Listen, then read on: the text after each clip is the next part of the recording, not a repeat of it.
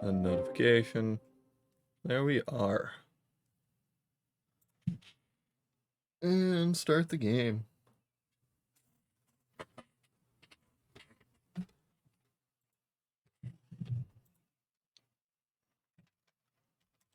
I haven't turned on that suspicious game. I got to do that. Oh. I will though. Yeah. It's a coming. How have you been? I've been alright. Just playing my Suikoden too. Oh, that's when they had the little chibi ratchet. They made for the future games, I think. Because I don't remember him in the older games. Yeah. I do not either.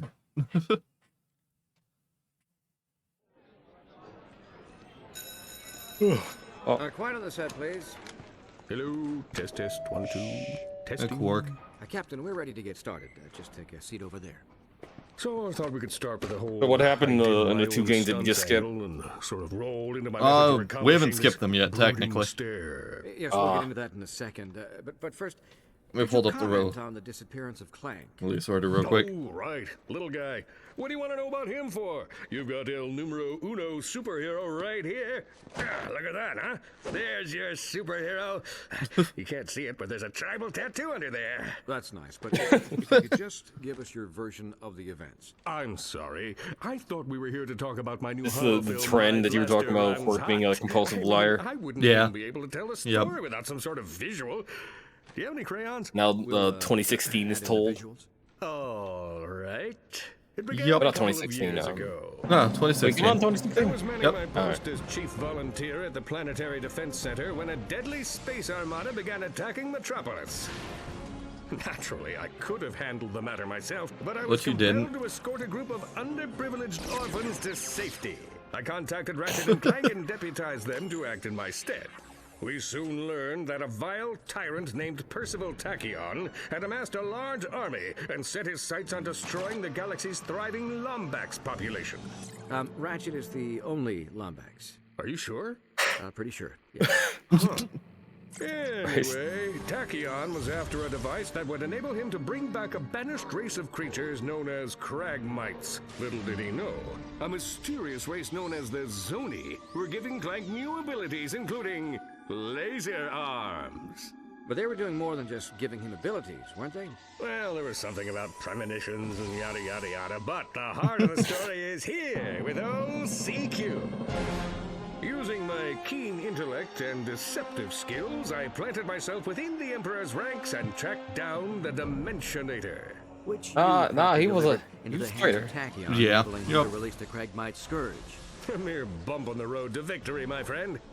We still destroyed Tachyon, banished the Cragmites, and saved the galaxy. But then, in a shocking final twist, the very beings Clank claimed to have aided him snatched him from the Apogee space station, never to be seen or heard from again. Well, that's not necessarily true. Ratchet discovered his location in an uncharted system on the edge of the galaxy. Hello, guys. Capture had been Hey, orchestrated by Dr. Nefarious. How's it coming along? Yeah, I heard about that. I, of course, was on the Oh, yeah. set for my new holo film, My Blaster Runs Hot, which, by the way, you have yet to ask about.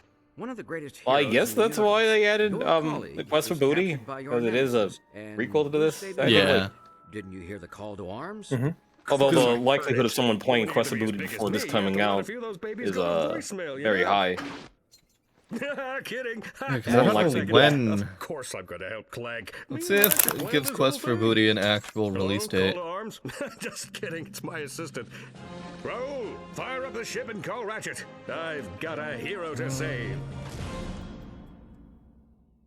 Because, yeah, it's after this game we'll skip, All for One in Full Frontal. Okay. Why? Because Full Frontal Assault sucks ass, and All for One I'm not buying because it also sucks ass. I've heard What a it's shame. fun with... because it's a co-op shooter. Mm-hmm. And I've heard it's fun with friends, but on its own it's fucking atrocious. And Travis here will read the clip notes and then tell us on stream what Yep. we Yeah. missed. This is so nostalgic. Man, this was the one I put the most time into besides the original. Just click. Oh, I love medium, these, guess. yeah. Brightness is Emoji, fine. chibi Mhm. Ratchet. Yeah. I really like the space travel in this game. It's really fun. Okay, Quest for Booty came out in 2008, and then Crack in Time came out in 2009. Okay. So it did come out immediately after. Why it's Included? bundled with Into the Nexus is beyond me. Again, But- I think they were just trying to. I think they were just trying. right? Yeah. I think they were just. Yeah. I think they were just trying to crank up the value on Into the Nexus, considering how short that game is. Yeah. Boy. Quite smart. He was born in a robot factory in the Solana galaxy. But to be precise, he was created much farther away.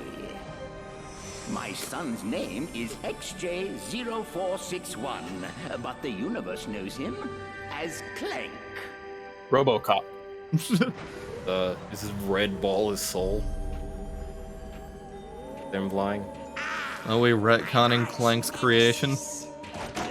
Not quite. How are you? They already used up the parent plotline in the first game, and they want to use it again, so they had to think of a dad. Yeah. Got it. Tony. Yes, I'm fixing. Stand by. What is my butt for cheek itch? scan. I need to not happen. Personal issue. I need the hygienator. I mean, looks Oh, better. God. Than, Safeguard activated. it looks Yeah, this better game's than, gorgeous. Mainline game. Yeah. This is like midlife of the PS3. It was a start. Like maybe a year in. PS3 came out in like 2007. Thing, right? Oh, are you No, asking about? Are you asking about Tools of Destruction or Crack in Time? Because yeah, this is midway, whereas Tools of Destruction is the beginning. Yeah. Tools of Destruction 2007, Crack in Time 2009. Then Yeah, Into the so this Nexus is was 2013. BRB. Alright.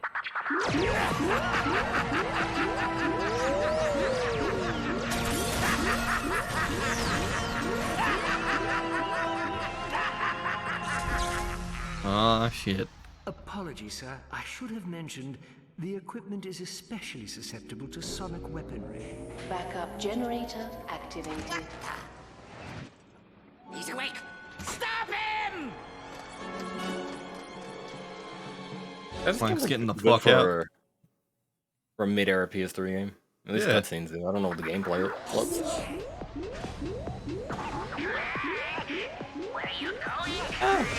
It's fine. Looks good. Yeah. Oh god. Oh yeah, I thought that was Jeff. Yeah, I did too. I can't tell if this is the Twitch stream. Oh Jesus. Not Twitch stream, the Discord stream or the Back. game kind of hitching a little bit. It's probably the Discord stream. I go over there. Oh, damn it. Close. Almost there. Also, that's cool that they give Clank a triple. Yeah, bum, bum, bum. Yeah, it's super fun. I think this is my favorite Clank gameplay out of the series, except for maybe like Secret Agent Clank.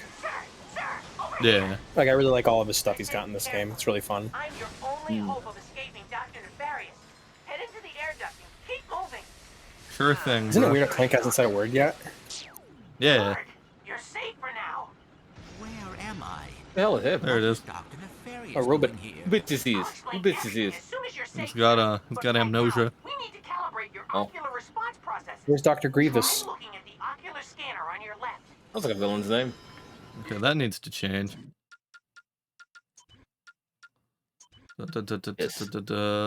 General Grievous. Where He's is the it? villain in that one movie, you know, with the stars. Mm-hmm. Good. Okay.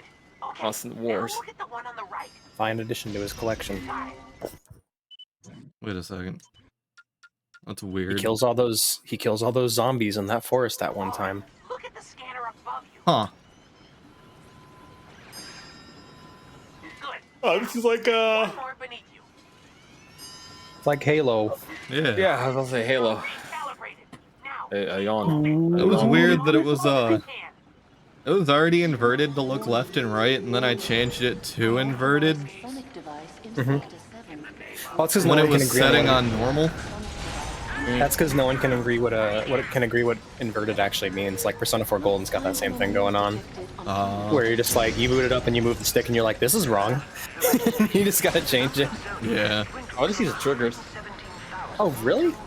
Yeah, Even when I played on the Vita, I used the stick. the triggers will switch to whatever you choose for inverted and non-inverted. Yeah. Yeah, it's opposite, right? So you can just basically have both if you really want to. Logical explanation for that. But let's save it for another time. All these crazy particle effects are playing hell with Discord compression, but I'm Oh, I kind of bet. getting the impression. This is like looking into my memories. It's kind of blurry. It's not all quite there, but there's a familiarity to it. Yeah.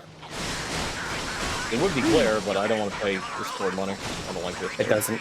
And it I doesn't don't even think it work matters. half the time. It doesn't. No. Yeah. Maybe if both you and the server had Nitro. I did put the boost notifier up there for if anybody wanted to like boost the server. Yeah. I mean, I'm not gonna do it. I don't care. On their way, sir. You have to move. I have been in other servers though, and I do like how they are able to have pretty pictures up top. But I mean, that's one of those things of just like, why don't you just give that to us anyway? Yeah, exactly. Whatever, Don't we're bother capturing boosting the speed. server. Not Just like anyone to. Albert, give bits on Twitch instead if you want to support. If you're capturing video feed, it's not like anyone's going to see the actual Discord display. So Yeah. Yeah. I'm gonna go ahead. That's all that and matters. I'll be back. I'm gonna turn off my VPN so I can actually see chat. Alrighty. Okay.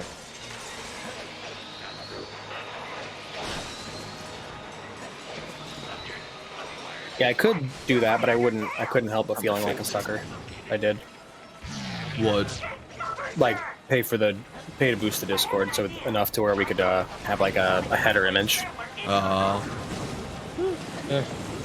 But I'm just like, I'd feel like a sucker if I did that. I'd feel lame. Yeah. And honestly, what do you expect? Yeah, exactly. On Discord, if we just boost their popularity. Well, no, it's basically just unlock certain features they locked, or they added to like paid features. But I'm like, I don't want to fuck with that shit. One of the best things I about thought it Discord made it more is free. searchable. Like, Oh God, no. No, it's just it just unlocks things like GIFs, being able to use header images. Like on one of the Discords I'm in, I click on it and there's a kind of in the top left corner between the server panel and the chat, there where it would say the title, there's an actual image, like a wallpaper thing, kind of like a cover photo for like a Twitter account, you know? oh yeah, I've been in Discord that have that. Mhm. Channel that have that. It's not necessary, but I do like the way it looks. Yeah. I have a lot of things I want to do with the concept of the server in the future. Like, I'd love to actually make like a world in VR chat and basically have it be the Fantasy Inn, like the Lodge of the Cat as an actual location, but I am not skilled, and nor am I rich, so for now that's not going to happen. Don't let them anywhere near Eh. the chamber. I thought about making it in The Sims Medieval. That might be fun. Integrity critical.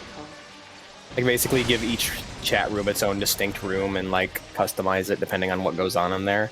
God, the dungeon would be filthy. Yeah. I'd have to install certain mods to make the brothel work. run, Clunk, run. Ratchet and Clark. Do it. Do it, pussy. Dr. Nefarious, I should have known you were behind this. Where have you taken me? You don't. I guess you don't have Amnesia now? This is your home. Nope. That was quick. A marvel of science and sorcery, engineered by the brightest soul Sorcery. of existence, and constructed. So a regular robot and a magic clock robot made Clank. Give or take Okay. 50 feet. I am curious.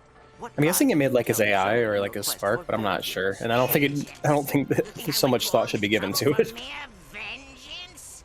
They say I'm egomaniacal. Like it's a Let's cartoon just robot. say it's all In terms of not in terms of like criticism, but in terms of just like maybe they shouldn't have given this much thought to it in the first place.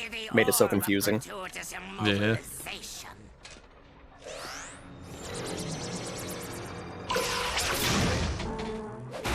Duh. Shall I prepare the mnemonic station again? No, I have a better idea. But, sir... Patience, Lawrence. We have all the time in the universe. Good, because of time travel. Yeah. Back in time. He's doing all this because Quark was mean to him in school. That's oh yeah, that's right. Also killed him. Yeah. Oh yeah, that too. Get about the killing. How was your day, Alex? Yes, Travis. I don't know if I can ask you again. Today was chaotic. I woke up way too early, and I spent a lot of time just like trying to clean things up and get ready for the day. But I haven't had much go on lately, to be honest. Ever since I, had to quit my job, I've just basically just been sitting at home playing Hades. And yeah, that's pretty much it. Hades has been my life for the last few days. I have some questions actually. How do I guarantee that I get the same god more often? You realize you give them gifts. Right? Okay, that's what that changes. Okay, and then the trinket affects the rarity. Okay, I've been giving a bunch of ambrosia to Aphrodite and Artemis. I want to see more of them because I really like their abilities. Just keep your eyes peeled. Talon says this sector's crawling with mercenaries. Is Quark gonna be your clank for a little bit? I fucking hope not. Oh boy, oh boy. Hang on. Shifting to a basic I love that ship design. His armor's stupid as hell though in the beginning. I would love to see Ratchet lugging around Clank on his back. We're gonna die. Quark, you mean? Lugging around Quark on his back. Yeah. Will you shut up? We are not gonna die. A billion. Engage gravimetric stabilizers. Negative. Stabilizers offline. These games really take themselves seriously for the most part, huh? Yeah. Offline. All right. So we're gonna die. Oh god, this first level, I remember it so fondly. There was a demo for it on the PS3 kiosk at Walmart. Nice. Die. Hang on. I didn't do much. I woke up, listened to a very long stream. The concept... I'm sorry, go on. I know. I went to a friend's house, got food, and that was it. I'm here. Nice. The concept of what? The concept of a space and, like, space where time just doesn't move is fucking horrific. Yeah. Especially if you're aware of it. Like, imagine all your organs stopping, but you're not dying, so you feel the pain of your organs not doing what they're supposed to be doing, and you're just awake and alive for it. They're not able to move. How do we get out of the ship? Because it only affects technology, it seems. Oh, the birds! No, the birds are frozen. That's... what the hell? Hey, robot bird. I hope someone got fired for that decision. Yeah, no shit. Fucking lack of continuity. I was referencing The Simpsons. Someone got fired for that blunder.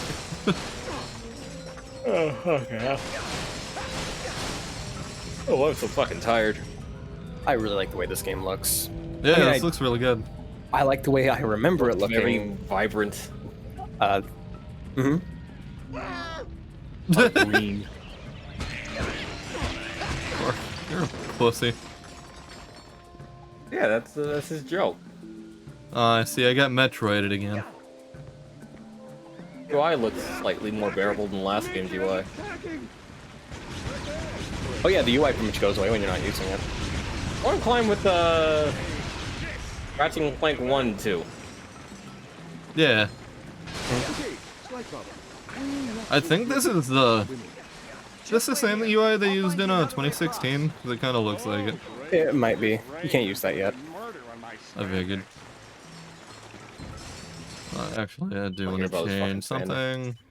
And there's some really cool stuff in terms of movement and shit. Actually, pretty big fan of it. Get jet boots and just fly around. Is that the one I want? Yeah. Is that the fucking...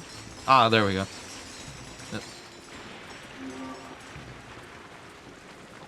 Oh yeah, did you watch any of the Warhammer showcase, or did you just... I did. I browsed over it and did the announcement, so I just wanted to check and see what had gotten announced.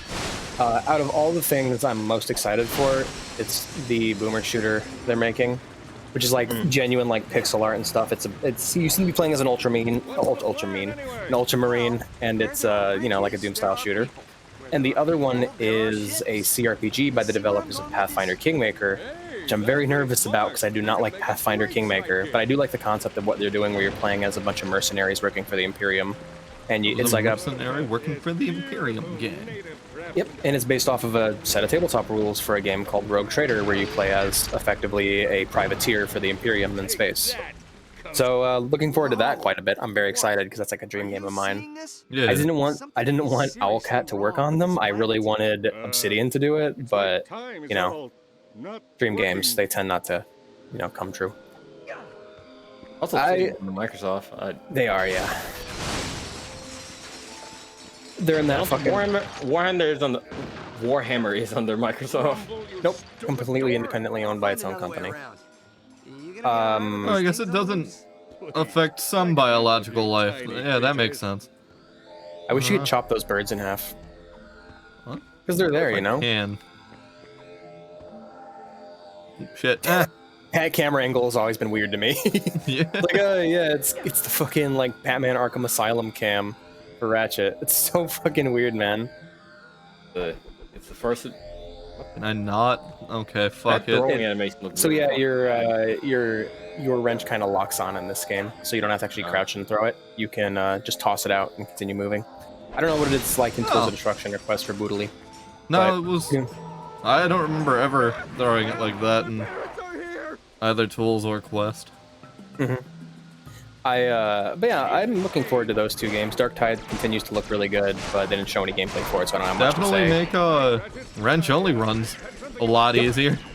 Yeah, pretty much. I played most of this game just mainly using the wrench, to be honest. I want to play the other game by Owlcat, Pathfinder Wrath of the Righteous, because I hear that one's the one that really took off with like normies, and the people really enjoy it.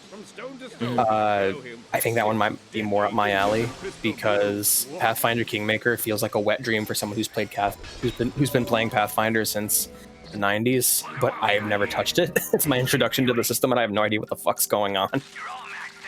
Like, it's got some wonk-ass rules. Are you tired of having to purchase a Oh, it's like the BioShock. Yeah. There's a little ad for every weapon. Weird. Oh yeah, constructor weapons. I forgot about these.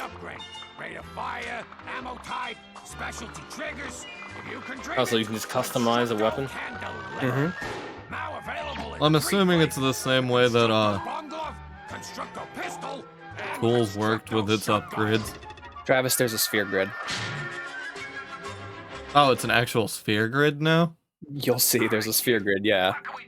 Do you get, like, independent weapons outside of those constructor weapons? Yeah, you do. You get other weapons that don't have nearly the customizability, but the fun with the constructor weapons is that you can do a bunch of different shit with them.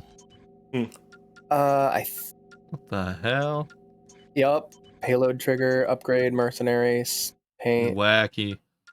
Am I misremembering the sphere grid? I'm gonna feel so stupid if that's so. Hit customize. Maybe thinking the last game. I might also, we haven't seen any. Like, I don't know if this counts as an upgrade station for the weapons. Let's see. The Sonic Eruptor is interesting because it kind of has like a Gears of War thing going where you have to time the shot in order to do the most possible damage. Oh, that's cool. It's you'll see what it is. It's pretty fun. God, I hate doing this in real life. Thanks for making me do it in a video game. Yeah. Yeah, that's true. Spent a lot of time wrenching lately, Travis. In real life. Yeah, once in a while. Oh damn, for real? Well, we put together a fire pit for my dad, and we had to Allen wrench that together. Delightful. Yeah. Oh, I really want to get one of those for when I go to the beach this summer. Allen wrench? No, yeah, an Allen wrench. Yeah, I'm definitely. Yeah, I totally need an Allen wrench for the beach. Can't leave home without it. That's what I thought. I'm glad you said something because I didn't want to look like a fucking idiot. I'm not looking like an idiot. You didn't fucking say what you needed for the beach. I know I'm fucking with you, but I'm assuming you meant a fire pit. I totally meant a fire pit. One of the portable ones you were describing. Yeah, I totally need me one of them Allen wrenches for the beach. No, there might be things you need to Allen wrench at the That's beach. how you unlock the ocean. Yeah. The hidden beach level. So you unlock Taru. There's been a lot. I mean, it's already like only the first of the month, and there's already like fucking games, announcements, and teasers all over the fucking place. Yeah. Fucking that Pokemon Scarlet and Violet trailer came out. Yep. The game looks like a combination of Sword and Shield mixed with Legends Arceus. Yeah. Then within this week, within also, or actually no, all next week really is the days for the Sony and other. Well, Sony's starting tomorrow, I think, and then Microsoft. Oh yeah, it is on this the week 2nd. too. Yeah. Also, But yeah, my statement that I was gonna make was correct then. Like this and next week are gonna be cool to see for gaming. it's basically the releases. same. It's basically E3 time. Yeah. Even though E3 doesn't exist anymore, really. So we're just gonna see stuff usually announced for that E3 showcase just being announced in the small directs and little game shows like Summer's Game Fest, which is basically this E3 2.0, like Jeff Keighley. Also, well, I was gonna say something about Scarlet and Violet. It looks like it's a lot more open. It looks like it's a bit open world compared to the older Pokemon. Oh, costumes. Compared to the older Pokemon. Yeah. I don't mind being Johto. When I saw the trailer, or I saw like 4 different environments, kind of, or it implied like 4 players were like running from different areas and into different environments. Yeah. I assume it's an open world a little bit like Johto was. Yeah, that'll be cool to see what they do with that. So I know I would love to have it be like a full open world like Legends, but I know that's probably not going to happen for a mainline game. It's well, when I say like open world, I mean less linear than previous. Oh yeah, no. Yeah, I get you. This way, kitty. You just call me a kitty? I'm not a cat. Fuck you.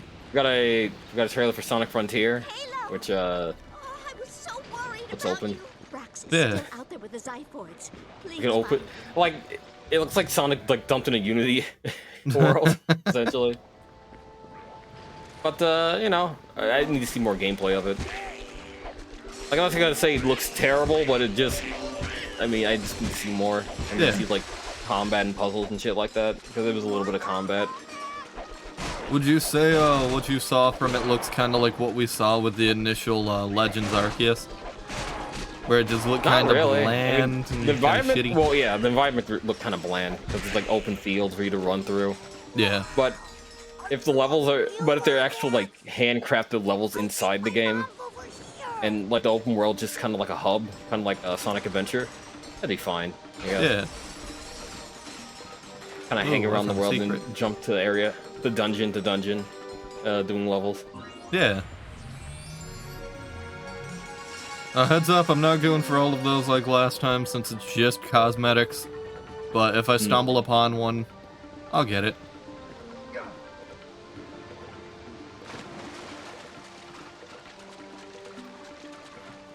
Let's go find your mama.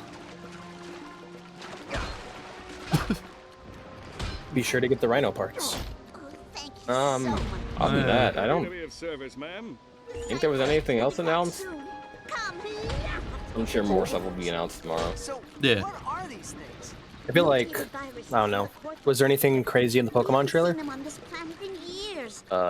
Besides what I just described, not really. No. Fair enough. We saw the legendary, we saw some new Pokemons, we saw the new professors. I explained like the look like it's gonna be kind of an open, kind of like an open beginning where you can choose different gym leaders you can fight. Okay, so they might do the Pokemon Online, the Pokemon Online thing where you get to pick whatever order you fight gym leaders in. Maybe not whatever order, but like at least like Gold and Silver, we can fight like the first 3 or 4 of them in whatever order you want. I always liked that about those games. Yeah. Yeah, it's I cannot bring myself to be excited for a new Pokemon game. Like, those feelings are just not in me anymore, I guess. What else? It looks interesting. Oh, okay. I mean, yeah. What was just a Nintendo Direct? No, it was just a 3-minute video from the Pokemon Company. All right, Quark. Oh, okay. Well, at least I know, like, when the Direct eventually comes later this month, which it will probably. It won't have Pokemon in it, or it won't have a large section of Pokemon in it, hopefully. Yeah. So that's all you really needed. I guess you don't really need to have like a 10-minute segment in the Direct explaining Pokemon. Looking just like launch. Is it a Pokemon Direct or is it going to be a full-on Nintendo Direct?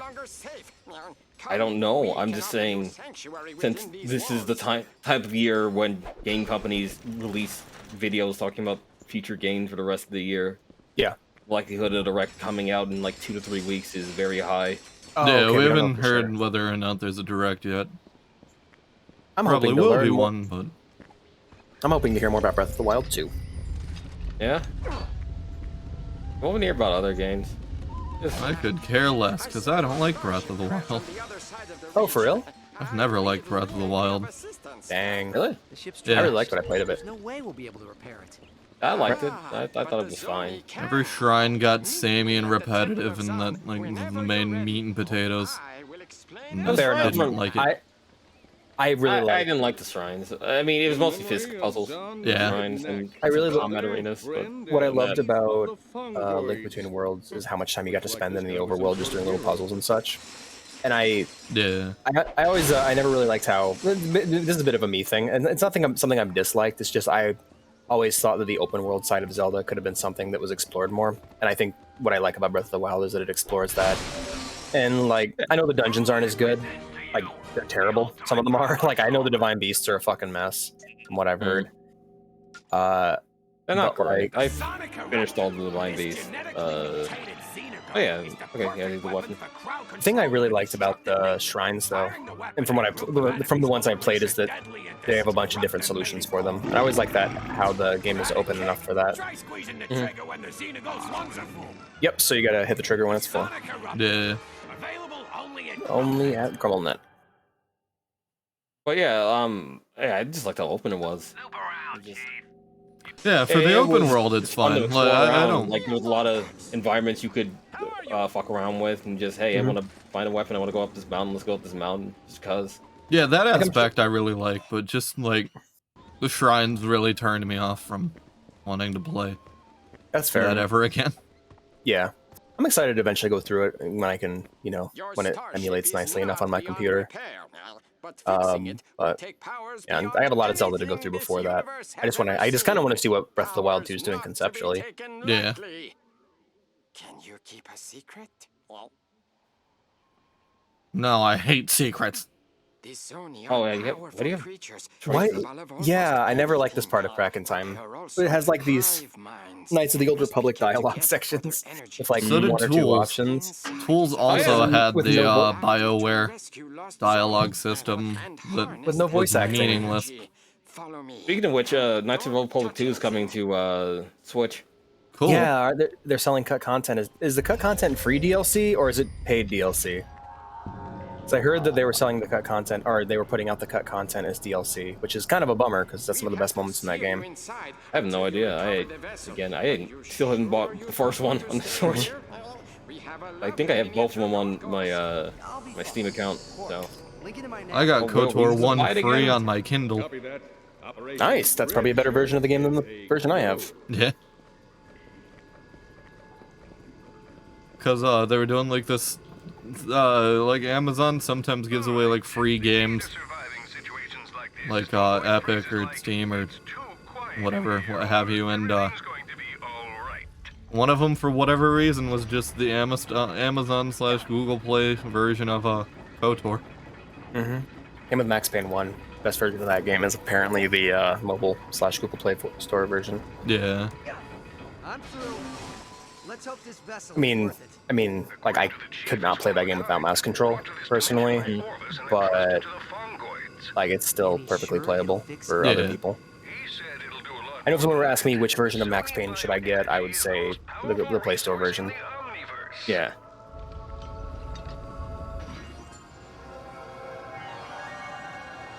Also, Alex, you missed it, but I got my...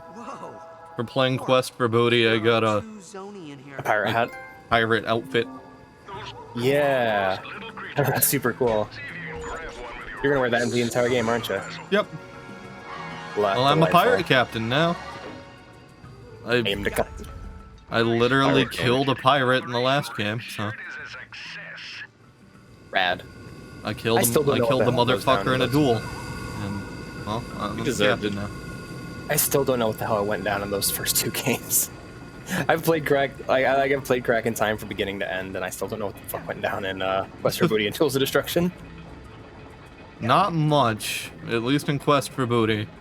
We got a map to find where Clank is, and that was about it.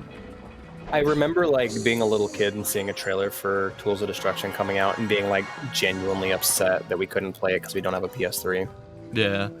Like that was like Ratchet and Clank 1 was like one of my favorite games, and we had to miss out on it because we was Poe. Yeah. So is that my main collectible for the game? Some games it's Souls, this game's it's Zony. Yeah, I believe it's your main collectible. Like it's a secondary objective on every map.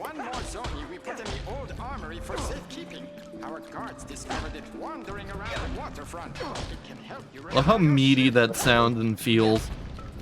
Because it like vibrates every hit you do, and it feels weighty. Oh, did you get this working on HD resolutions on your PS3? I remember that was something you had trouble with it. No, what I had trouble with was it capturing in general. Oh, okay. Because the splitter didn't work. But now I'm using an HD composite. Wait. Who? Dr. Nefarious has no authority here, villain. In fact, I'm not even entirely convinced he's a real doctor. So return my sidekick's pal before I bring the thunder. You win again, technology.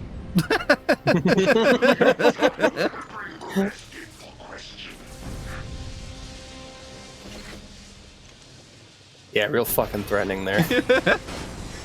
Yar. They're kidnapping the villagers. Not the Fongnoids. How dare they? They're called? What a disgusting name. They're the Fongnoids. The Fongnoids. That sounds bad. The Nongfoids. Not the Dongfoids. There we go. They're the Dongfoids now. The Dongfoids. I'll kidnap 1,000 Nongfoids for this company die. Welcome back, Chief. Let me buy Zircon. He saved my ass in the last game. Yeah. Well, not the last game. The last game. Tools. Good old Zircon. Hopefully it's still good. Not bad. He's really good. God, the arena missions in this game take fucking forever. Great. Not that they're bad. There's just a lot of them to do. Good to know. He loves arena missions. He just couldn't get enough of them, and he was sad that they weren't in the previous games. Oh, were you? Oh, that's good to hear. There's a lot of them. At least I remember He's fucking with you. Oh, you don't like the arena missions? Not when they're in literally every game and outstay their welcome. And then some games like make the entire game itself an arena mission. Oh shit, yeah, this one brings... Oh yeah. This game brings back Spherical Worlds too. Oh, cool. Yeah, they're really cool in this game. I'm actually really excited to see you guys play this, because this was my PS3 experience for like the beginning of owning it until I got God, what did I switch to after that? I think the tail end of the PS3 was just Black Ops 2 and Destiny. That's all I wanted to play. I didn't own a PS3 until I bought my sister's PS3. I remember for like $150 for Ultimax, right? I bought Ultimax on it eventually. No, I had it on PS. No, I had it in 360. We played on 360 together. Oh yeah, you're right. Because there was really there wasn't all that much reason to own a PS3 at the time. I didn't have a PS3 until about 2018. Nice. I still need to finish my playthrough of Rhino 2 on that. I'm thinking about going back and like buying older systems once I get a capture card. You should. I don't know, but it's like it's so expensive though. And also, I don't want to buy a game and then suddenly have it come out on PC or be emulatable, and I just feel like I wasted my money. Well, you can have vintage things, and you know, if something ever happens to your fucking PC, you can play it. Yeah. I'd like to find a library that accepts games. So and also the fact that that's why I have a physical copy of Golden and also a digital copy of Golden on my Vita. Yeah. And a physical copy of 4. It's oh, I can just play that whenever I want. I doubt emulation will ever be perfect, so still honestly at least for the PS3 and 360. Pokemon Fit Girl, just have like a reliable digital copy just on my hard drive. I was talking to the girlfriend about this. Like basically, like the only you can't rely on emulation in PC ports. You just can't. And so or no, you can, but it's just you have to acknowledge you're kind of getting an imperfect experience, and the only way to get the true perfect experience is just to buy everything. The PC is just a one step below. Yeah. I would like the only proper way to own a digital piece of content is to acquire it. They can't take it away from you. Yeah, that's fair. I mean, yeah.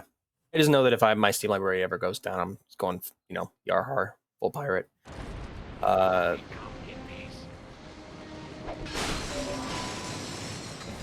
I'm thinking like, I kind of want to upgrade the PC a bit more before I go collecting, though. I want to see what I can actually get out of RPCS3 and CMU and Xenia before I, start buying a 360 or a PS3.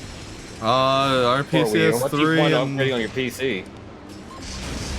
First. RPCS3 and Xenia, nothing at all because those emulators still suck ass. What happened to it? Like RPCS3 was going like hot for a while, wasn't it? It was going strong. Yeah, all of those are usually on high-powered PCs. Fair enough. So if you want to, mine works. I mean, some games work on mine, but I have like a pretty. I guess I should just probably make the best value judgment. But there's enough 360 PS3 exclusive games for me to consider buying it. Wait, yeah. GPU prices are going down. I probably should buy a GPU when I get a chance. Yeah. I want to just kind of work my way back and just start like going back each generation because I have my PS4 now, and I think at this point I know what games are not going to come out for other systems. I did see a post that I did see another Bloodborne PC leak, but I don't fucking trust any of that shit now. I should probably just make do with what I got and see about what games I can get for the PS4 that I can play. There's one vintage copies of old games. Yeah. I wish I had like an arm and a leg. I wish I had like yeah, exactly. I wish I had like a poor friend who owned like some of the systems I own, so that I could hand the games down when they got PC ports. But then again, I'd probably regret doing so. Yeah. I just know my primary place to play is going to be the PC, no matter what.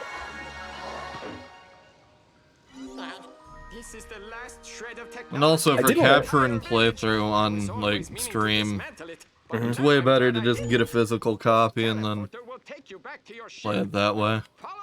Yeah, you're probably right. And also a 360, and if I buy the right model of PS3, it'll open up options for retro games as well. Good luck finding that fucking model of PS3 nowadays, though. Bird. And I'll probably hold on to only my if you're PS1 games concerned forever. with streaming them. If you just want to play them for novelty's sake, yeah. Do. Looking at getting a capture card, a PS3, and a 360. That'll probably be the first step to take. Also, at least for the PS3, that system's easily moddable, so you can just fucking... Even if you don't have the right model that allows for native PS2 play. You can mod it to play PS2 games? Yeah. Oh, they upgraded it so they can break through time like Jiren. Yeah. Or Todd Howard. I'll think about it. I need to look in and see how many games there are to see if it's worth it. That's no reference. Practical one. Apparently, that Dragon Ball Z super or Dragon Ball Super superhero movie is finally coming to fucking theaters Nice. in like Jeez, a week. And I know that's a shitty name. Yeah, Dragon Ball Superhero. Dragon Ball superhero because. Yeah, because of Dragon Ball Super. Yeah, Hero. Why is it called Dragon Ball Super and then Hero? Why add the extra super? Come in. Do you read me? That's the total Warhammer. That's the total Warhammer thing of just like you could have just compressed these titles and everybody would have thought you were a genius, but you had to be stupid. It's like Would you just listen to me? I need you to ultimate ultra ultra super code. Good. Compress down the Ultimax. I'm on my way. Yeah. That's all you need. No one knows how to fucking name anything anymore. Whoa. I actually like the Japanese version of Japanese like name Kingdom of Hearts? original Persona 4 Arena. I think it was fucking. I have trouble pronouncing the fucking Japanese for Midnight Channel. Oh, what the fuck was it called? Marukyou. It is. I know it was Marukyou. That was part of it. No, it's the Mayanaka Arena. Yeah, Mayanaka Arena. I love that Something like title. that. Yeah, Mayanaka, which is Midnight Channel Arena. Yeah, because Midnight Arena. Oh, nice. Because it sounds like it's a fucking event at a location. I'm down for that. I'm down for fighting game titles that sound like an actual tournament in universe. Mm-hmm. Is Redguard free on Steam? Warning. You can check. Ships detected. Origin appears to be the same as Captain Quark's nav beacon. No, Redguard's not anywhere. I put in. Except for GOG. It's $6. Okay, making sure. I'm looking up. I'm just looking up and seeing what Elder Scrolls games are free on Steam because I know one Arena and and two are. Daggerfall. And that's it. Yeah. I mean, I'm just gonna play Daggerfall Unity, so I mean, I don't really need the Steam version. Yeah.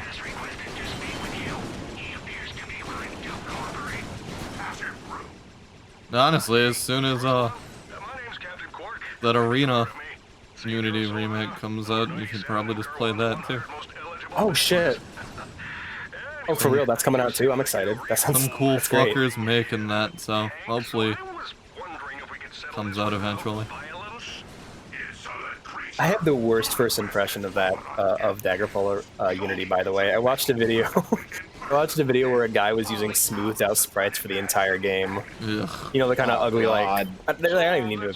Yeah, just ugly looking smoothed out sprites for Daggerfall, and I'm like, oh! I just thought that's the way the game came packaged, and I almost Should I go after that objective, or should I go to this The game point? looks good, guys. I swear. Appears to be clear. I swear it looks good. I almost dismissed it. I almost dismissed it entirely because of that. I'll be back, guys. I'm gonna go have lunch with Faye. Alright. Alright. See you guys in a bit. Yeah. Can I not land Oh yeah, on this is your space travel, by the way. Like I Kingdom Hearts. see that. Yeah, exactly. That's what I said when we fucking came out here. I'm like, oh, cool. It's like Kingdom Hearts. Yeah. On a spear. You're on like a spherical grid. Yeah. Ew, the fart rock. It's a little bit of fart gas. It's all good. It's all good. Can I land here right now or no? Okay. I actually have to do my objective. Damn. If the ship jumps sectors, I will not be able to pinpoint their location. I wish I could, how like, do you, wish I had a boost. Oh, I do. I do have a boost. I'm stupid. There we go. What were you gonna say, Angela? Fast travel. I like it being how do you like being in control of your ship instead of fast travel like in the other game? It's kind of cool. I'm assuming, like, after you visit a planet, you can fast travel to it, so... Yeah, warp right there. Yeah. It's kind of cool. Hmm. But then again, I've always liked, good feeling ship combat. That felt decent enough. Better than, the on-rail ship sections that we had in, Size matters. Size Matters, yeah. Fucking hell. Oh, pirate ratchet. I love it. I'm at the ship. Ugh. Where are they holding you? I don't know. It's a big cell with some sort of containment field. Oh, it smells like my high school gym locker. All right. Maintain radio silence. I'll contact you when I'm glad I still have that. Smells like him. I guess that's another reason to have actually played through Quest. Because in this, it just feel like you randomly got that tether ability, but then again, even in Quest, it felt like you just randomly got that tether ability. I mean, they mentioned the ending for Quest for Booty in the beginning of this, so I think it's like knowledge you need to know. Yeah. That's probably why it had included. It's just weird how they had included in a game that came out 2 years after the game. Yeah. After the game with which DLC it's associated with came out. So the likelihood of someone playing a Quest for Booty already was already high enough. Yeah. Like, I understand this was like a next-gen bundle, but at that case, you would just bundle that in with the disc. Whatever. Or you could just I guess have it's a the, nice thing to have. You thought about the little people, the small majority of people that probably didn't play it. Also, isn't, there's a reason I'm asking this, but isn't Jetpack Joyride on the PS3? Yeah. Then why not bundle into the Nexus with, a bundle for the Runner game that exists as a prequel called Before the Nexus? Like, that seems like the more likely thing to have done. I don't know what Tommy was thinking. Yeah. But I mean, it's still a nice gesture, nonetheless. Yeah. People that didn't play it for whatever reason get to play it didn't for free. want to buy it. 'Cause I can definitely see that. And also, like Alex mentioned too, Into the Nexus, from what I've heard, is one of the not worst, but one of the lesser games. And that it's like super fucking short. So they might have also wanted to extend playtime by including another entire game with it. Get out of here, fucker. Oh, so they might just, players might assume that Insomnia ripped them off. Yeah. I mean, it's possible. It is definitely possible that they had those thoughts. Oh lord, that's a lot of enemies. What do I want to use? I don't know, would you have felt ripped off if you got into the Nexus and it didn't have a copy of that? I'd have felt ripped off paying $60 for a really short game if it is as short as I've heard. So yeah, probably. But thankfully I got this secondhand, so. Yeah. Hey, We'll find out. Turning Polaris customer detected. Discount activated. Nice. You looked up all the how long the beats before these games, right? Or are you just doing it one get at a time? Yeah, I have not looked up. I totally forget to do that anyway, so. Looks like these guys are hungry for Lombax soup. Well, not to worry. Let's see how long to be a cracking time. Let's say probably like 10 hours. That's my guess. Hey, Mr. Zircon, available only at Grummelnet. Mr. Zircon has a wife and family. Welcome back, Chief. Main story, 10.5 hours. Nice.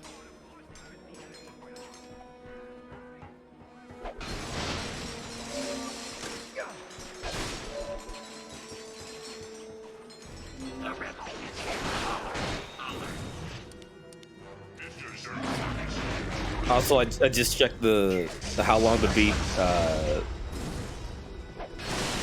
fucking Persona 3 FES again, and we're getting right up to the average.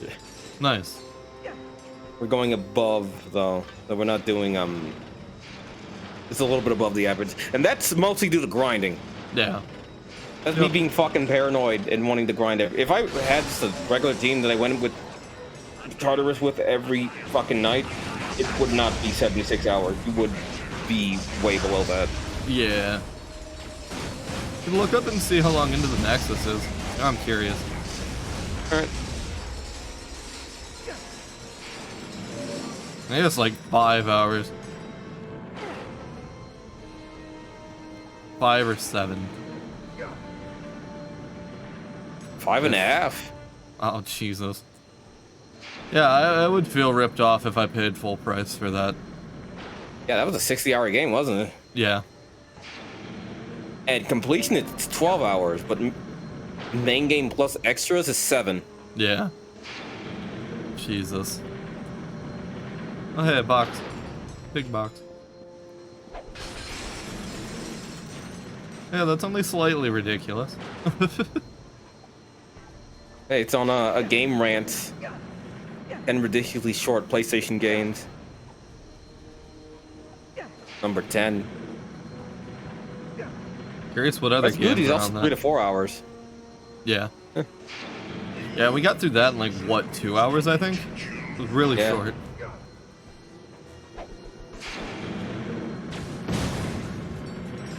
Oh yeah, I played Donut Country. That does take like 1 or 2 hours. My kind of Donut Country wasn't worth $60. It was worth like 10. Yeah. $10, $15. So I paid for it, I believe. So at least that can justify it being slightly shorter.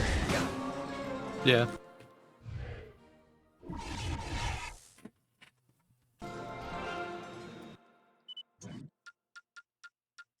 I'm gonna turn down the sound effect volume a little bit because that's kind of loud. There we go. That's better. Oh, also, hey, interesting tidbit. Double Dragon came out 35 years ago. Oh, neat. Ever played Double Dragon? I have not actually. Like no iterations of it? Nope. I've watched people play Double Dragon, but I've never touched it myself. I played Double Dragon before. Double Dragon's a fun game. Ooh, what's this? In fact, I think I have a Game Boy version of Double Dragon on my 3DS I bought. Yeah. Oh, hey, they brought back the Rhino. Rhino 5. Yeah. Yeah, I forgot I was playing fucking Strange Journey. Quark, give me a status update. This guy Morcelot means business. He says he'll kill us if we don't give him Alistair Azimuth. Who is Alistair Azimuth? I don't know, some rebel. All right, well, find out what you can. If he's an enemy of Nefarious, he might be a friend to us. Is there any goodies over here? There is. Goodies. Yum, yum, yum. Nice.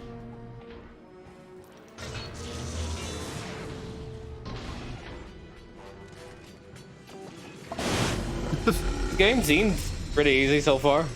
I'm assuming the difficulty is gonna ramp up. Got died like what, twice? Once is Clank and once is Ratchet. That was like so the boss. It's like Yeah. something you're expecting to die to if you're not used to the actual combat. Yep. Should be good. Oh shit. And as for Clank, it's because I was an idiot and I jumped off where I shouldn't have.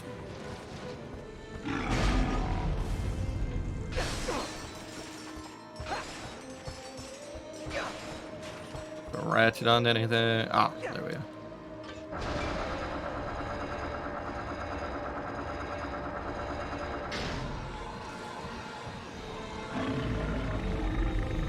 Ooh, there you.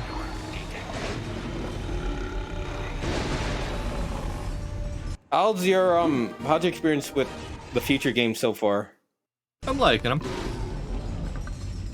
Quest for Booty I didn't really care too much for, but since it was short enough, it didn't feel like it outstayed its welcome. But I like Tools of Destruction. And the bit I'm playing of this seems fine so far. I don't think anything could ever make me like them more than the original trilogy. And Deadlock included, I guess, because I do like Deadlock, even though it is kind of repetitive.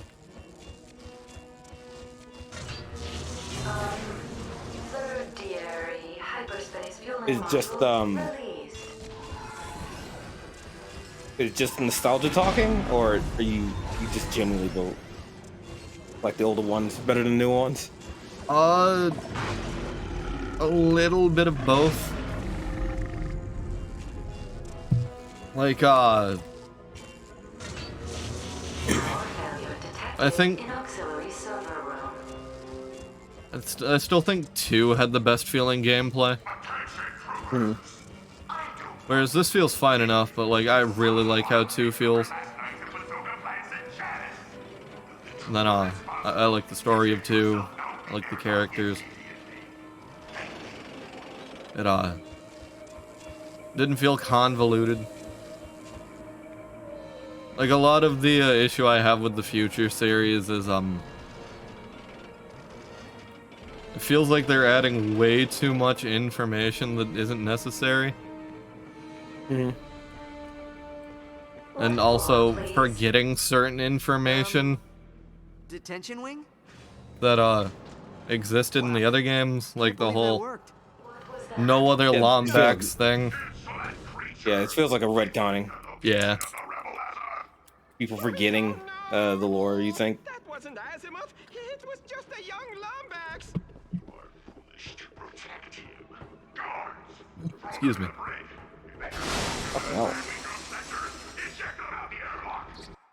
Alright, Chief. What can we do you for? Yeah, I think Alex was thinking of the of Ratchet 2016 and also Tools of Destruction for the Sphere Grid thing. So it seems like weapons upgrade how they did in 4. What's your name? The child. Hurl yourself into this laser wall as hard as you can. Mister, what about the Versafuse? If you pull it out, it might lower the field. This Deadlock had the upgrade system where you I'll get us out of here. get like power and Quiet. Don't want to set off the alarm. like other weapon stuff upgraded. Good job, Quark. Code red in the detention wing. Repeat. Code red in the detention wing. Mobilize all units. I like this gun. Feels very powerful. Think it'll be as powerful later on? I don't know, we'll see. Because I definitely plan on keeping up with the upgrades for every gun and getting them upgraded. Because I'm assuming this game is going to work like every other one where you kind of have to for boss fights. And it would be a hindrance if you didn't. Yeah, that last those last couple games where you didn't upgrade your weapons was a real bitch. Yeah. Boss fights. But I'm sure you'll be fine.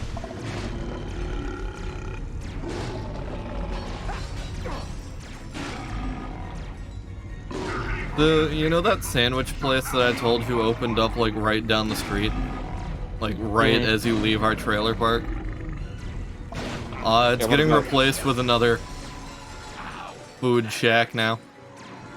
Already? Yep. This is really that bad? Yeah, like businesses cannot stay open in that area. Wonder why. No, now it's good. It could be not a prime location because it's like right down the road. Like literally, you go like another mile or so, and you're at a McDonald's, a Subway, a Big B's. Like we got other better options. Oh, right. And then just down the road from that a couple miles is like a Burger King, a Taco Bell, etc. So you'd kind of be better off just waiting if you want something that you know you're gonna like from like a fast food if you're just traveling. I mean, sometimes you can get, sometimes I prefer, like, how would I describe it? Like a mom and pop kind of restaurant. Really, just not a franchise. Yeah. No. Yeah. I can totally agree, but it's fucking disgusting. oh yeah, definitely. That's nice, and I feel bad for him. Yeah. Oh, also, we have a village inn. Just like in town, we have a village inn, and their food is fucking delicious. Oh, I thought you said a gym. It's like, you eating at a gym? Okay. Yeah, don't judge. Don't judge. Don't judge. Loading bay doors are open. Launching escape vessel. I guess it's some place called, it's like Bambino's Food Shack or something. What it's called. So, check that out when it comes. Because the last place that was there was actually really delicious. Like, they made really good breakfast sandwiches and, like, breakfast food. You know, maybe that's why. Because they did just breakfast and lunch. They didn't have, like, a super big menu. It was big enough, but, I might have to do it in part, maybe. I don't know. I just think restaurants are gonna start struggling, like, real hard, coming up the next couple of months. Oh, yeah, true, and, like, with the... you gotta also factor in the state of the world, that's true. I forgot about that. It's tough for anyone trying to make a buck now. We are still living in a C-word world. Not really, it's just, everything costs more. Due to that, due to like happening overseas, there's a lot of factors that would make like people not wanting to spend their money on shit. Yeah, I didn't even think of that. Bare necessities. Yeah. Even then, like if you can't like afford them or you can't find them because everyone's buying it up, that's a problem. Yep. But I know there's a lot of shortages going on. Yeah. Hey, that guy. Are we gonna kill him? Maybe. I'm assuming we're fighting him now. That'd be cool. Oh, he has a name. Won't matter when he's like 6 feet under, but it's cute that he has a name. Yeah. Not bad damage. You get to kill him with the belt gun. Yeah, exactly. Humiliate him.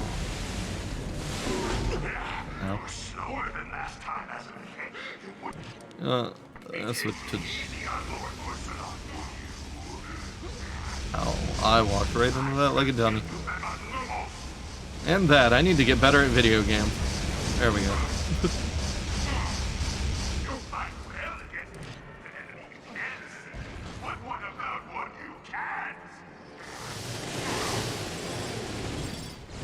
You got this, probably.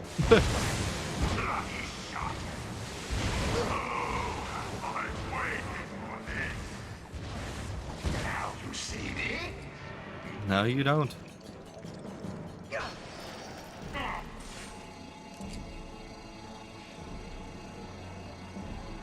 Yep, got a laser. That's neat.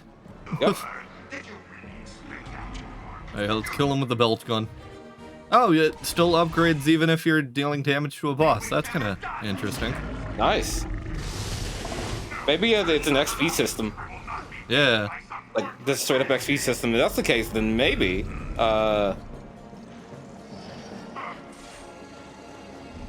Then maybe it'll be like an RPG where you kill bosses to get the big XP boost to upgrade your enemies or to upgrade your weapons. Yeah, because that's going up as I'm dealing damage. I was just watching that. So that's kind of cool. I like that. It makes if you get stuck on a boss not terrible, because you'll always be upgrading a weapon that you're using. In that case. You poor motherfucker. Holy shit. Oh, Jesus. Ratchet, great news. The chief says Alistair has Got rid of you killed a paraplegic. His whole body was his robot body. In the meantime, I'll stay with the fungoids and find out what else they know about Azimuth. Work out. Like the, it's like Sidekick, or whatever his name was in, Megamind. The fish tank man. Oh yeah, isn't that getting a sequel soon? Or that was announced? I've not heard anything about it. I wouldn't be surprised. That movie was okay. He's gonna be like Morpheus and get memed into getting a sequel. Although, I mean, apparently the movie wasn't that bad. I was gonna say, unlike Morbius, Megamind's actually decent. I do like that movie. Also, I heard, and I actually looked into it, but, I saw that Bob's Burgers only made 15 mil at box office. Oh. What sucks, but I'm not surprised. Considering it's a movie that's made for a franchise that's... Yeah, exactly. It's got its own cult following, and it's not like... It's not like super mainstream. So I was kind of saying it, but eh. From what I heard of people talking about it, it's just like a longer episode of Bob's Burgers, which, if that's the case, that's all I wanted it to be. Oh, did Alec go back to... Oh, he just quit out. How dare he? I thought he went to the bed. But it didn't show him going to bed. There's nothing on here that I need? So just some enemies?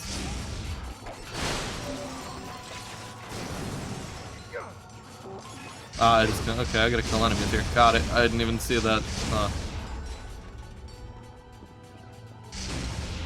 Counter? There we go. That's the word. I can't believe I forgot the word counter. Well, I am completely out of ammo here. I know what you mean. I sometimes forget words too. Yeah. I mean, you saw me fucking reading Persona. True. Yeah, I can't judge. I'd do that more often than not. I'm trying to explain something, I'll want to use like a big word, and I'll be like, oh shit, what was that word? And then it'll completely ruin the conversation, because I can't remember the word, and I'll just be like, it's not worth it to continue now. Not worth the kidney.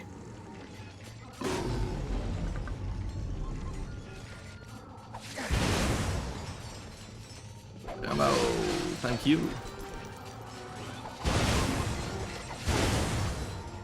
What does that give me? Really, just for a gold bolt? Okay. Now I know. Don't go to the ones that don't have Zoni.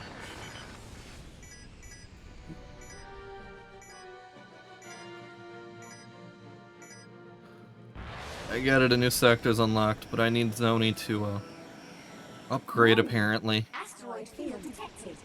Proceed with caution. Ow. My sensors indicate high levels of Got it. electromagnetic You got this. Our shields are not strong enough to maintain optimal hull integrity. Alright, enjoy your laundry. You launder it like the man you are.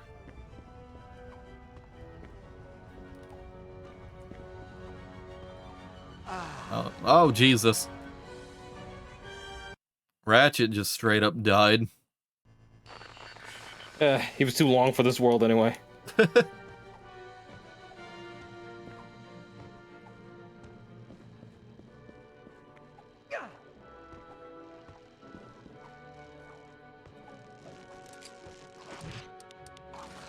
Okay.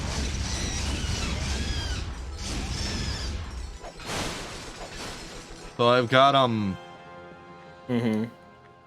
8 more recruits for my playthrough for Suikoden. 2, so how many recruits can you get in Suikoden 2 or 3? I'm assuming it's 108 for every game.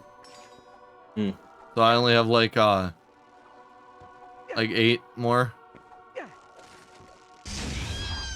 Or 9? 8 or 9. But so that implies that I'm getting really close to the end of that game then. I look forward to it.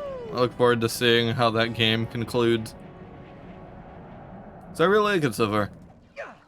I like it way better than 1. And also there's a side quest that you can do to recruit the main hero from the first game if you transfer save data over. You can tell me about that. I thought you already did it. Oh, honestly. Oh, you do it at the beginning of the game. I just finally was able to do the side quest.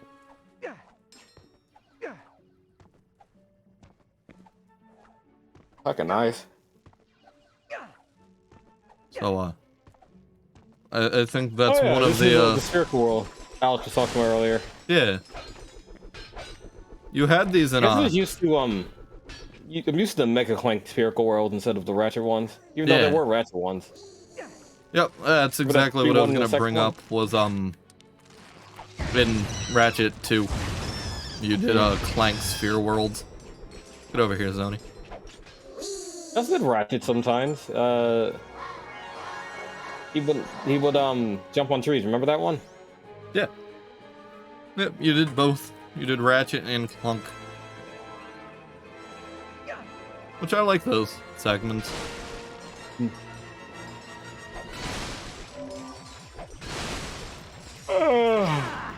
Fuck. I've been yawning since I ate earlier. Asteroid field detected. I guess I ate some pulled pork, so got the itis. Yeah. That one's probably a Bolt, and those 2 are Zoni. I guess I'll just do them. Fine. Electromagnetic radiation ahead. Our shields are not strong enough to maintain optimal hull integrity. What the heck is going on with that ship? You an enemy? I gotta be right back. I'm gonna use the bathroom. Alrighty. Meaning you ran out of gas. It sounds smarter the way I say it. If you know of anyone equipped with a ship tether, can you send them my way? I do not, but sure. Sure, my good sir. Or madam, whatever your gender is. Don't need to assume alien genders.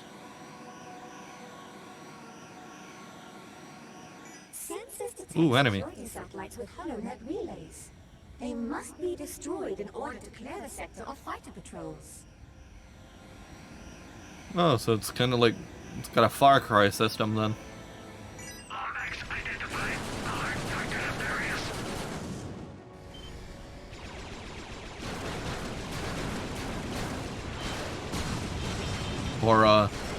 Or Kingdom Hearts even. You did this sort of thing in Kingdom Hearts 3, just took out Heartless patrols. I really need to replay Kingdom Hearts 3, that game's great.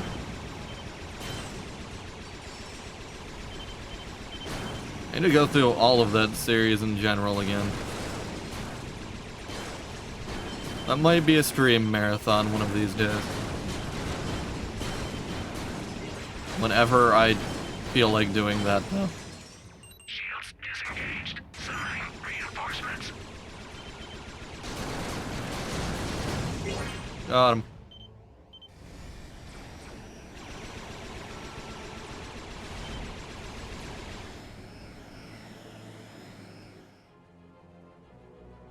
The heck is this place? Sector entrance,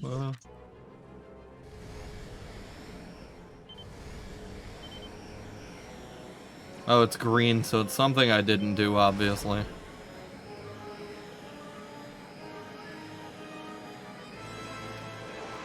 Oh well, I'll deal with it in a minute.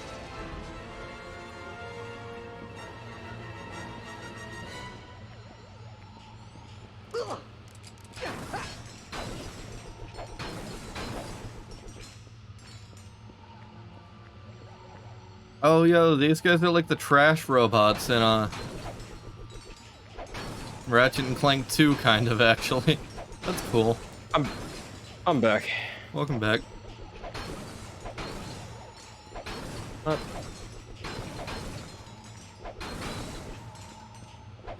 I'm fighting evil robots. Are you on a different spherical world? Yep. Seems like there's gonna be a lot of these to do for the Zony collectible. Are these also the combat arenas? I'm not sure. They are combat arenas, that's for sure, but I don't know if there's more than just this. I don't know if there's gonna be like a Annihilation Nation or equivalent of that in this game. Annihilation Nation, that's a fucking name to a fucking game. Yeah. Ever played Dead Nation? I have not. What's Dead Nation? It was a twin stick shooter. I haven't played very many twin sticks. And PS4. Yeah. One of the first PS4 games I ever played.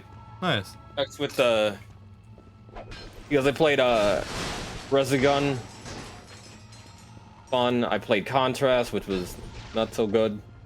It was when I had PS Plus. Yeah. I played. What else did I play? What are the last two enemies? Come on, game, please. God, pretty sure I played a zombie game. I played Planet Side 2. No, Blacklight. Or Blacklight Retribution. I played that. It was just a free-to-play game because all the multiplayer games, or pure multiplayer games, are free, and also Warzone was still shitty. Yeah. But I haven't touched Warzone in a fucking minute. I re-downloaded it on my Switch. That was fine. That's when it wasn't shitty. But again, it's. I think the community and like the fucking ecosystem is too far for me to even think about jumping into. Yeah. So I don't think I'll ever not play playing that ever again, I guess. Yeah. I saw that I don't know where these enemies are. Game break.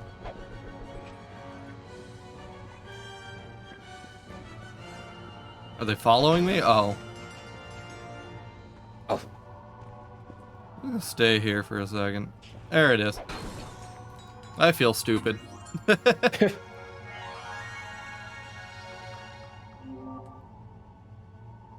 Sure. Okay. Ooh, a beam. Sure. I'll try that out. Fire it, see how good it is.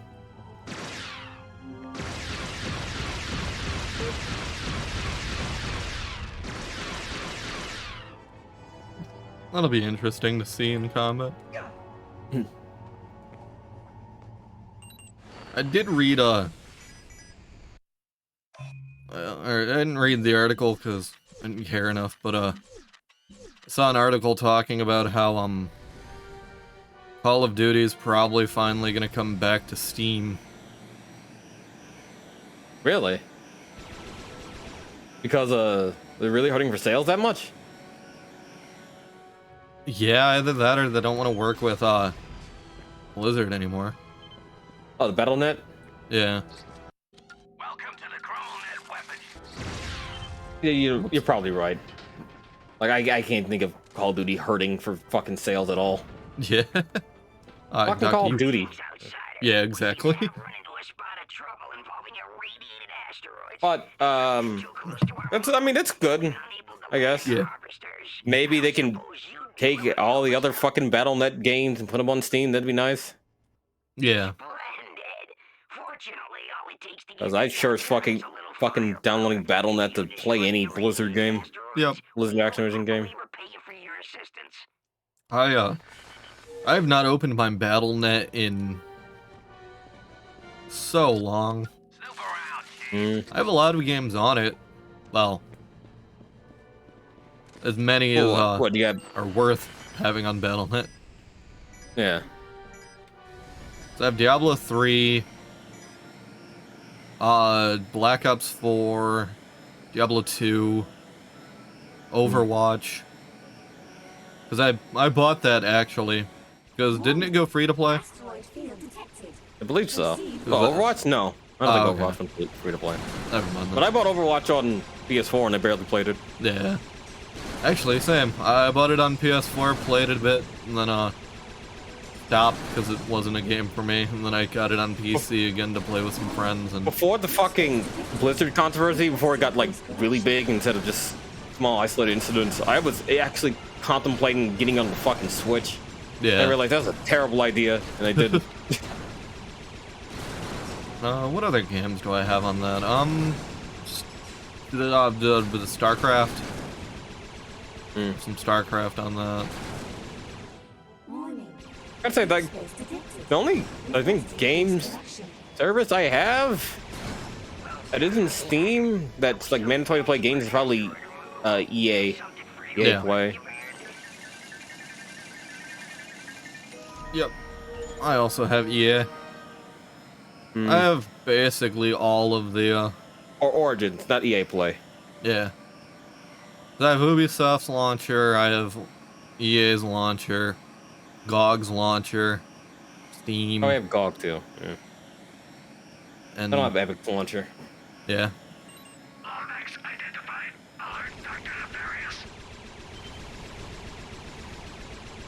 How dare you raise slightly higher above me? That's my one weakness. I have to use the Y-axis. Yeah.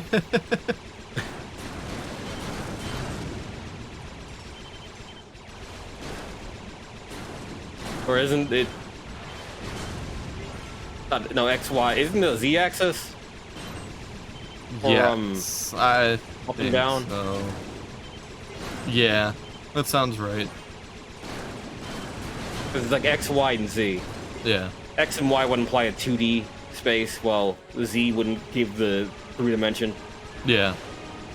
You have to use the Z-axis to go up. What is this, trigonometry? No I think that's what it is. My trigonometry is bad. I never took trig. Turns. I didn't take calculus, and I did not take trig. Like, you think the trigger calculus, the thing I'm describing, that you learn about. I purposefully kept my math grade low so I didn't end up in anything other than algebra 1, 2, and 3, and then geometry. You know what? I think it might be geometry, actually. I don't remember ever learning about that other than, like, certain sides of squares and triangles in geometry, but it could be. It's been a minute, though. Don't they talk about 3-dimensional spaces in geometry? I could have swore. I don't remember us talking if we talk about shapes. Shapes and angles. Yeah. It would make sense in retrospect, but I don't remember at all.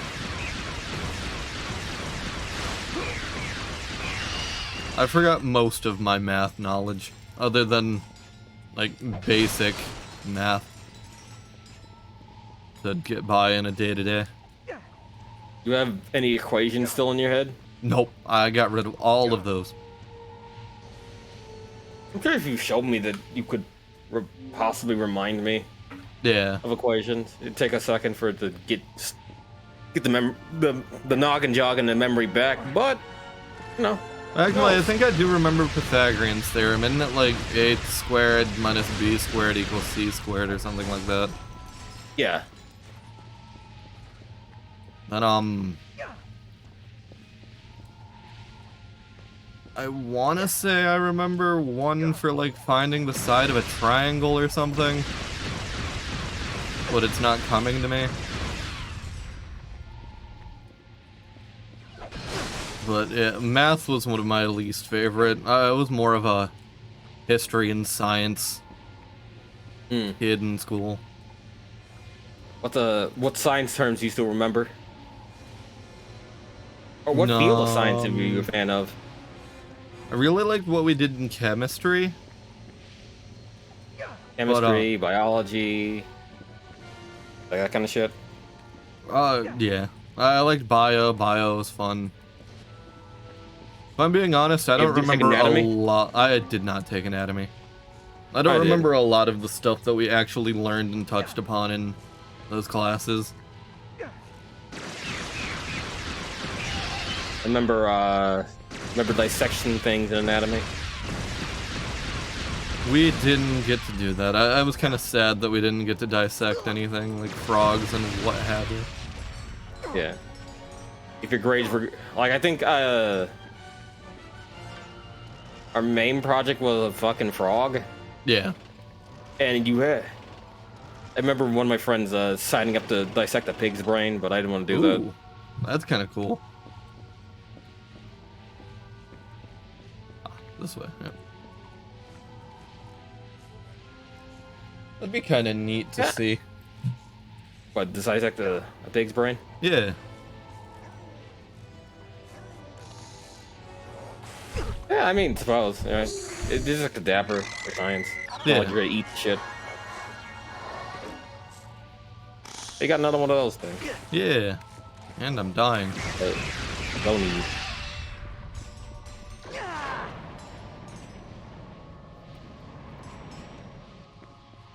Yeah, I also liked economics when I took that, but that's because I had a really cool teacher. He made learning economics fun. I think government sucked ass. How much do you know about econ? I remember nothing from it. But then again, a lot of what we were taught was basically just watching this self-made like millionaires video series. So of course I'm not gonna remember any of that. Like we did a lot of watching that and then filling out like worksheets based on the knowledge that we got from watching those. Sounds fucking boring. It wasn't too bad. The guy was fairly entertaining, but it did definitely get repetitive. You're not learning about actual economics. You're not learning about fucking stocks and shit like. No, we didn't get too much into that. The videos probably did, but again, I don't remember at this point. I don't think I can do this one yet. Oh, there's a fucking bolt crank. I'm an idiot. I didn't even see that. And government sucked. I hated that class, but then again, I hated most classes I had with that certain teacher.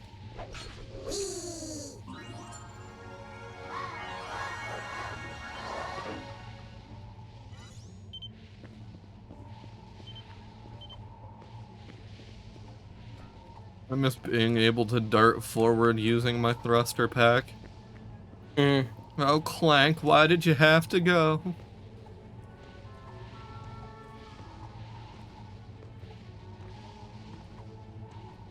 At least have charge boots? No? Why would I? Or do I? Maybe I'm wrong. Inventory. No. No charge boots. You couldn't be cool. So I think the last game at least gave me charge boots.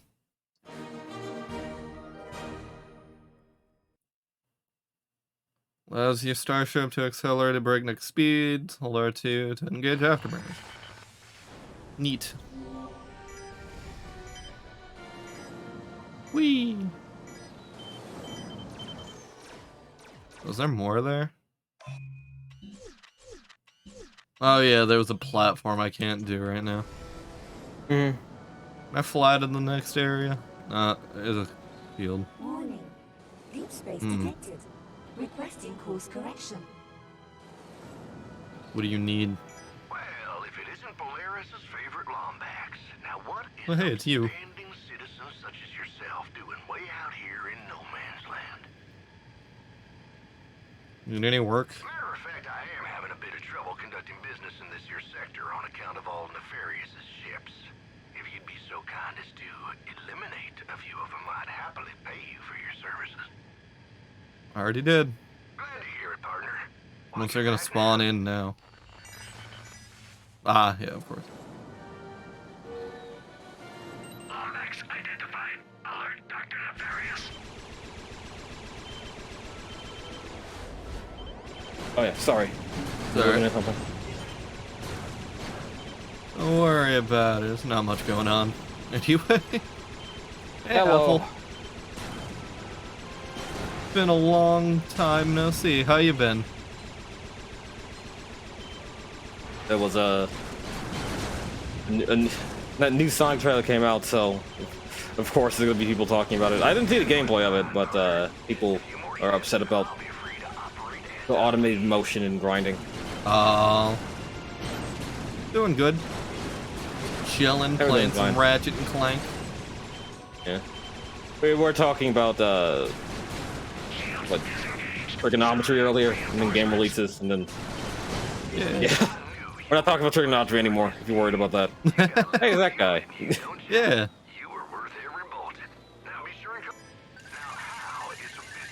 Yeah. Yeah, they will. Oh, actually, I thought of something I can talk about. Gatekeeping. Everyone's favorite topic. What's your opinion of it? I hate it. Although I'm a hypocrite because I can see the necessitation of it, depending. I broke the game. Yeah, I did see the new Pokemon trailer. It looks interesting. I did not. I should watch it though. I hope the first. Well, I hope it's more open, like Silver and Gold was.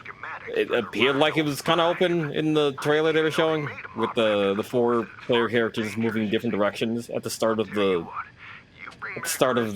map.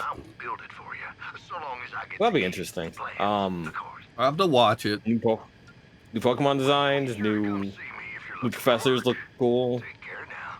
No, I might try it out. Yeah. Who knows? Yep. But yeah. The reason I bring up the gatekeeping thing is I was playing Suikoden 2, right? And the first game does this interesting style for its military battles. Oh, I just warp. I'm an They do idiot. look interesting. And you basically choose an attack, and your army does that attack, etc. It's fairly simple. Suikoden 2, it's a tactics. It's a tactics game for your army combat, which works better. But you can have it completely automated by letting one of your strategizers take over and issue commands to each, what the fuck are you? I was only trying to help. Back up. Issue commands to each of your unit, and she's fairly competent in taking over for the player. It got me thinking of, You are the robot my who assisted not me in my escape from Nefarious. hatred, but my What is your name? not so much liking of strategy tactic RPGs. Sigma 042 And, but you can call me Sigma. I think a big reason from that is actually the gatekeeping on Fire Emblem. But what is the great clock? Because I know I see a lot of people in that fandom talk about how you're a pussy if you don't play on permadeath, and you shouldn't be playing these games if you're not playing on permadeath, shit like that, and it annoys the hell out of me. Where is everyone? Yeah, I hear people say that, but at the same time, it's like sometimes play in permadeath, sometimes I don't. Yeah. I don't play in permadeath because, like, if I train up a unit for God knows how many. Well, I guess it's basically the same reason why I don't play in Nuzlocke. Or I don't play Nuzlocke in Pokemon. Or I didn't used to. I'm probably gonna start playing now. It adds an extra layer of challenge that I get to choose, but if I don't want to choose it, I don't want to choose it. Yeah. Like, I level up my units in Fire Emblem too much in order to just kill them off. Yep. It's actually why when I was playing Fire Emblem 1's remake, anytime a unit died, well, that's the restart for that battle. Yeah. I haven't restarted in the final battle in a couple Fire Emblem games. Because I just didn't want those units to die. Yep. Open your optical drive. This is senior And I know it's like, well, smoke if you got him kind of mentality with the final boss, but, you know, like, I want to see how the story ends. Yeah, exactly. But it got me thinking about like that kind of gatekeeping. And I was thinking about how, for some situations, it's understandable to gatekeep, and you should to an extent, to try to keep certain people out of your communities. Like, certain despicable people in, like, Minecraft. My opinion on the topic is only, like, gatekeeping should only be used if to keep people that genuinely want to change the thing to something else entirely. Yeah. Like, if you can't appreciate the thing for what it is, and the man needs to change to suit your needs, and you never liked the thing to begin with. Yeah. Yep. Like, that's my idea of it. Oh, you can do like shadow clone jutsus.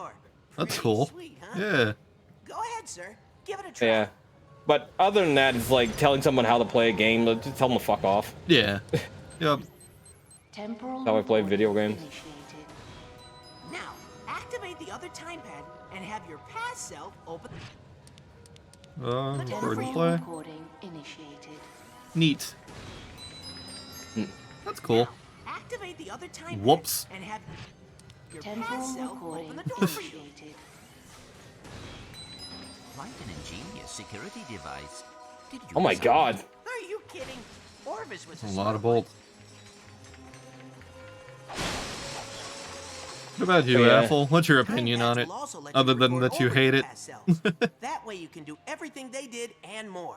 First, initiate recording and open that chamber door.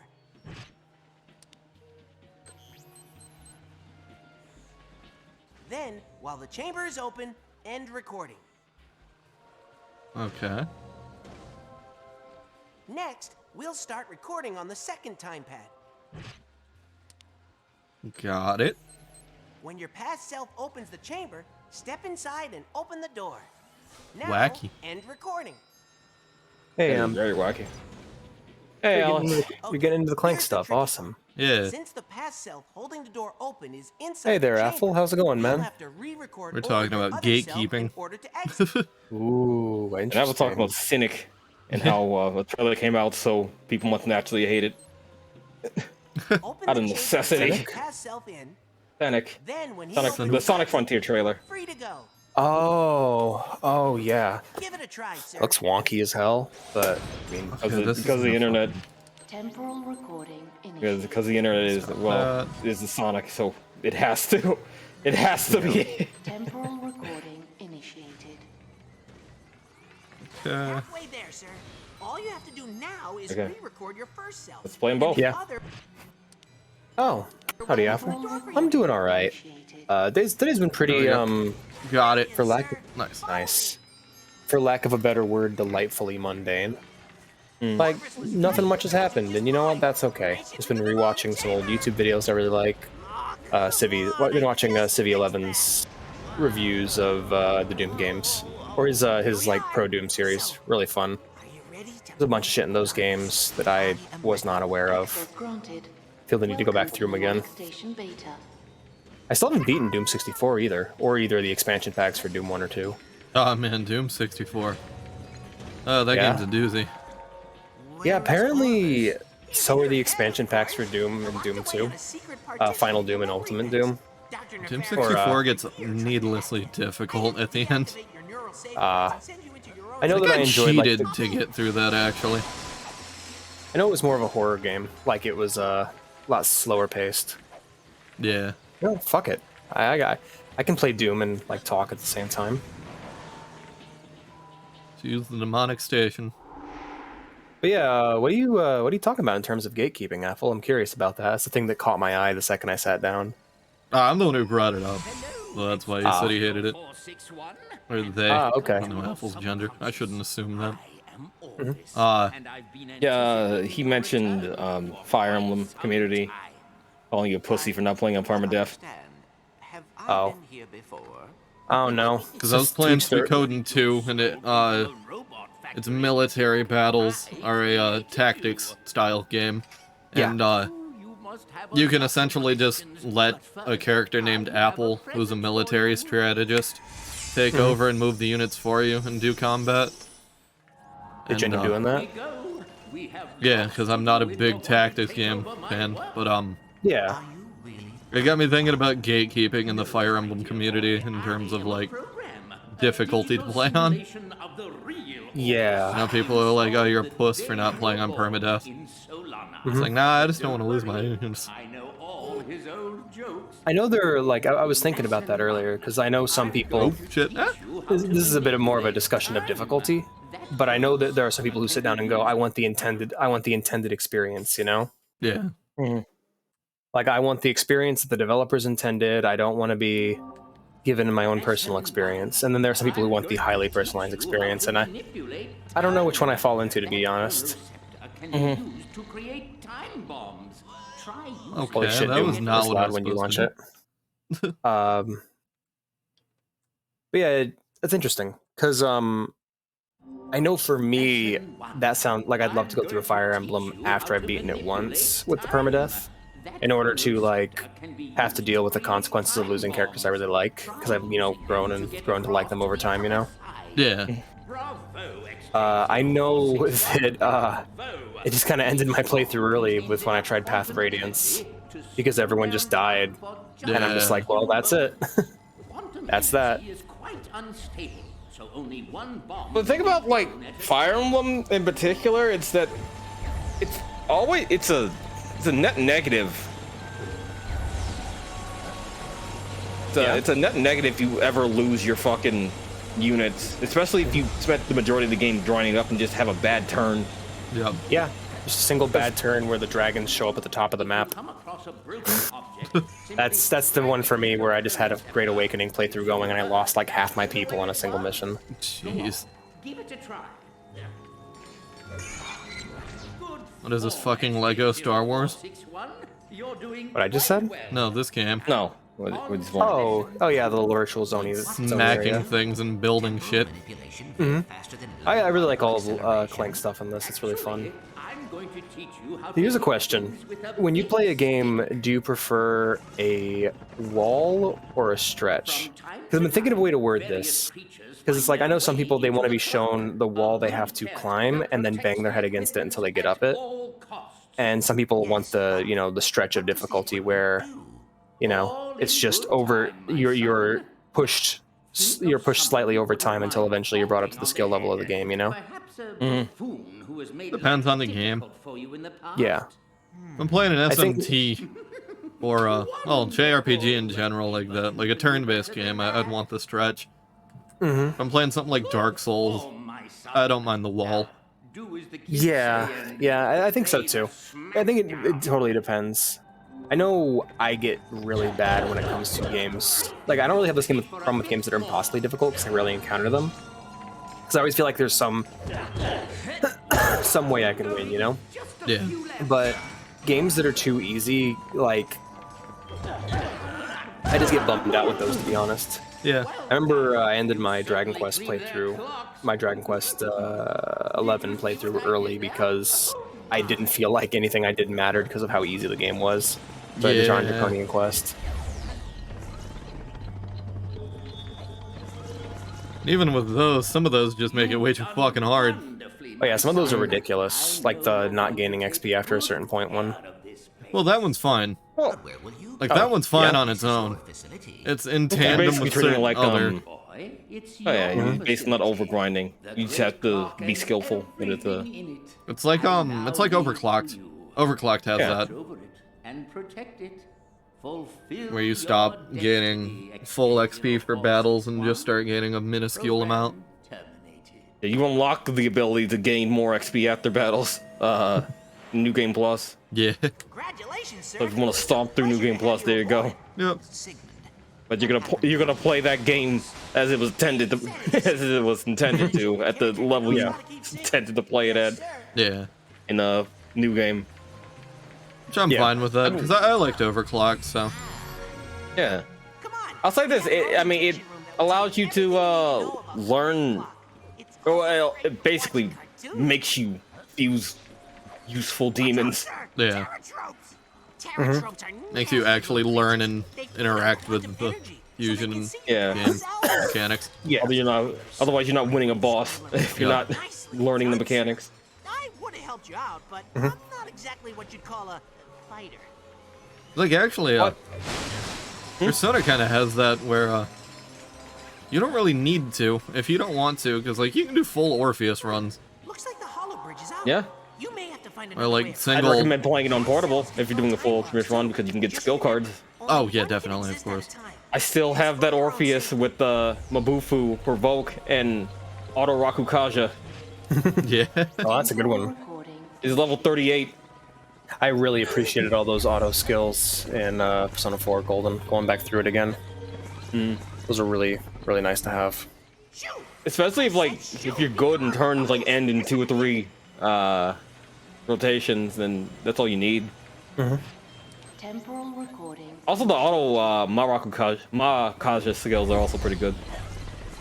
Yeah. Shit. That's gonna fuck up the recording, isn't it? No, it actually didn't. Crazy. Oh no. I still have to go quickly. Go, go, go, go.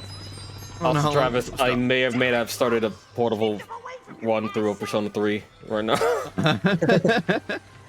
I'm not surprised. I'm excited, alright? We have like 3 or 4 stream weeks left of that game. I want to play through it again. Yeah. I realize how much I fucking love Persona 3. It's such a good game, I love it. Yeah. Like I said, as soon as we're done with that, I'll probably start my own playthrough of Portable. And on stream? We'll wait a little bit until we get to play the answer. Oh, not on stream, though. Oh, okay. Right into the answer on stream. I mean, I'm all for it. I'll sit through more Persona 3. I love that game. Ah, shit. I That puts want to me play back something here. else for a little bit. I want to play like at least 2 or 3 shorter games before I jump into the answer. Even the answer is shorter than Persona 3. And not like I'm gonna forget how to fucking play Persona 3 without controlling party members. So. Do you ever go back through your like old modded games folder and just trying to figure out what the fuck's going on and what you had going in terms of mods? I'm trying to remember how to launch Doom through GZ Doom right now, and I'm like, what the hell was I doing with this? What mods do I have installed? Oh yeah. God. Guess I have to restart it. I guess I have to re-download it. Yeah. Mod it again. Yeah. Use this That's the time fun to part. have- Temporal recording initiated. Can I? Okay, I can't stop it like that because that fucks me over. Again, stuck on the time trial or the time recording thing. Over one of your past selves. Do I just wait now? Is that what you're asking me? I guess. So I can't. Can't you stop it? You would need to record yourself stepping onto the button and then stepping off to allow Clank to go up. Temporal recording initiated. Okay. Temporal recording initiated. Master volume. Yep. I'll go over there. Use it? Trying to think of other shit. Wait, hold on. But yeah. Fucking. I'm excited. Delete that recording. Delete I that really want to play through that game again. Yeah, you do. You know that. what? You know what? For funsies, I'll fucking not have direct command over my party members. Because why not? Oh. I've shown that I can play through that game just fine without direct command. Yeah. I feel like that's just, I feel like that's less of a. I feel like that's. I think I get what I have to do. I understand. More auto aim off, falling damage off, drop off and double ammo. No monsters. No. Man, there's a lot of settings. Got it. When I come over here, I stop it. Suicide. On low crouch. On left recook. If you look on left of the on. All right, cool. So I'm just going through all these ridiculous options for GZ Doom. It's crazy how, like, when you have, like, something that's made specifically for the community, how many stupid, ridiculous options are on this thing. Pull me over to green or not. That didn't work how I wanted it to. Table keyboard Holy shit, I just forgot. Cuphead, The Last Dessert DLC is coming out at the end of the month. Kick ass. I'll play through that. I fucking love Cuphead. You record your past self and then... Okay. Alright, I think we're good now. I think we're able to play. New game, Knee Deep in the Dead, Ultra Violence. I'm confused. I feel stupid. Actually, a couple games I think are coming out later this month. Okay, delete all, please. Time bed. Give me a hint, please. Stop recording while Mike is holding the elevator down. But I did. Stop recording. Give me another hint. Stop off the elevator. Button to let the elevator back up. Oh, yeah, so you gotta record yourself stepping on and then back off, and be fast enough as the other clank. Oh, okay. There was this confirmation. For the new Pokemon game, my thought about the trailer was correct. It's free to explore at your leisure and not in order, or not in any order directed by the story. Cool. Oh, balancing might be fucked in that game. I hope it doesn't do the. I hope it doesn't. I don't know. How would you guys feel about a Pokemon game that just matches everything to your level? I'd be fine with that, as long as it didn't do the platinum thing. What's the platinum thing? You can either... it was Diamond and Pearl, I think, that did this, where, at one point you could take either the left path or the right path. Down the left path, enemies that are fairly decent level. Once you go back to take the other path that you didn't take, all the enemies are super low level compared to where you are now. So balancing for the late game is fucking borked. You're at like level 50 fighting trainers that have like level 30 Pokemon. Oh jeez. It's didn't they fix that problem in Black and White? Where they just open the other half of the map, which all the good Pokemon are at? I think so, yes. Also, Johto or Gold and Silver's leveling was gonna fuck too, because Kanto's fucking Kanto Pokemon with trainers are at like level 40, where you just beat the Elite Four like with level 60 Pokemon. Yeah. Real challenge with like red. Bum bum bum bum bum bum. Yep. But yeah, bouncing might be fucked. That is a possibility that bouncing might be fucked. Yeah, absolutely. But you know, it's a fun concept. I'm interested to see how it plans out. I can see how your path would be different depending on what starter you pick too. You might want to optimize. You might want to target the gyms you know are better, stronger, like kind of Mega Man it, you know. Yeah. That'll be interesting to see how that plays out. Well, it also implied that your gym is just gonna scale with you. If that's the case, right? Yeah, yeah. So the game would become purely about the strategy at that point. Which I'd be down for. Yeah, I'm more than down for. That's kind of what I want out of my RPGs nowadays. Yeah. As much as I enjoyed a good grind back in the day, I've learned that it begins that the feelings of what's the word? Am I wasting my fucking time? Begins to set in. Yeah, I love when I grinding grind nowadays. I love grinding in certain games. I like grinding in S&T games. I've learned that I really appreciate skill-based grinding. Like, I enjoy sitting in a training mode, I enjoy the Void and Devil May Cry, and when I want to put the time in to learn a mechanic in an RPG, I will totally put the time into it. But when it comes to just leveling so I can be strong enough to advance through the rest of the game, that's not really my cup of tea. I love that. I still love that. I love there's incentive to grinding. Like in Strange Journey, there's incentive to grind out your demons against 1 or 2 levels after you, or at least until you get their demon source, so you can just fuse better demons with their demon sources attached to them to give them better skills. Yeah. But like you don't really need to keep your demons. In fact, demons are, I'd say that's the SMT with the most like fucking what's the word I'm looking for, or the phrase I'm looking for? Incentive to grind. I'm typical grind.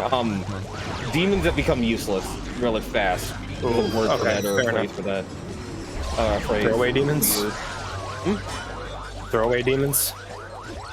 I would say throwaway demons because you can still keep demons. Like I still have my Pixie after beating the first boss. So they had her on my team and I grinded her up with me. Yeah.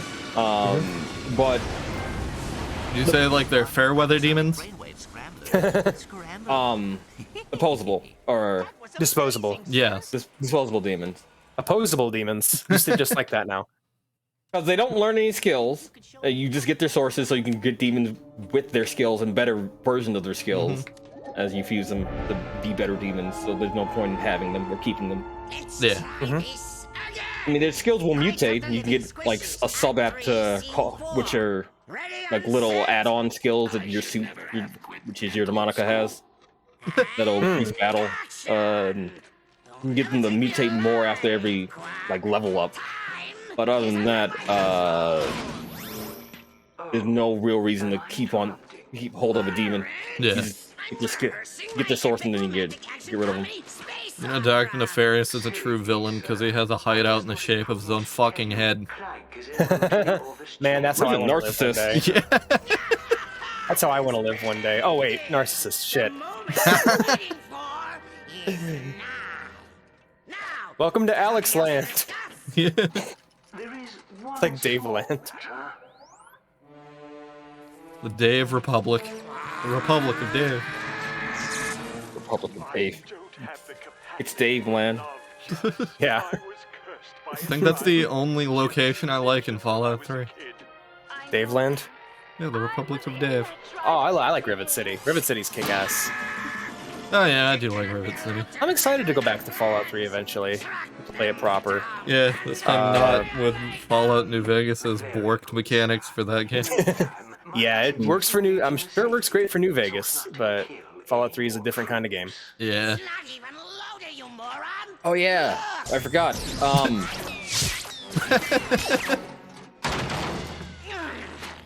was gonna hit him in the head. Yeah. This game has a lot more cutscenes with its villain than the last one. Yeah. I'm liking that so far. Yeah, fucking writer. Seems gorgeous. For I forget his name, Tagashi. I think it's Tagashi for Hunter x Hunter. Is writing more Hunter x Hunter now. Good. Sick. I don't know if you watched Super Eye Patch Wolf's latest like Shonen Jump video, but there's a section where he's just like, "Oh, we're going to go to the Hunter x Hunter watch," and it's just him crying because there's nothing new coming out. Yeah, he's been posting these please. I'll post in gallery, which are the screenshots of him like out working on the panels. Yeah. Or sketching out panels. It's definitely his Twitter account. Dope. Oh, good. But I look forward to it. I look forward to it. Sorry, I was gonna ask Travis. What do you think of the space travel so far? I like it. It's better than what I had to deal with in Size Matters. Oh, what was Size Matters? It's like hallway, on-rail shooter in space. It was awful. That doesn't sound delightful. It was not. Well, I'm glad to hear that. I always really like this. That's kind of what got me so excited about Kingdom Hearts 3 was when we booted it up and I saw the space travel was similar to this, and I'm like, oh boy, got really excited. I'm still excited. Yeah, I really like exploring Kingdom Hearts 3. That game's fantastic. Playing Halo has got me really excited to go through other game series in chronological order, and I want to tackle Kingdom Hearts that way. I want to watch the Unchained Key movie and then don't do it in chronological order. It's doing yourself a disservice. Play it in release order. I mean, I've already played most of the games in release order. Like the only ones I haven't played is Point 2, 3, and that's it. Because even like for me, I still wouldn't play those in chronological order. I'd go release. I feel like, yeah, as a complete newbie, it's like Metal Gear. I would never recommend somebody play those games in chronological order. I mean, I guess it's the excuse to get people playing Snake Eater as quick as possible. But, like, I'd still recommend people go through those in release order. As for me, if I'd like to stream all those eventually in chronological order just for fun. Yeah. Because I want to see how well the story holds up in that way, and I think it'll help me appreciate Metal Gear Solid V a bit better. Yeah. So, there's that too. Here's the thing. I don't know if you guys have this. I cannot stand it when I hate a game. It gnaws at me. I don't like not liking things. And so whenever I have something like that, I like to try and challenge myself to see it in a new way. You know what I mean? Yeah. I don't mind being full of shit and piss and vinegar, not shit. Yeah, it's not even Full of shit not even like an emotional thing. It's purely just like, man, everybody's having so much fun with this thing, and if only I could understand it and have fun with it myself. Like I'm missing out, you know? Yeah. And then every now and again, there's the thing I try to return to, and I'm just like, nope, I was right. This is awful. Yeah. What'd you say? What game do you hate? Final Fantasy 13. I tried again recently. I regret trying. I didn't get it. I was gonna, find a copy of that and boot it up and get it all set up, and I watched a review of it, a couple of reviews of it in a row, and I'm just like, specifically from someone who liked it, so I wanted to hear their perspective on it. You think those this is underrated gem videos influence a lot of people's opinions on what they like to dislike about a game if they're just on the fence about it? Because I feel like they do a lot. Absolutely. Any review, I'm sure really. You can frame. No, I feel like people just gotta get their opinions off of reviews in general. Yep. I mean, long enough. I mean, there's a lot of old RPGs that are referred to as like quote unquote flawed masterpieces, you know? What did this man want from me? I would just say a lot of them are just fucked up and flawed. Like, I like Vampire the Masquerade Bloodlines, don't get me wrong, but I feel, despite how flawed that game is, there's an overwhelmingly positive vibe to it that completely just ignores the negative sides of the game, you know what I mean? Yeah. What other games besides Vampire the Masquerade? Besides both of them, I guess.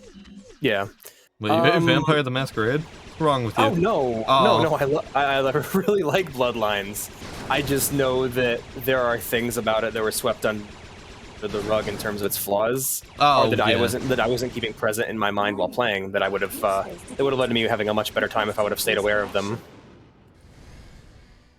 And so, because it's automatically has this title of underrated gem or flawed masterpiece, just those sides of it never really get brought up, or if they do get brought up, they're vastly underrepresented.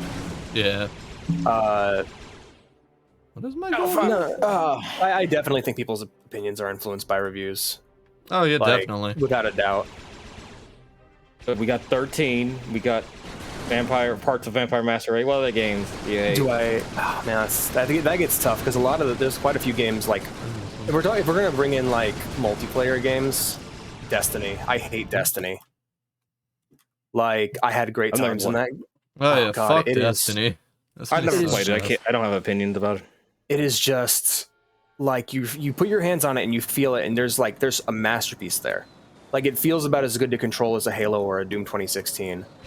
And like when you're in it, when you're doing the shooting and stuff, it's so much fun. But I have never seen a game that holds its own content hostage. And it's like, it's behind so many grinding walls and so many paywalls that I'm just like, this could have been an amazing game and you just fucked it up.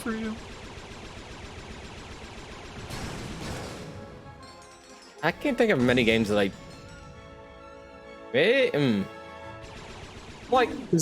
don't hate a lot of I don't like games. I wouldn't say like I hate, because hate will require a lot of active venom towards the game. It's like I can say games I don't like. For example, I don't like Tokyo Mirage Sessions at all. But if someone said, if someone in chat went, "Oh, I'm playing Tokyo Mirage Sessions. This is amazing," you wouldn't feel the need to say anything to them. Oh, because I can see why someone would like Tokyo Mirage Sessions. I just don't like it. Yeah. As for 13, for me, it's one of those missions. They have literally 0 checkpoints. If you get fucked, you get fucked. Oh man, I don't know. I kind of dig that. That's like tension and shit, man. But I can totally see why you dislike that. Yeah. But yeah, like for me, it is games that I feel insulted when they're brought up. Like if someone were to come up to me and tell me their their objective, I don't know what you want from me. their favorite game is Final Fantasy 13, it would take a few seconds before human decency kicked in, just told me to shut my mouth. Yeah. Like I would definitely question them. Yeah, I'd have some questions after. Like what exactly do you like about it? Then we can talk about it, and we can be civil about it. After the color red clears from my vision, there was I can then ask. There was this you know the meme of the girl sitting in the car looking at you saying thanks for not blah blah this in front of my parents. It took a lot of restraint. There was one of those I saw that I mentioned to Angela, where it was it said thanks for not going into why Morrowind has a better attribute system and stat system when my brother said he liked Skyrim. That took a lot of restraint. Oh, I feel that. Or like, oh god, when just sometimes hearing some of the criticism and complaints Owls has about games. Yeah. I totally get it. I understand he likes certain kinds of games, but just the shit he has to say about like New Vegas drives me up a fucking wall. Oh well, Alex, here's a perfect example. I need to play what are your perfect examples? I need to play our FF7R. Wow. That's one of them. Yeah. That's one of them. Oh boy. That's like someone saying I was introduced to Evangelion through the rebuilds. It takes me a minute to go, wait for the red to clear, wait for my vision, and then I go, that's nice. I'm glad to hear that. I would insult your friend for giving you... game. I mean, I don't... Okay. The graphics are very good in that game. The biggest issue I have with FF7 Remake is the fact that it's not a remake. Oh yeah, sequel. It's a sequel. It's like if it was a sequel, I wouldn't care. But the fact that they're calling it a remake bothers me. Yeah. If they called it like Final Fantasy VII Radical Dreamers, I wouldn't care. Yeah, but it's the fact that they literally lied to people, and instead of giving people who have been waiting. FF7 too. Hey, how long is Final Fantasy? It's been 97. Okay, yeah, I'm about as people that have been waiting 25 years for a remake, and then lying to them and giving them a short sequel instead of a full remake is like, oh god. There's just that level of it, and then there's the fact that it's the 13 team. So for some fucking reason, the plot's all about like meta shit like Destiny, and not about like the very grounded shit that 7 was mostly about thematically, like protecting the planet, preserving goodness, like not preserving goodness, but like corporations are fucking shitty, evil. Living in harmony with nature and the world around you. Yeah, oh, I love that one. Did someone actually? I don't know. Do you know if anyone's actually done a cover with those lyrics, Terrace Hawk? That'd be really sick if so. But yeah, no, that's just one of those things where it's like, I get it. It's what exists right now, and it's what you want to play, and you had fun playing it, and I think that's great, because I had fun playing that demo too. As for someone's introduction to the series of Ava via the rebuilds, if it was a friend that showed you that, your friend's an asshole. And you should not be friends with them.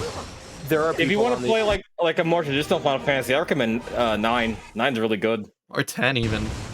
Or 10, yeah. I think 14's the best example because you're playing a really good story and there's constant things of just like, what's that from? Well, traditional. Or yeah, traditional 10, 7, 9, 6. Yeah. Those are my go-to. It's also even like 14 has some mediocrity to it and like fucking boring shit. Yep. Do you want to read a fantasy novel? I wouldn't recommend 14 to anyone. I'd recommend 14 to people that really like. If you really like Final Fantasy and want more Final Fantasy, yeah, it's for you. But let's put it like this: if you're trying to get out of like World of Warcraft and want a better MMO, I'd recommend 14. Yeah, it's a less abusive relationship. Because I totally agree. 14's way better than WoW.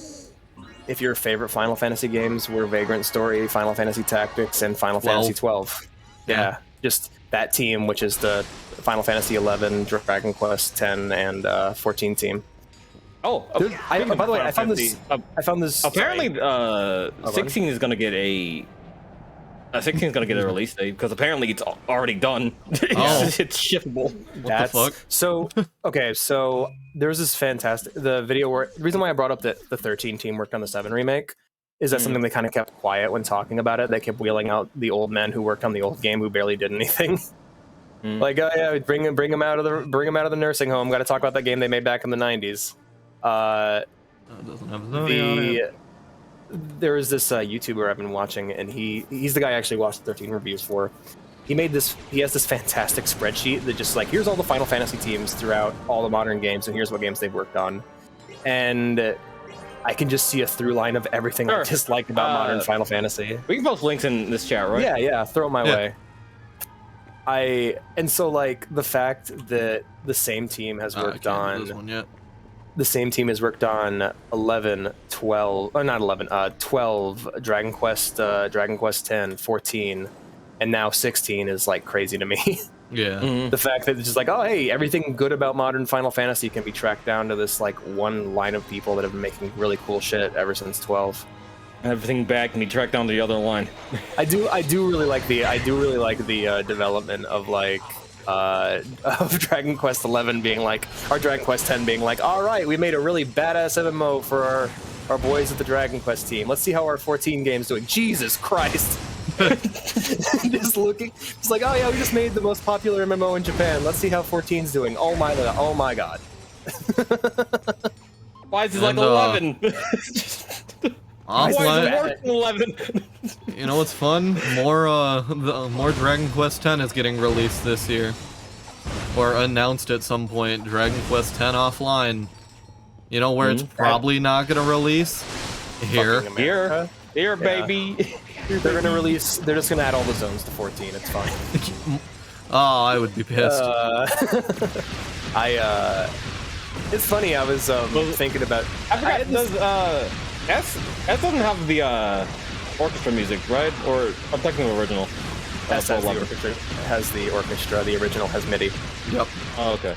Well, you can mod the original, add the fucking orchestra music back. Yeah. Orchestra. Oh god. Oh, I don't know about that. Tell me a bit about Dragon Quest 11 S modding, man. Tell me about that shit. I have no idea what's going on with that. That's a new world. Yeah, Dragon Quest 11S, from the bit that I did play of it, is really good. I had this moment yesterday, and this is a moment that happens to me regularly. Also, are you making Jade naked? Is that what you're doing over here? Putting Jade into skimping outfits? Why wouldn't you? Is Jade the green lady? Jade the green lady? She's the green lady. Oh, why wouldn't you? No, Jade's not the green lady. I thought Jade was the hold on. You're supposed to Jade's know the green lady. You're supposed to be our human Dragon Quest. Because Veronica and is it Becky? They're the twins.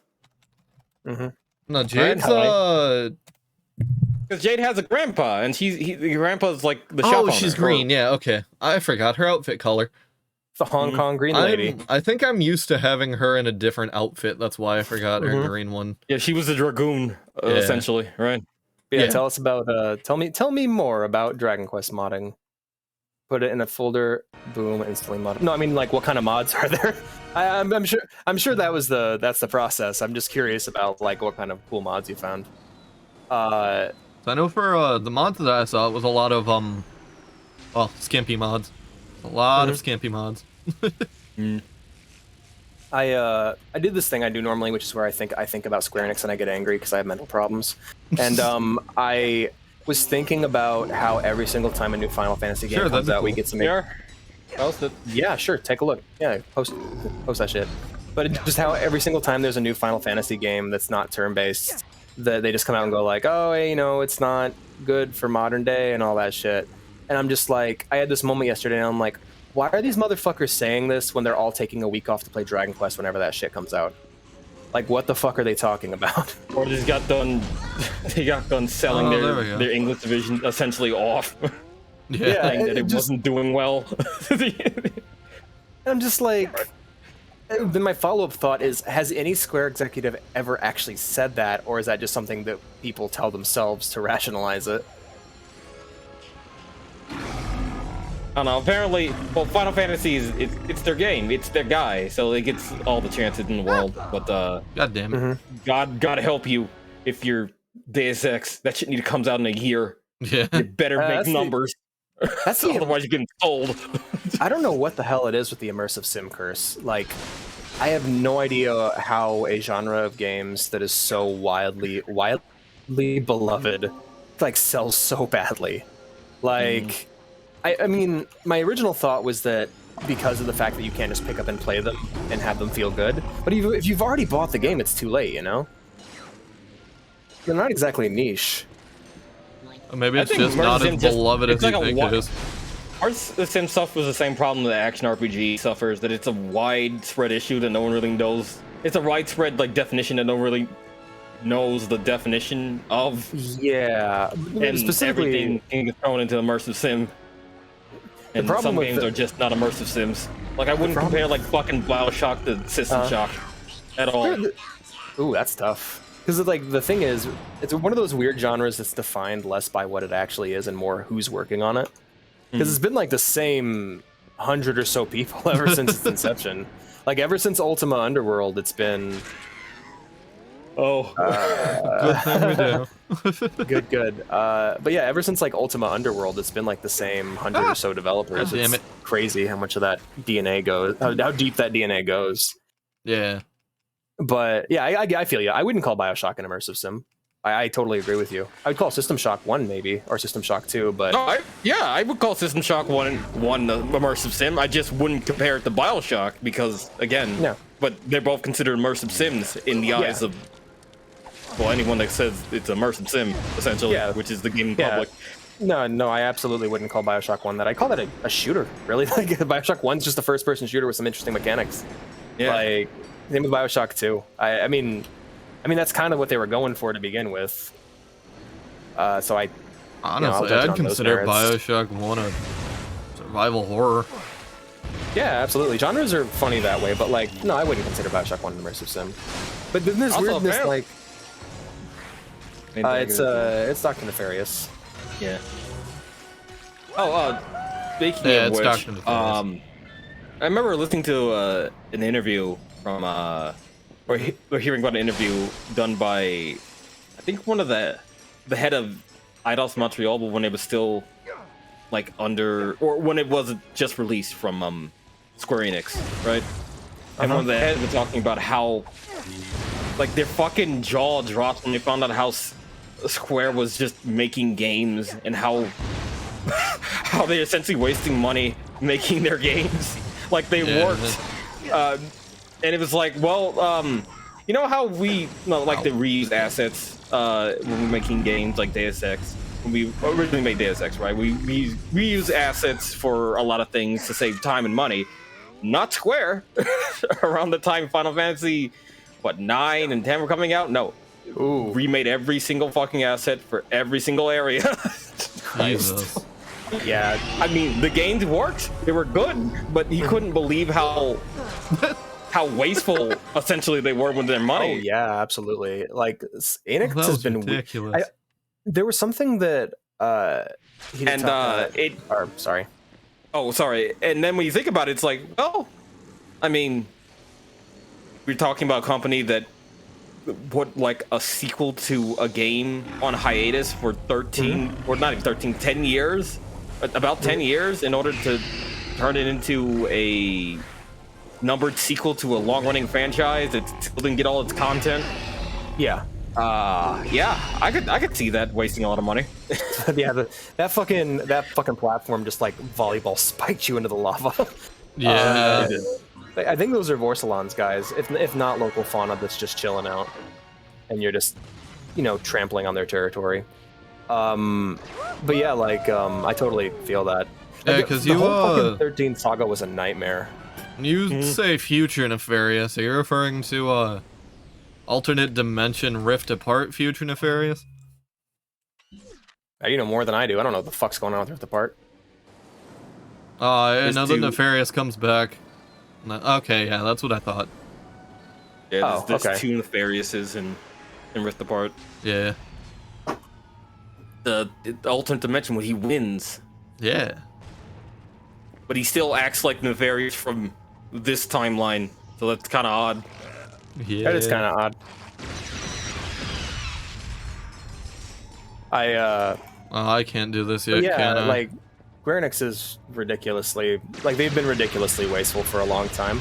I can't remember his name, I forgot his name now, but he's the guy, he's the Crisis Core guy, he's the Type 0 guy, he's the Final Fantasy 15 dude, he's the director behind all three of those. But when he arrived in the offices to work on 15 in place of Nomura, he described a lot of the higher-ups of, like, having this sort of, as he described it, a Final Fantasy arrogance to them. Like, they still think that they're 1997 Squaresoft, who's been working on, like, who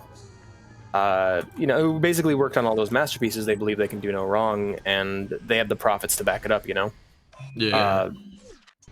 Like, it's crazy. It's crazy how badly managed it is. Like, the fact that you're impressed that Final Fantasy VI is a game that is announced and is made and is coming out says a lot about, like, your perception of Square, You're like, oh, you announced the game, you made the game, and now you're going to release the game. That's crazy. And that being said, it is, once again, tied to that team of, like, people that know what the fuck they're doing. Yeah. Yeah, it's Square's a interesting I guess I don't want to say like all Japanese companies like that, but Square's definitely like that. They definitely have a much stronger. That's 15. Hajime Tabata. Yep. Start Tabata. I always thought his first name was funny. You named your kid Start. All right. Or Begin. Hajime is the name of the main character in Ghost Stories. I guess is that just a normal name? Sasuke and Hajime. Because I'm sorry, my knowledge of the word Hajime comes from karate. That's what you say when you start a match. Begin, yes. Anyway. I mean, it could be, names can just have meaning. I mean, names have meaning in English. So, and especially in Japanese game, a lot of names have like 3 or 4 meanings. Hajime cooking. Yep. But yeah, like, I am blown away at how there is no consistency to that company. And what I was going to say is, like, I feel like Japanese companies have a much stronger culture because of how it's structured, where the person at the head is in charge, and you have to do what they say. And it's a lot less democratic. It's a lot less democratically run than a lot of Western companies, from what I've heard. Tesla spikes. One of these days, I might actually grab one of those books that people have written just about the Japanese games industry and give it a read, because I hear there's some really fascinating shit in some of those. Yeah. And they are. Like, some of those books are like catalogs or tomes where it's just like, here's 1,000 articles about like what Sega was up to. I also learned something about I don't know. Like, again, I don't want to come off as fucking xenophobic when I mention this. But it seems to be like a lot of when like someone gets popular in like an Eastern country, there seems to be like a kind of an arrogance around them, that kind of formed a little bit. You're talking about Mr. Sonic, aren't you? I'm talking about Yojimbo, or I'm talking about Kurosawa. Oh, okay. Where we can talk about Mr. Sonic later. Remember, go fuck yourself. It's like, that's not a word in Japanese. He knows what I meant. He knows what I meant.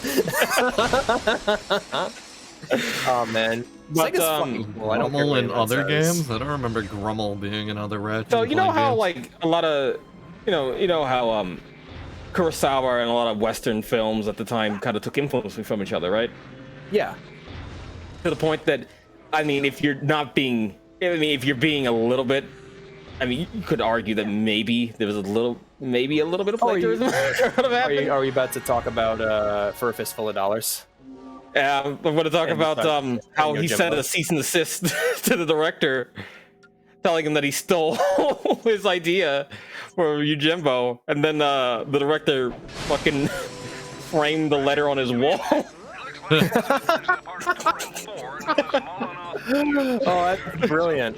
I do believe he actually took. He was going to take him to court, but they settled out of court, and So in Japan, he actually got the publishing rights for a fistful of dollars.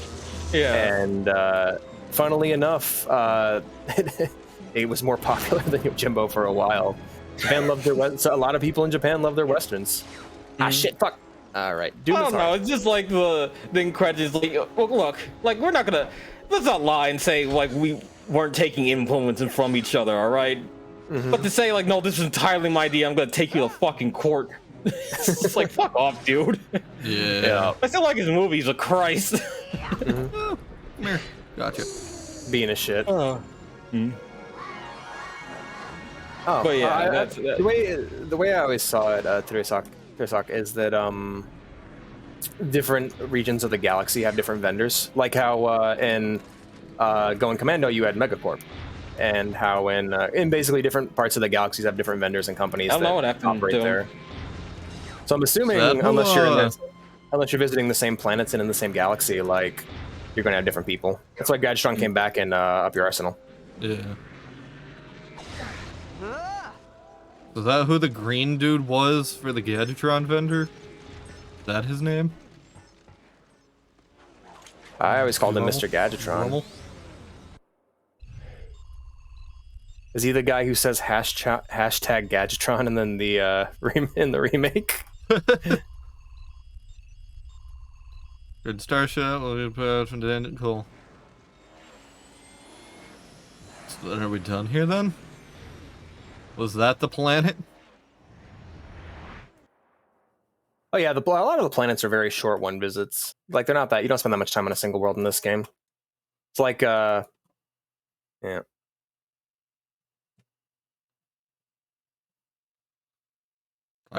For a second, I read Sister like, Board as skateboard. Maybe again, I know like a lot of artists tend to be eccentric. I don't want to sound like I'm fucking just bashing on the Japanese.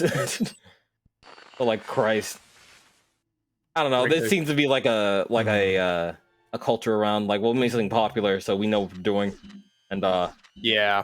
Sometimes people inherit that, and when they inherit that, they aren't as popular as they thought they were. Yeah. Do you ever have like this desire to grab like an artist, shake them and go, "You will never be as good as you were." Like, or you never be good as the people that you clearly were working for before this. Yeah. Any like, late game levels and size matters.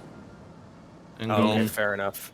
Mine would be really every level in Ratchet and Clank when I was a kid, but as an adult, I really appreciate them. The final boss fight with Larg is really tough too. Yeah. Or sorry, Chairman Drek. Shit, his name's not Larg. I'm a fake Ratchet and Clank I fan. still think my favorite boss fight was Nefarious at the end of Pure Arsenal. Nothing will top that fight. That fight was just pure fun. I've never seen it. Or played it. Quark, come in. I don't remember. You mentioned Quark's Hideaway, but I don't remember that level in Pure Arsenal. I have to look through the level list again. Yeah, like it seems really mean, but I would love to just like sit Square Enix down and go, look, these games, unless you like actually worked on these games, they are not your accomplishments, you know? Like you need to actually get your shit together because you can't just, you know, I think they're all very good, hardworking people. I just think there are people there at the company that consistently mislead it, you know? Yeah. Like, I think Nomura is a fantastic artist, and I think he did really good work directing the Kingdom Hearts franchise in terms of its gameplay design. I don't think he's a good writer. I don't think he's a good director, and I think I'd argue that he's not a good artist. Oh, really? I think his art's fine. I like his art. I think his monster designing, it's fine. Stylish. It's a stylized art that only certain people would like. But I'm not gonna call his art terrible. Well, I wouldn't say it's terrible. I'd just say it's kind of repetitive. Yeah, way too many builds on every character. I know I prefer the designs of the FF12 Nier Automata 14 artist in terms of like what I want to see in a Final Fantasy game. I kind of like the more grounded style. Yeah. However, I don't know. I was looking at some character designs for Xenoblade 2 to see if I was crazy about that game's art style. He has the best designs in the entire game. Like, have you, Travis? Have you actually like looked at the villain designs for Xenoblade 2? I have not. No. They're all Nomura, and they're fucking brilliant. Like, they look fantastic. And it makes everything else in the game, especially like the main character, look like a fucking idiot. Like, he's so bad looking. People really shit on Rex a lot. He looks like shit, man. I think he looks better with his upgraded design, but it takes you to like 3/4 of the way to the game to get it. Yeah. Oh, Like his, yeah, I his do upgraded remember design's that. fine. Yeah, because you find Quark just hiding, dressed as a woman. Or no, not dressed as a woman. Monkey. Do you find him Also, dressed as a woman? I'll say this. I don't remember. But I do remember I think that. the main character in Xenoblade 3's design's pretty good. I mean, it's a lot more generic. It's not out there like Rex, but it's more in line with like Shulk. Yeah. One thing I can definitely say that I like about the Xenoblade series is how they're willing to completely reinvent their art style with every installment. I really like. I don't need it to be that way, but I do appreciate how every game has a unique identity. You know, like X doesn't look like 2. 2 doesn't look like Chronicles. Chronicles 3 doesn't look like 2. Like, they all have a very unique look to them. And then you can take it as far back as the as Gears and Saga, and how those games have very unique looks to them. I fucking love Which I appreciate. Even Saga, like art design changed like through the 3 games because they had a design everyone liked in 1, then they made it more realistic and ugly looking in 2, and then it went back to 3. Ah, yes, the 3D pig disgusting designs.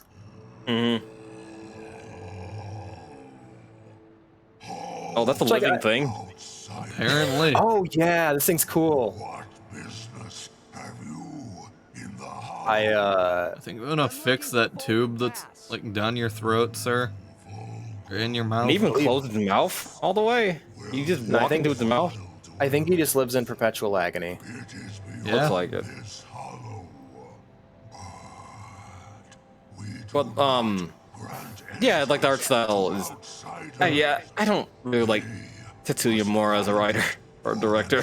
No, I think here I was trying to nail it down, and I was thinking about it the other day. Kingdom Hearts and I think Final Fantasy 13 have the same problem, and it's when your core conflicts just simply cannot function, like your metaphysical concept, right? Cannot function as a metaphor for something in real life. I feel like it tends to break down.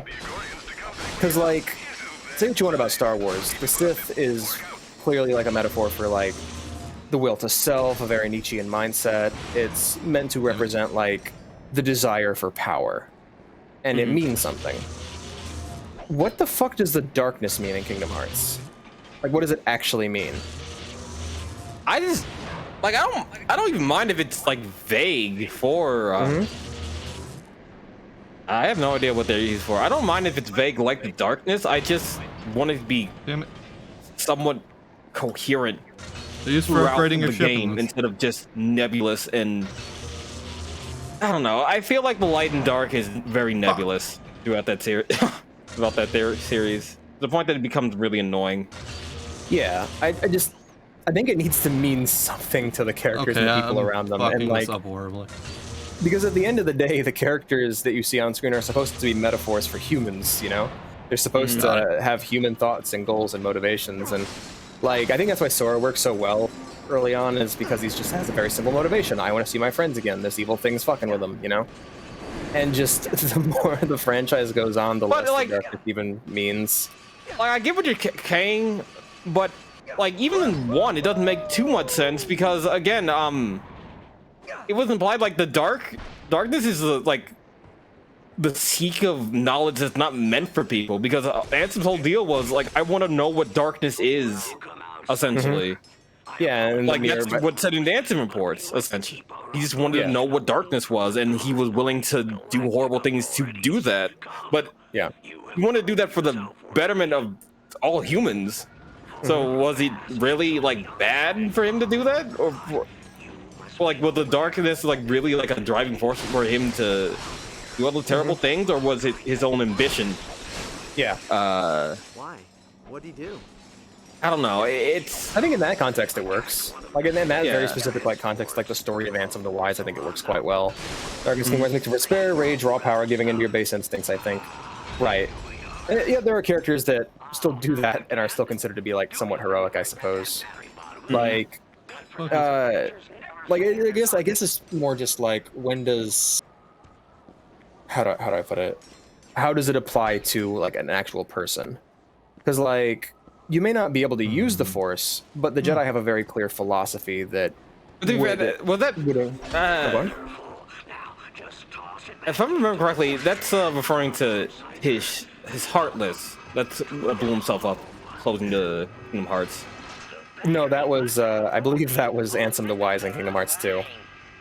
Oh. Also, another thing about writing, be very careful about giving people the same name. I guess I feel like that's a good rule to follow. Is, hey, look, if you want to name a bunch of people the same thing, that's fine. Be very careful about how you do it. Because are we talking about Ansem the Wise that was Xehanort, or Ansem the Wise that was Ansem the Wise? Yeah. Ansem the Wise that is Ansem the Wise. I feel like that's the I feel like if these characters were named, not all named the same shit, or the same characters having different names, weren't taking each other's names. Yeah. Ansem, I'm Ansem. The end of Kingdom Hearts 2 and me going, what?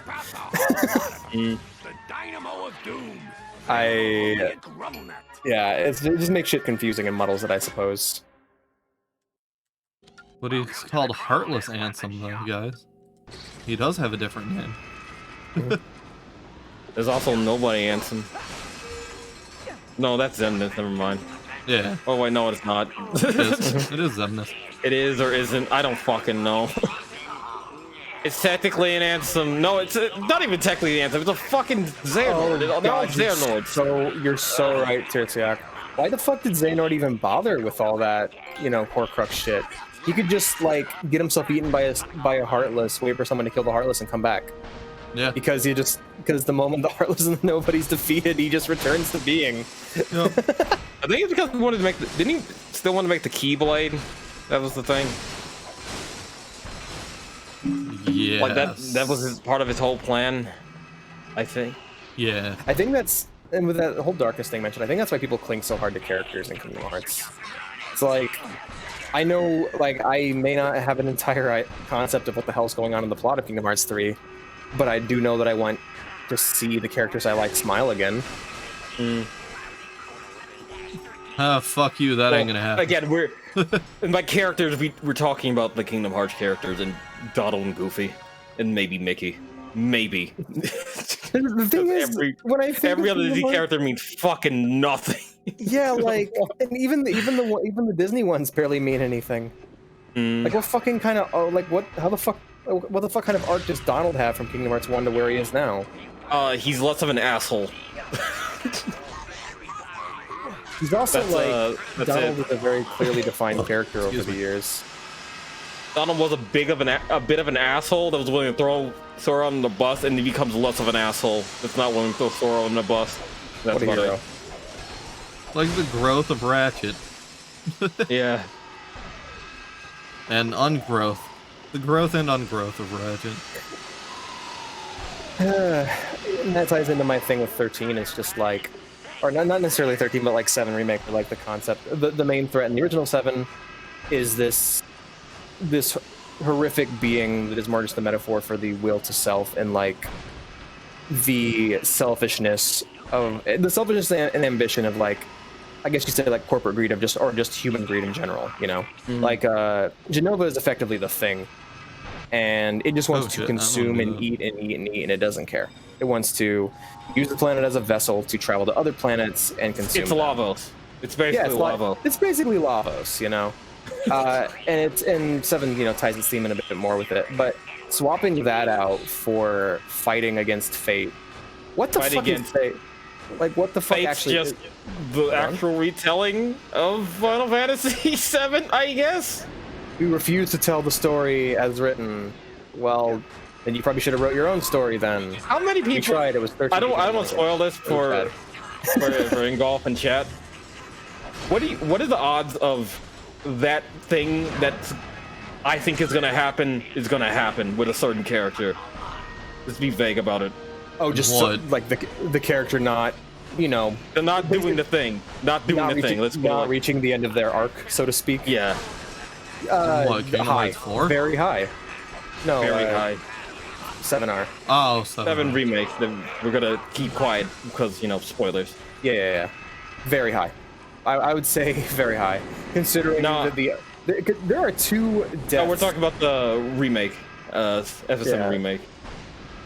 And Zigbar, Zigbar being what the guy, Zigbar not being an Ansem, or not being an Ansem, or part Ansem, he's being the guy. He's the guy. I'm part of Xehanort myself. What? Anyway, what was I going to say? Shit. Considering there are two major, let's say, end of character arcs that happen in the 7 compilation that are kind of beloved and remembered, and already one of them has been undone for we're stopping no reason. fate, right? Ah, fuck No, it me. was fated for that to happen, but what if we could stop it? You know what's... I don't think people are gonna be pissed and happy at the same time. I don't Like, think I some was people have other people supposed to be able pissed. to. I don't think I was supposed to be able to grab onto this, and that's hilarious. Fantastic. Can you get back up? Nope. Imagine... Okay, Death I go. 10 is... Final Fantasy X is really fascinating, because the main threat in that game is the idea of falsehood perpetuated over generations, the idea of religious institutions and governments using their power. Religion bad, yo. Not necessarily religion bad, but organized religion bad, which, yeah. Anyway, I imagine if in that game the only enemy was sin. Aren't most religions organized? Totally. I am not under the impression that they are not going to patch it. No, they are going to make you buy all 3 parts, or all 4 parts, or whatever, how many parts it takes to finish this. We've already released an extra part. They're making way too much money. Oh yeah, Integer, definitely. that came out. Yeah. That had fucking Yuffie in it.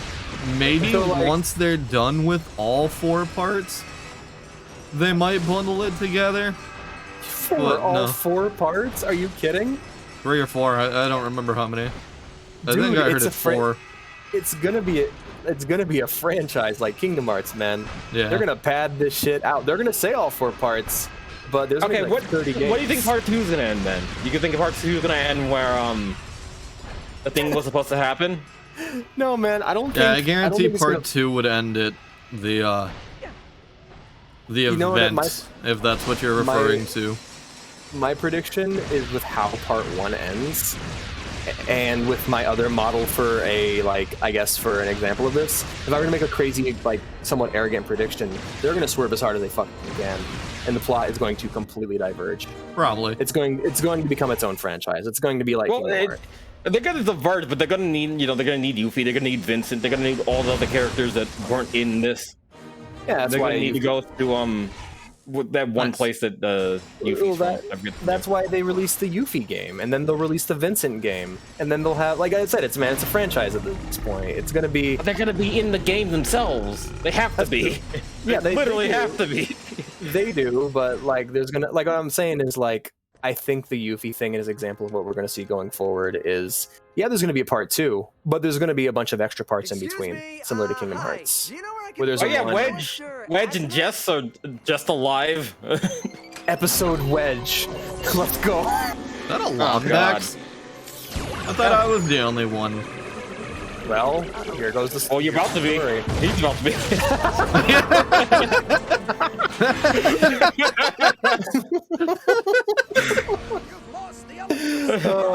Brilliant. Hold on a second.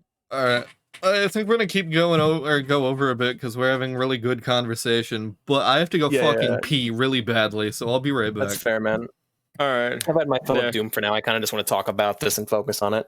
But yeah, man, my full prediction is that they're going to make it into a franchise. They're going to take it as far as it'll go because they'd be. Oh yeah, but how far can you think they can reasonably take it?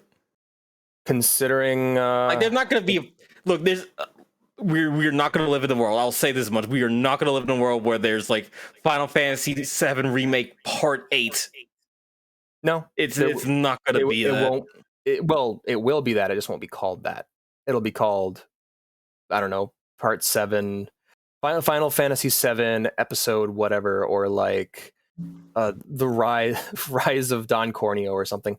The way I'm looking at this is, I think what ended up happening with people begging for 7 over the years is I think they realized that especially with the sales of 7R and everything 7 related, I think they realized that as a franchise, 7 has as much staying power as the entire Final Fantasy series or Kingdom Hearts. And I think they're going to milk it for all it's worth. And I think they'll milk it, but like you can only milk it so much. You can only milk it so fucking much, and there's gonna only be like so many hype beasts that hype it up for like the first couple months when people start looking at it. It's like maybe this wasn't the best idea. The NFT thing. Right. I really hope you're right. But I think there's only one way this can end, is them realizing it's not making enough money and it's going to stop, because they'd be stupid not to continue it. Like 14 is weird because it's a game that people are talking about it, and I don't know what happens, and it's like it's the end of the storyline, and I go, what? It's an MMO. It doesn't end. But like I think in 7R's case, I think with what they did very specifically so that they could continue it for the foreseeable future. I think that we are in the I think it's going to be its own little thing. Final Fantasy 7 is going to be its own franchise, and it already kind of was, but this time it's going to be like Kingdom Hearts, where it just goes on forever. And for someone who likes it, that's going to be great. But for me, it's going to be like watching, I don't know. I think I described it as like, I love a lot of what they're doing with the game, but that's just not my game anymore. A lot of the things I loved about Final Fantasy 7 have been stripped out of it. I liked its more grounded, almost sci-fi-esque plot. I liked how the meaning of what Genova and Shinra actually represented was tied to something very real to our world. And fucking fate ain't real, man. Like that's it. Like that concept has almost no real world value. The idea of battling against fate doesn't mean shit. I can't help but keep coming back to that. Is like that was something that 13 did as well. I want to kind of chip in on what Tersiak's saying here. The thing is with NFTs and with crypto right now, if you're smart, you'd be buying as much as you can right now, because I don't think that market's going to go anywhere. I think right now is the time to buy and load up so that going forward in the future, when it gains value, you'll be ahead of the game. Or you'll just lose, but that's the nature of gambling, right? It's about buying low and selling high, and it's never lower than a market crash, you know? I was thinking about it, and well, they'll end part 2 for FF7. Buy NFTs, but maybe some stable cryptocurrency. That's it. Yeah, it's like some Bitcoin, because it's synonymous with crypto. That's not like the mind share will exist perpetually. But yeah, what were you saying, Travis? They're gonna end it at Costa del Sol. I guarantee it. Oh man! What? Oh, the whole game is gonna be on the fucking ship? Are you see? Oh god. Because where does get that weird thing with Hojas on the beach? Yeah. Ladies, gonna end. Where does part 1 end? Does part 1 end right at Midgar? Yeah, right at Midgar. Okay, which is not where the first disc ends. People keep saying that. That's not where that disc ends.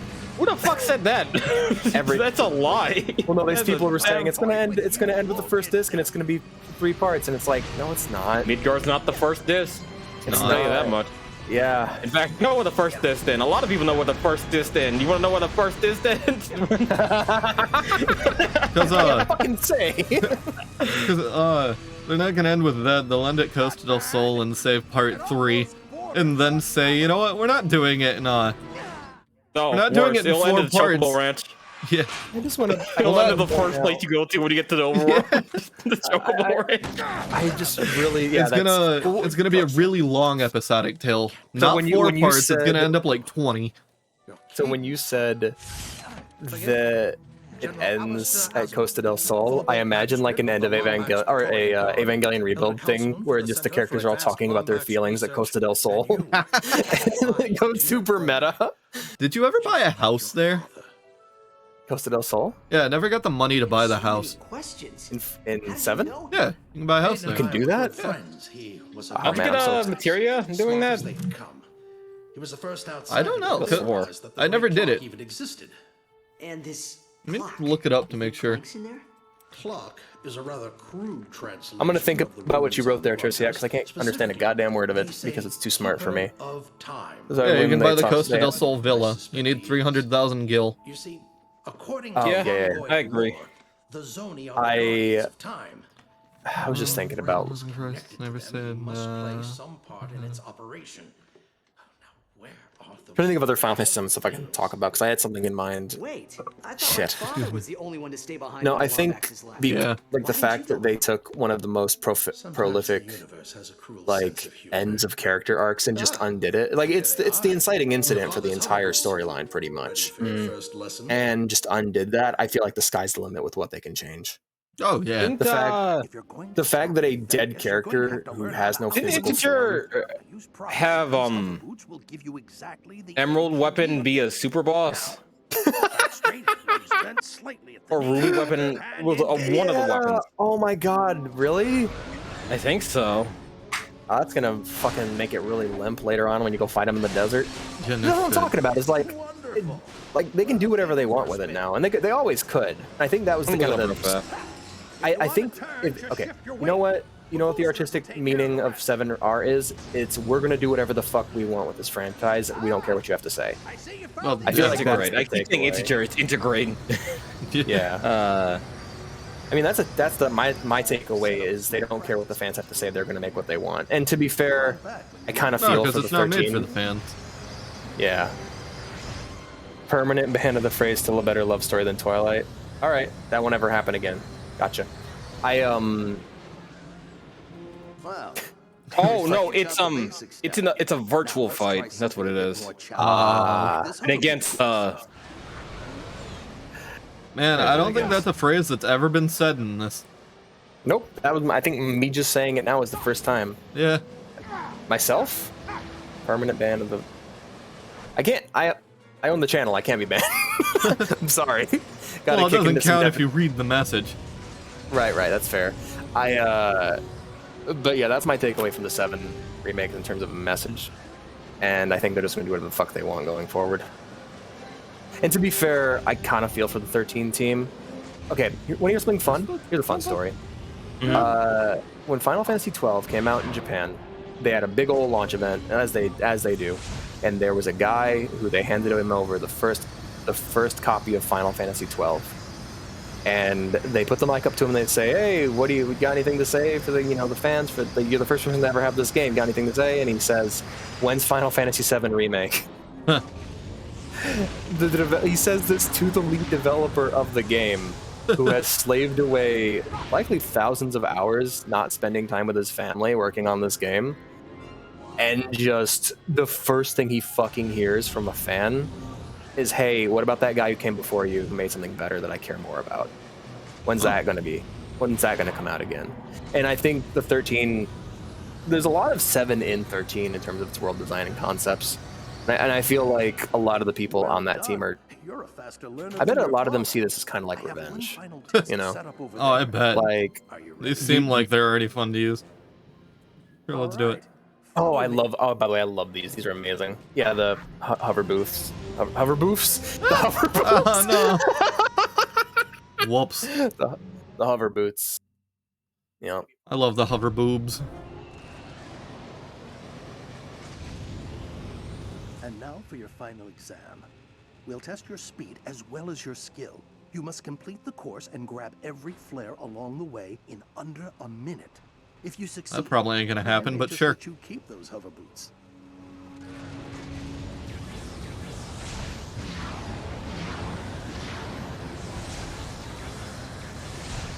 No, Whis is a fight from deep ground or deep, whatever the fuck. Oh god, really? Yeah. Oh shit. Into the Gactiverse. Oh man. Yep. Geez, I liked Crisis Core, man. Also, I tried watching Advent Children with a girlfriend recently. She has never played 7. Okay, I was wrong. A weapon was not a boss fight, but Whis was a boss fight. So, thank goodness.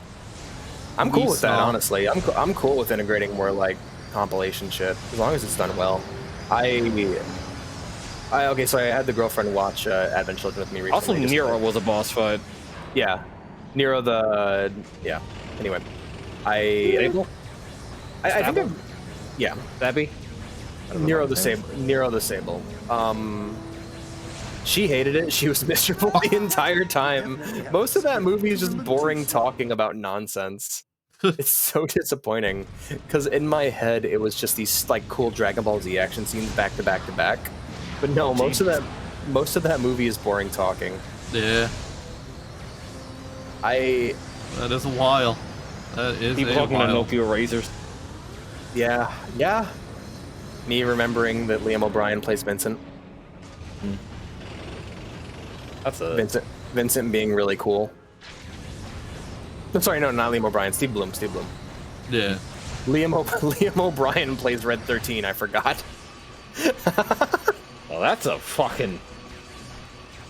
Jesus, that's a casting. Holy fuck. Yeah, he speaks once, and also his model looks terrible in that movie. Like he doesn't have any lighting on him. It's so creepy looking. He looks like a Final Fantasy IX FMV. Thanks. Which is So what mean now? to say because I really like how Storm 9's Nefarious' FMVs look. Force him to tell us where the clock is, huh? Wow, it's showing you the hat in the cutscene. That's badass. That is cool. Didn't earlier. We have an advantage I did not have before.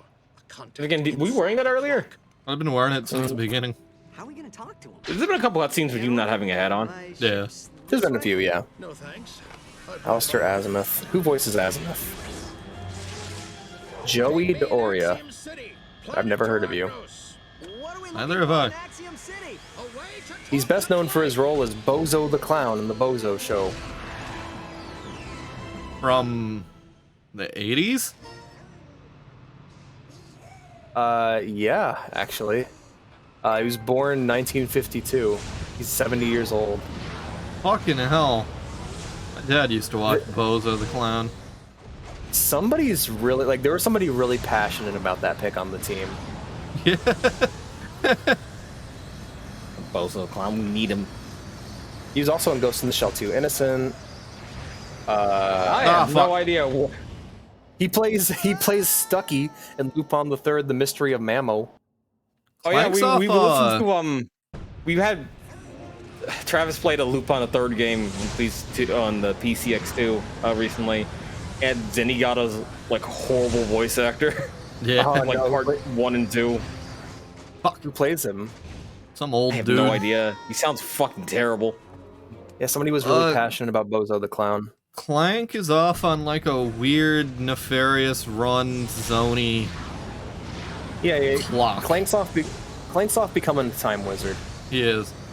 You ever like watch a movie or something and you're just like, man, someone was really passionate about this. I don't get it.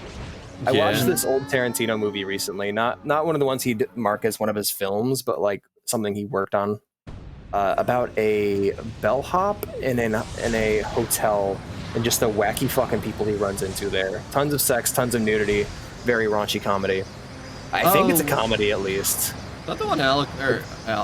Is that the one Owl watched where you see a grandma naked?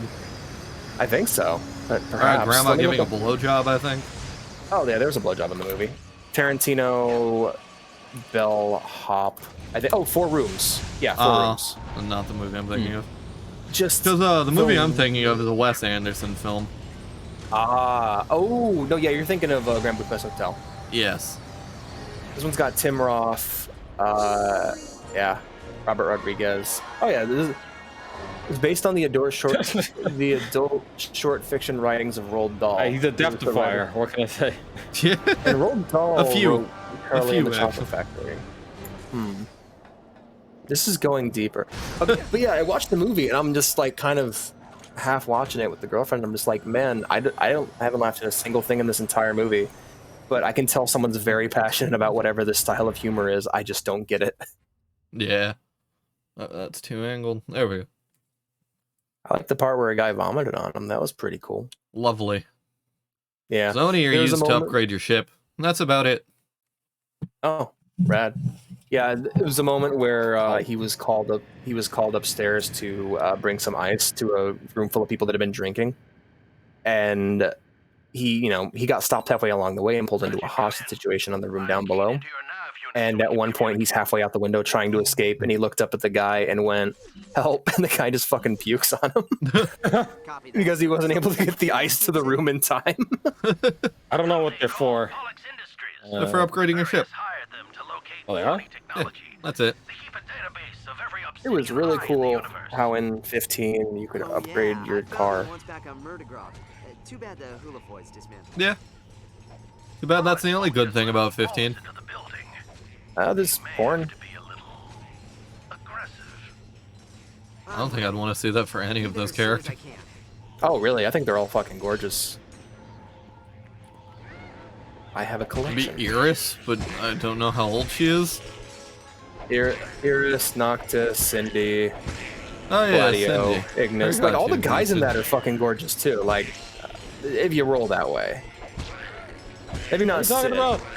Whether or not you'd look up porn in the Final Fantasy 15 cast. Or not too. No. The Regalia. Maybe Shiva. Maybe like human Shiva. But human Shiva was hot. Yeah. Oh, Aranea.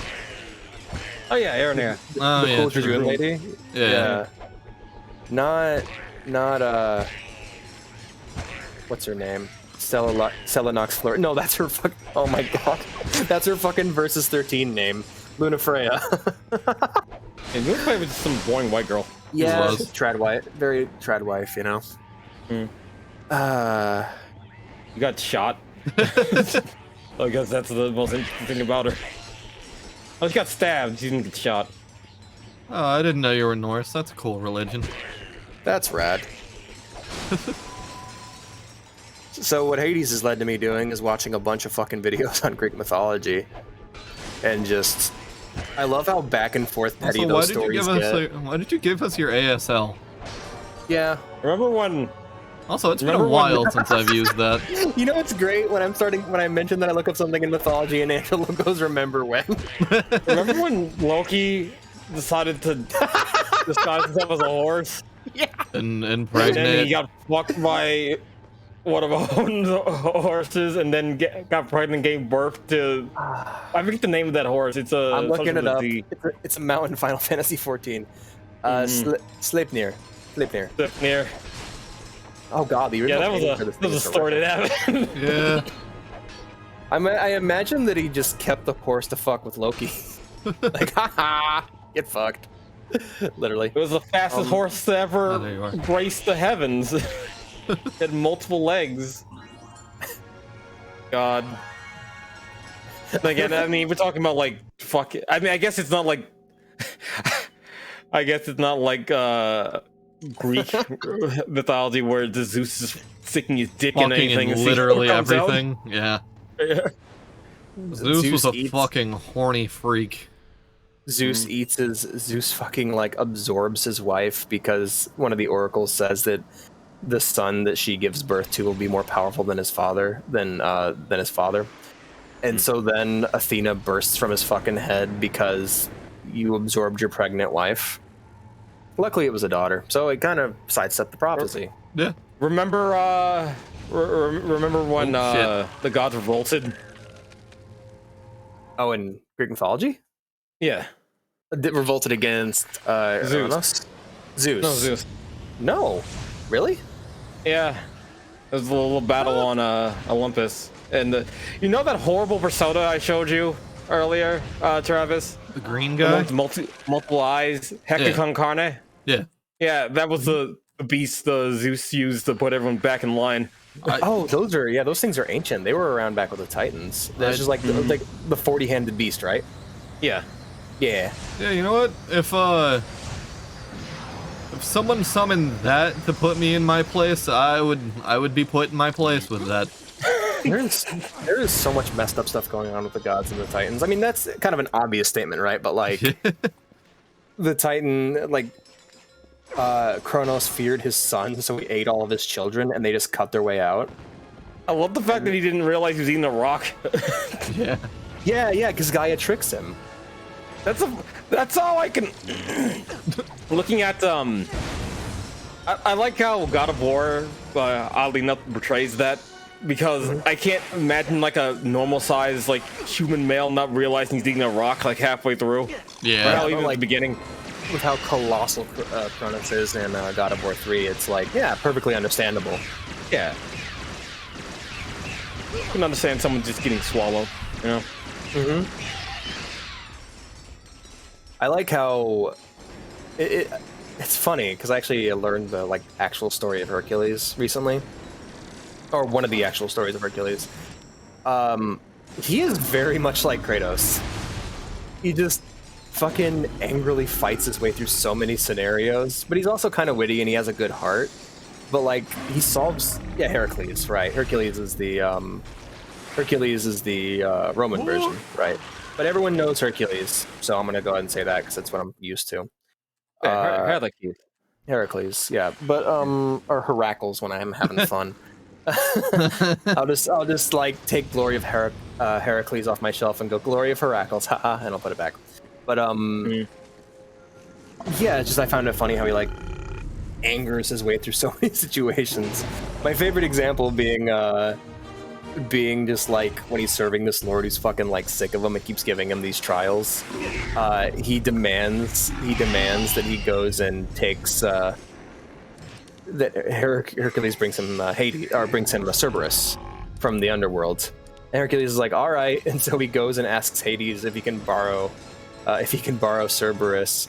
And Hades is like, all right, but only if you can wrestle him. And Hades is just like, oh, this stupid fuck, he's just gonna get himself killed, whatever, you know. But no, Hercules overcomes, and he ends up taking Cerberus home with him. And then Hercules shows up to the king who's like ordering him to do this with Cerberus in tow, and the guy's like, what are you fucking doing? Take that out of here. Put him back. And so he has to carry Cerberus all the way back to the underworld. Or like how he finds himself in Tartarus. And he's like fighting this thing, and he can't quite defeat it. And he's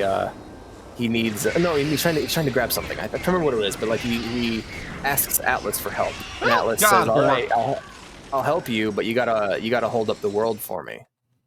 And he hold up the sky for me. And Hercules is like, "All right, cool, I can do that." And so he holds it up, and like, you know, Alice is just like, haha, I'm gonna get out of here, fuck this guy. But then Hercules is like, oh, hey, my cape's kind of itchy, can you... Fuck, I totally lost the plot, I'm sorry. I'll have to remember it later and bring it back to you. Man, I'm gonna start naming shit wrong on purpose. I think one of my favorite, I guess the favorite mythology story is still like the start of Ragnarok. Oh, yeah, everything going on with Baldur. Oh, it's like Loki tricks, one of the gods into throwing like a mistletoe spear at Baldur and killing him. What did you think was gonna happen, Loki? Just for the Hoss. What Freya, what do you think was gonna happen when you told Loki about, is it really nothing in the world that can kill Baldur? It's like, well, it's one thing, but come on. It's... the likelihood of that happening is so fucking low. We've got mistletoe at this time of the year in this part of the country. Exactly. Yeah. Fuck. Mistakes were made. And I also loved how that was a thing we used in the Devil Survivor. Yeah. Yep. Yeah. I'm gonna just call it the underworld because when I say underworld, people know exactly what I'm talking about. Tartarus, when I'm referring to like specific areas, like Tartarus is like pretty clear, you know. Yeah, like, that's where don't mention Tartarus, you'll give Angela PTSD. You'll give me PTSD. Honestly, that's not the worst Tartarus in Persona series. The worst Tartarus is in the Snow Queen quest. Oh, fuck. Oh, don't make me remember that. Huh? Don't make me remember that. Oh, hey, Christ. they're named after Greek gods. Yeah. Because, I find it... Yeah, I mean, it was Tartarus, Hypno, and Nemesis. Yep. All children of a certain Greek god of the night. Nyx? Yeah. Yeah. I really like the portrayal of Thanatos in God of War Goes to Sparta. He's the only god that has... Oh yeah, off the check. He's the only, I think he's the only god in the series actually shown to have gold blood. Which is funny, because they're supposed to. At least that's what I was informed as. That's what Percy Jackson and the Olympians and Hades tells me, so goddamn it, it's true. And so, like, the fight with Thanatos... First off, Thanatos is, like, really creepy in that game. I really like him. And also, I just like how brutal and close the way Kratos finishes him off in that game is. I also like the fact that he actually has gold blood. That game is really good. Ghost of Sparta is really, really cool. I misread Thanatos once as Thanos, and it's ruined me Yeah, ever well. since. Guess where they got it? Dude, because Thanatos and Hypnos are aspect of death in Greek mythology. Yeah.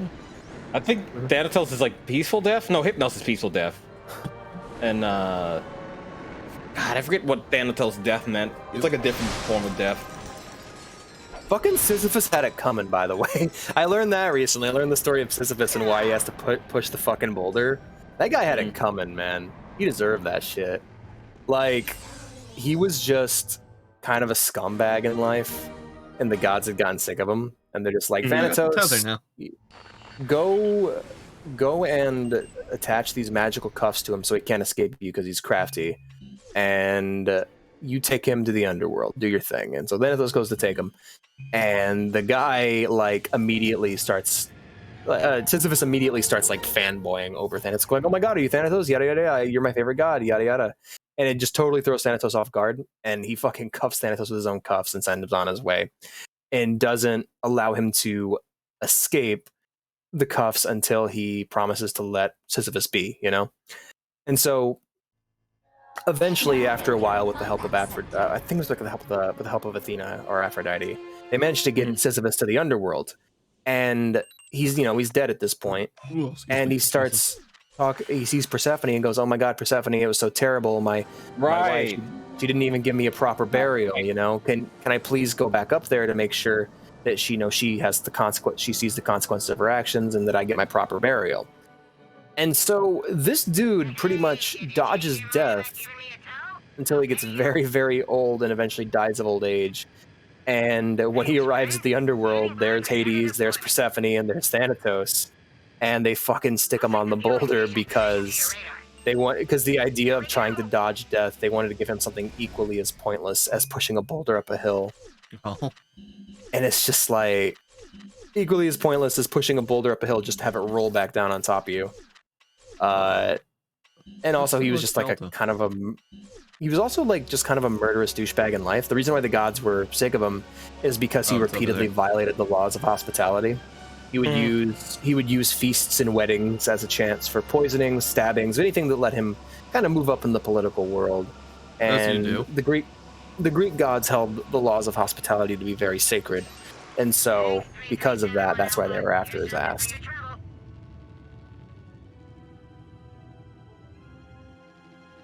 Also, he's a lazy fucking Hades. I never see him pushing the boulder. He's just chilling, which I kind of like. It seems like the kind of thing he would do. With him. Yeah, Zagreus is cool with him. That's the one I need to go do. Oh yeah, there's more. Okay, then that makes perfect sense why Thanatos was. Well, I'm thinking of like Persona 3, right? Mm-hmm. So Thanatos being inevitable death and Hypnos being peaceful death makes sense. How Thanatos is the ultimate of your death arcana, and Hypnos is the Kaio's persona. It makes a lot of sense. Yeah. It makes a lot of sense thematically. I was just thinking, one thing I learned recently just from the channel I've been watching is just the historical placement of different deities and why they were worshipped and how like way back when it used to be really popular to worship underworld gods. So like the chthonic gods were the ones that people mainly worshipped. Burns, Kate, battle now, Zagreus. Yes, Daddy. Surprised motherfucker wasn't allowed earlier. I always get really like melancholy whenever I get to the top of Hades. I'm just like, man, I made it. I'm gonna lose because this build's shit and this run is bad. Yeah. But I made it. Which I guess is a good sign, and it means that I'm getting better at the game, is that I'm making it to the end, to the boss fight with Hades, and just going, well, the build's shit, but I made it. I didn't die. That's pretty impressive. I never got past the man and his dog. Man and his dog? After Elysium. Hades? The man and his bull? Bull, not dog. Yeah, the Theseus and the bull of Minos. Man, fuck Theseus. An asshole. Theseus is a piece of shit. The bull's great. You know why he's in Hades? Why he's in Hades? Theseus? Yeah, the reason why he's down there in the fucking first place Because he tried to, or at least I know this. No, actually, yeah, Hercules frees him. Never mind. His friend gets stuck in Hades. He gets freed, and then ends up dying a heroic death later on. The reason, I guess I can just talk about this story now. Ratchet, you sounded way too pleasured by that death. Pretty much Theseus. He just went, ah. Let me just look up the names just to get it right. Theseus and... Is it Ariadne? Oh, Pirithous. Pirithous. Yes, I think. Why did Theseus... Oh, yeah. Because both Theseus and Pirithous decided it was a good idea to try to go down to the underworld and steal Persephone from Hades. They liked her. Before the whole Troy thing happened. Theseus escapes. I think Pirithous stays down. I'm not entirely sure. But yeah, their whole plan was like, oh yeah, we're gonna steal the god of the underworld's girlfriend. I have to go fucking smart. Early years, punishment in the underworld.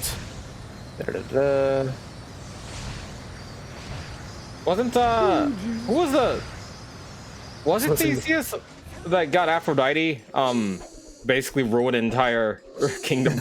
Yeah, the whole Helen of Troy incident, where it's just like, yeah, where it's just like the gods got into this really petty argument. I think it was Athena, Hera, and Aphrodite got into this really petty argument over who was the most beautiful one of all. And so they tested Theseus, or I think it was Theseus, and they asked him, hey, which of us do you think is the best? And of course he chooses Aphrodite. Yeah, I was going to say, obviously it's Aphrodite. Yep, gives him a gift and says, all right, well, I'll give you, the woman of your dreams, yada, yada, yada, when you're fated to be with. And he says Helen of Troy. Sadly, Helen of Troy was not only wedded to King Menelaus, but she was like a 14-year-old girl. And so Theseus couldn't just wait on her, so he went and stole her. I think it was Theseus, at least. Again, that might not be right. And he basically takes her and holds her prisoner in order to wait for her to come of age so he can marry her, which is fucked up, to say the least. But yeah, that what kicks off the whole Trojan War and all that shit. The fucking pettiest nonsense. Gets so many people. What the fuck? You said it could ever. Not now. Wait a minute. Just like, oh yeah, you can have that other guy's girlfriend. The gods say so. Yoink. I guess I'm running a tow truck business now. Yeah, I do really like this aspect of Crack in Time, just like little space chores you do for the people. Yeah. To be honest, space chores entertain me. I wasn't gonna do any of them, and then I started doing them, and I'm like, these. Oh shit. Oh, where'd it go? Veritanium. Oh. Veritanium comment. There it is. I think you found it. Turn, please. I like how Am I stuck Artemis, in a fight now? God damn it. I like how Artemis has grown increasingly nervous as I've given her more ambrosia. I like he gets so fucking nervous. Flustered. Yeah. I like her. I'm liking her crit abilities. I'm focusing way too much on crit chance. I need to focus more on how much damage I'm gonna get, because by the end of that run, I'm throwing out so many hits all at once. A combination of the just in general, like with the spear, it's how fast it is in general. You're throwing out a lot of hits, and so naturally you're going to get those crits eventually. Sorry. I'm listening to you, but I'm also have a video playing in the background. I'm finally watching that 9-minute long video of people freaking the fuck out the gadget fuck the fly in the Chippendale movie. Yeah. What the fuck are you? What? We'll take it from here.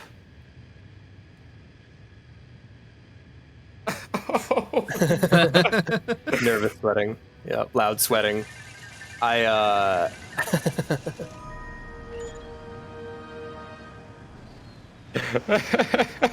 have no idea what you're talking about.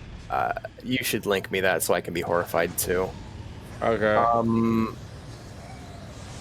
Chase his ass. How do you feel about the hover boots, Travis?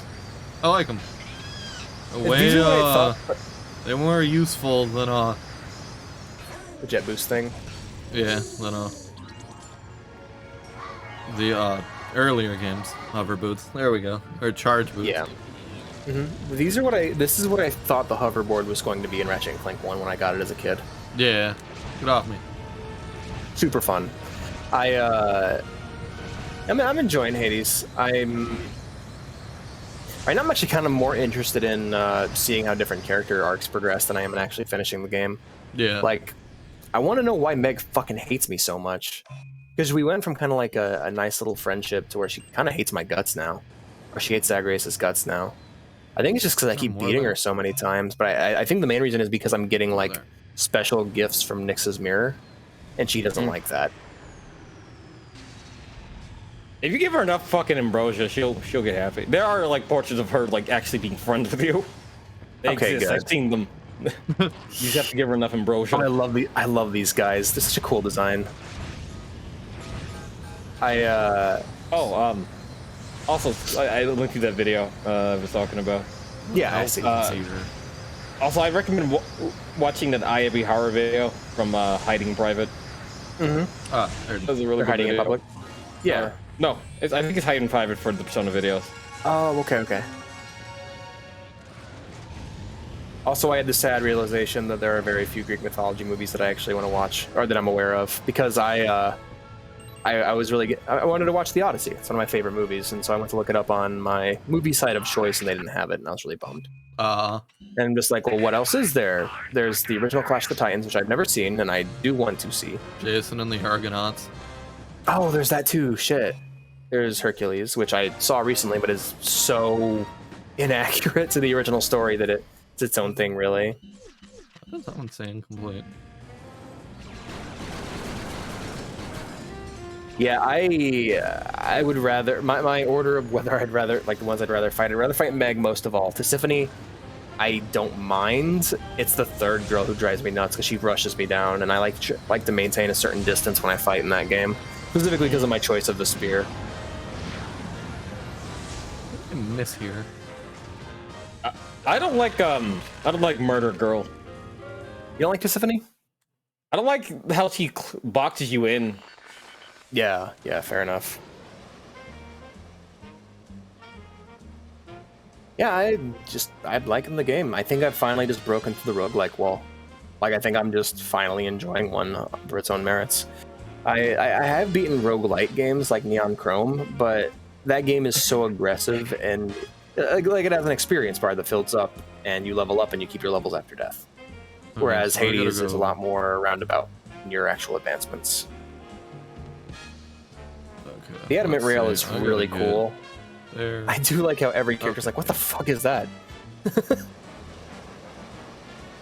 Oh, so I'm literally just right there. Okay, cool. Yeah. That's a good one. Gotcha. This is what I was missing.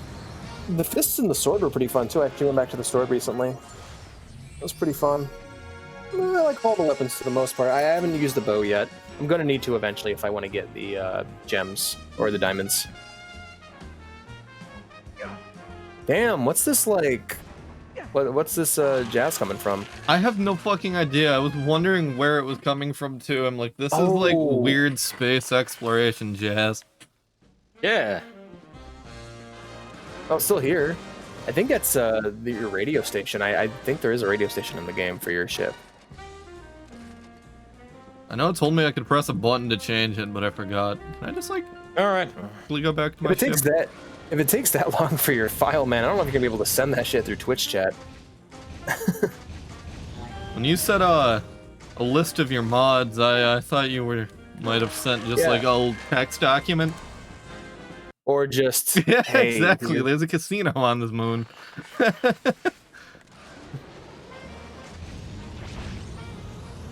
All right, going the long way, I guess, or not. Oh fuck. Good shit. Fuck. Damn it. What the fuck? Oh. Why do you slow down before you died right there? Not sure. Can I like make it back there? gonna try and get back over here. Building it's a casino. Oh, you fucking should have grabbed on, you whore. You know what I was thinking about a couple days ago? I was thinking about that terrible Family Guy video game on the PS2. Like, I believe it. a lot. When they played on Oniplay? I was thinking about how fucking lazy that game is. Considering that, like that game. Make it over there. I mean, first of all, it's like a shitty beat 'em up, shitty third-person shooter and a horrible stealth game. Oh wait, nah, damn it. But I've not seen such bravery. Just like shit, like it used stock music for a lot of its combat sections. They just had I mean, I'm pretty sure someone from Fox gave them a folder full of audio Stock clips sounds. of just characters saying shit, and it randomly spread them across the game. Oh man, I'm gonna try something. So I don't want to try to make my way back to my ship legitimately. Let's see if I load.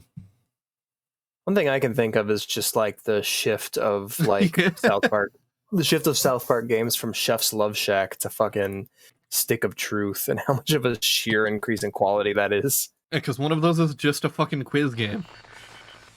Or what was no, there was a first-person shooter for the N64 that's like really creepy and uncanny. That was I forget the name of that one, but yeah, you throw snowballs at enemies. Yeah, it's really creepy and uncanny because it's a first-person shooter for the N64, and they all tend to be that way. Okay, there was a jump thing here that I can do. I don't know why this is telling me it's incomplete. Oh well. Let's go to that plant. Ow. Smash into a fucking asteroid. Let's go to that other planet because I know there's something there I can do, and I can warp. I don't need to fly there. What am I doing? Why isn't there a Star Wars game that's like this? That would be cool. Lego Star Wars should have been like that. I bet you the new one. Well, the Maybe new it one, is. like the recent Lego games have been open world. So, I mean, all I've seen really of the new Lego Star Wars games are a few cutscenes and like the infinite air combos you can do on Child Anakin. Yeah. But besides that, I haven't seen much. I like how because the children are unkillable, they're used for speedrun tech. Child dashing. I just want to point out, children being unkillable is like, I don't know, I feel like that's wrong in a Star Wars game because of how hard kids get it in that franchise. Mistakes were made. He killed younglings. He was youngling that. Younglings. Sorry, I'm listening to that fucking gadget video. Oh my god. Does that actually happen in the movie, man? Yes. Oh, well, she has kids with the Fly character, but like since 4chan's basically got took over by Poe like a while back, so there's a bunch of weird people just fucking up different threads. Mm-hmm. Now there's like saying, "Oh my god, the voice actor was black. Gadget was black and bugged. She had 42 maggots." Oh wow. Just listening to that, like you can't take this shit seriously. Like, oh my god. My fart gun. So you're talking about a fictional fucking rat that you had a fetish for when you were like 8. And he's like, motherfuckers. They ruined her.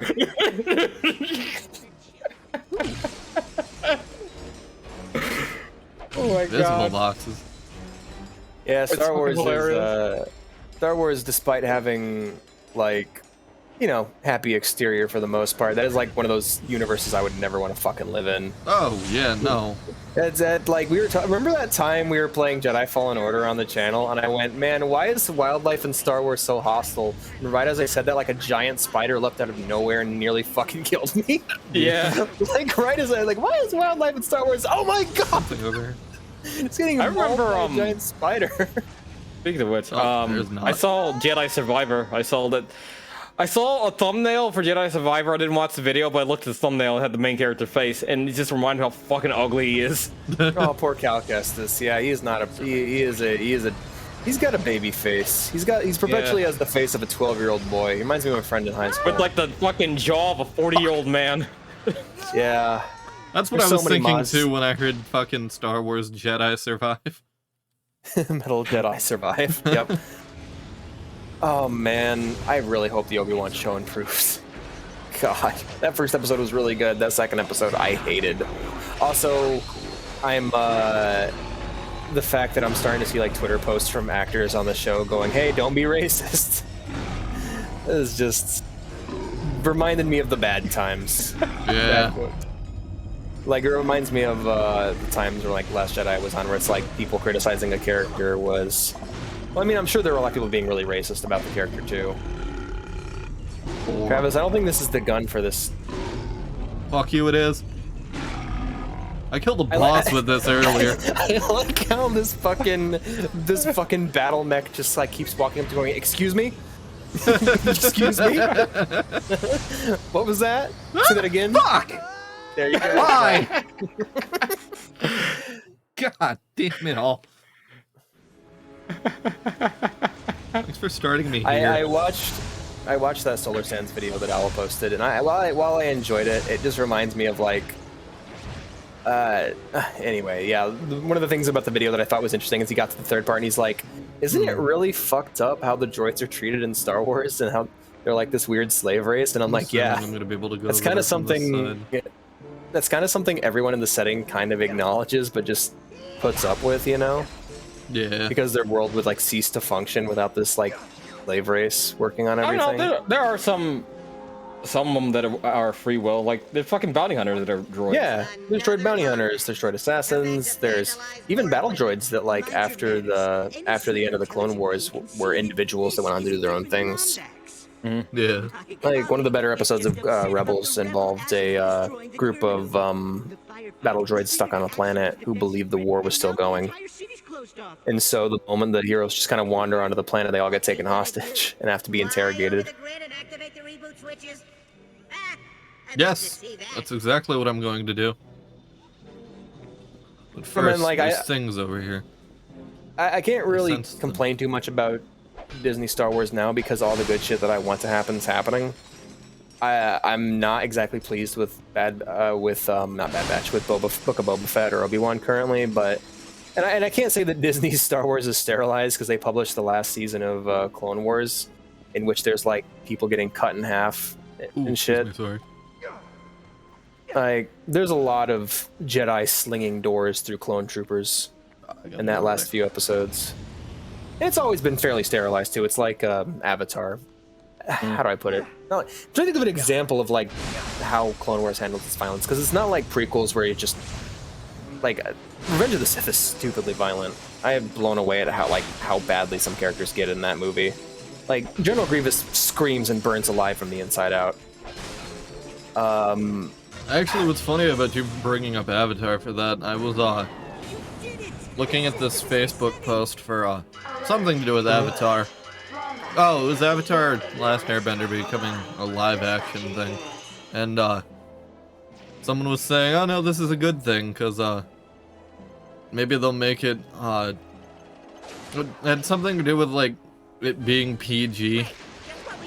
And that being, like, an issue.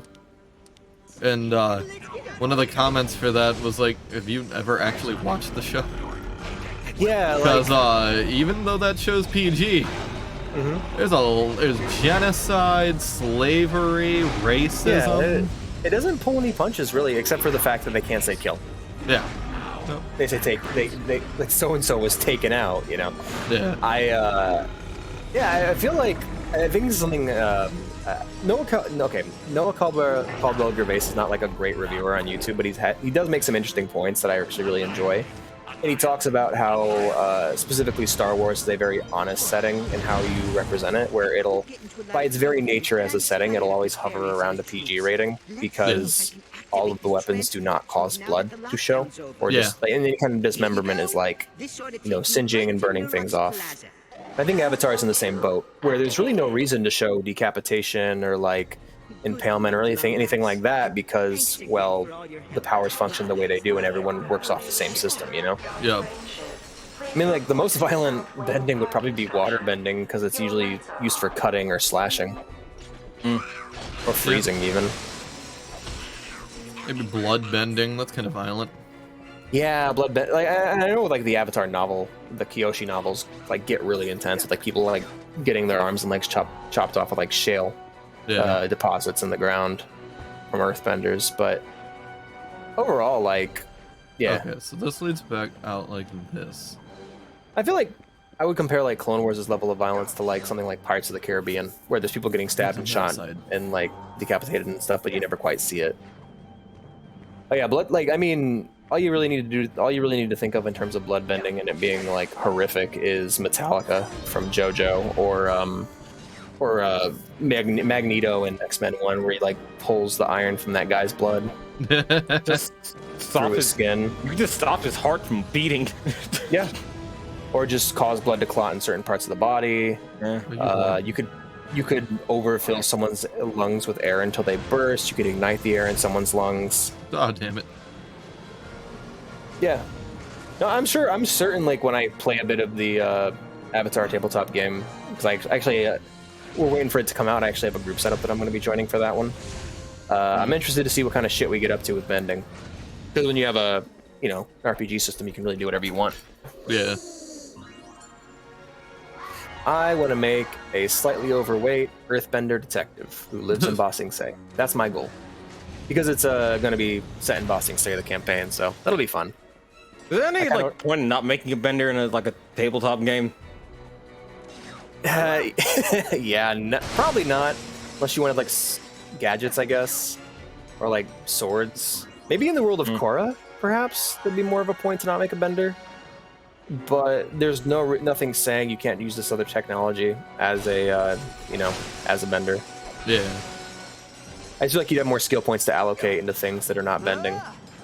Well, I mean, cause oh, never mind.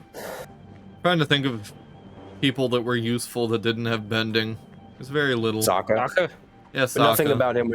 Yeah, but that's his inferiority complex kind of led to him being good at what he does. Yeah. So I guess he allocated his skill points differently. He became a good swordsman in the end, and he was always a great tactician. Yeah. So yeah, there's reasons for in like a video gamey kind of way, but there's really no reason why. Like bending doesn't limit you. It's just you're a better person. You're just a superior human if you can bend, pretty much. Yeah, but you can like be smart. You can outsmart like a bender. Let's Google for you. It reminds me of that one fight in One Piece between Usopp and Luffy. Like Luffy technically won, but like Usopp put up a fight. Yeah. Or like Gaara versus Rock Lee.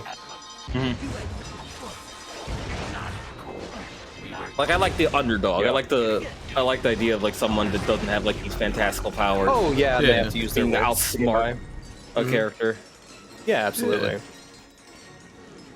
That's always a really fun matchup. I could totally make a character like that, and I actually might have more fun with that way than in making him a bender. Because like, I kind of want to make like a. Be like I forget that one guy's name in Berserk. That fights guts on that cliffside. Yeah, Serpico. Serpico. Where he specifically puts Guts in a position where he can't swing his sword. Now that I'm thinking about it, because like the kind of character I wanted to make was like less of a police detective and more of like a private investigator in the style of something like Chinatown. Because Ba Sing Se is full of like dark secrets, and it's a very like well, I mean, yeah, you spent some time there in the show. You guys know what I'm talking about. Yeah. So having someone who just is able to get dirt. Yeah. Having a character who's able to get dirt on people and gather information make for a very interesting character. Like Columbo, like a Columbo type of character. I think I might have fun with something like that.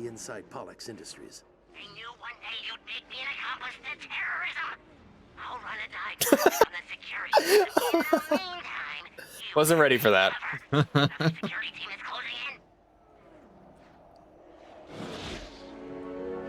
Sync their positions to our nav units and hurry up on that diagnostic.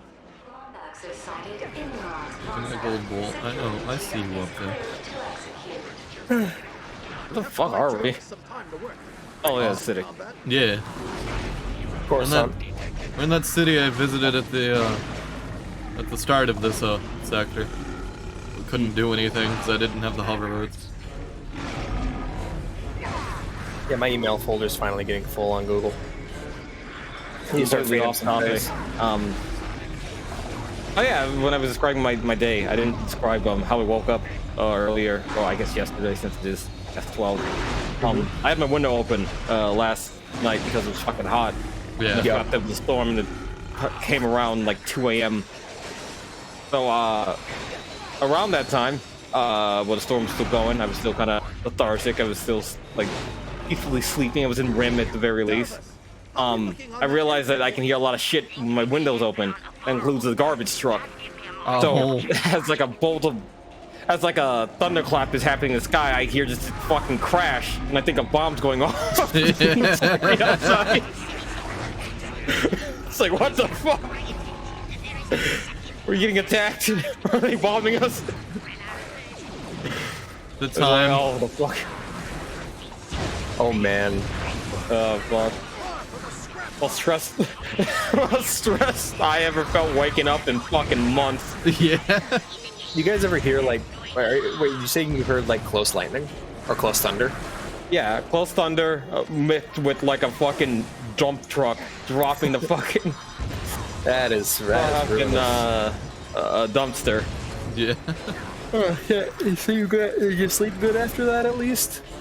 Yeah, after I fucking calmed down and realized that we weren't being invaded. I have actually a similar story, but it's like from a long time ago. It's when I was playing God of War 3 for the PS3, and this was back when my dad was starting to lax up on my game time and let me play more. And so he was asleep in the living room on the couch, and I was sitting on the floor playing God of War. It was like 3 in the morning, and I'm sitting there, you know, playing God of War 3, and I'm on the Aphrodite sex section, and I'm just like, man, I hope Dad doesn't wake up. And so I'm doing that, and there's a storm going on outside, and I fucking hear the close thunder, and there's like, my mind's in 3 stages. 1, oh god, thunder, I'm going to die, and oh god, I need to close this game immediately. Because I don't want Dad seeing me repeatedly doing the Aphrodite sex section in God of War 3.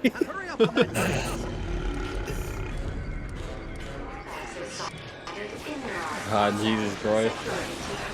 Oh, those are good times. Good times. Yeah.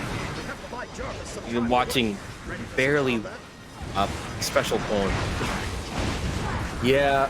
Sony got away with fucking murder with those games, man. Yeah. Like, I don't know what City. Yeah. I don't know what strings they pulled, but like, God, the ESRB is not a fair rating system. No, it is not.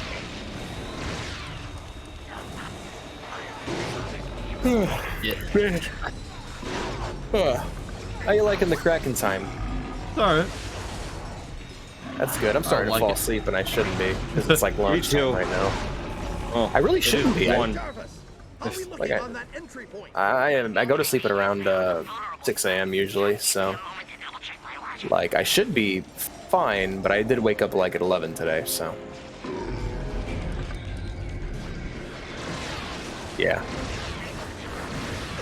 I think I might need to go take a caffeine pill or take something to pep myself up. Yeah. Not sure yet. I'd rather not. Like, I don't want to take more than one of those a day. It's a bit much. How much caffeine do they have? Quite a bit. Oh. I could just take a nap. I can have several alarms go off and let me know when it's time to pick my girlfriend up, so. Yeah. You could labor at work, that'd be funny. Nah. This is good though. I actually had a really good time hanging out with you guys here today. Yeah. Yeah, it was fun. It was fun. It was Oh, that's good. Clapping time. I watched Red Dragon earlier today. Nice. And I was talking to my girlfriend about it. I'm just like, man, the director for this hasn't really made much else. He made the Rush Hour movies, but he hasn't really made anything else of like this quality. And I'm like, yeah, most of these movies are crap. And I'm looking through his filmography, then I see Scarface, and I go, never mind. He's a genius. It's a masterpiece. I really like Scarface as a movie. Like, that movie's fucking great. It's really entertaining. It's really not entertaining. seen Scarface. It is really entertaining to have like a mob story set up with a character who is just an asshole. Yeah. That was every middle school / high school boy's favorite movie. For real? At least around where I was from. I feel like if it was their favorite movie, they were kind of missing the point. Yeah. They missed the point, yeah, of course. Yeah, absolutely. No, it's a power fantasy, you know? I really want to play the. I really want to play power. the. I'm really excited to play the sequel game, though. We should probably. Really good PS2 game. I should probably watch that movie first, then, because I kind of want to play that on stream, because I've heard it's fun. You get a balls meter. Yeah. Yeah. You get to go to the sperm bank and get fat stacks. It's like a Goodfellas or like Godfather style story with a lot of like complex gangster politics going on, and it's just really satisfying to have a character who does not care and just does whatever the hell he wants and gets by just on sheer ego and force of will and willingness to just like subject himself to the worst crap. Yeah. It's such an entertaining movie. Oh god. Wrapped in time. It is really funny though, because I've been watching a bunch of those gangster movies, and my girlfriend keeps like, or Vea keeps coming in right as I'm getting to the end of them. So she's just like watching the end of Godfather Part 2 with me, like, what the hell's going on? And I'm like, I can't even begin to explain. Yeah. I've been sitting in this spot for the last 8 hours. What happened with me and Tyler and little James went and saw Looper in theaters. And Tyler had to go to the bathroom and was gone for like a good 10 minutes. And he came back and he asked me what happened, and I'm like, way too much, dude. I'm not explaining 10 minutes of this film because that was like an hour. Because Looper happens really fast. And if you're not paying attention, you're not... You miss a lot by not paying attention during that film. I like it. I love Looper. Don't think too much about it, but it's a good one. I remember back when we were playing Alpha Protocol, we had an interesting discussion about the length of things and whether or not, like, basically, whether or not stories are better if they're longer, you know? Now you appreciate being able to spend a long time with a group of characters to really grow to like them. Sitting down and watching all 3 Godfather movies in one sitting, like, I was sad to see it go by the end, you know? Yeah.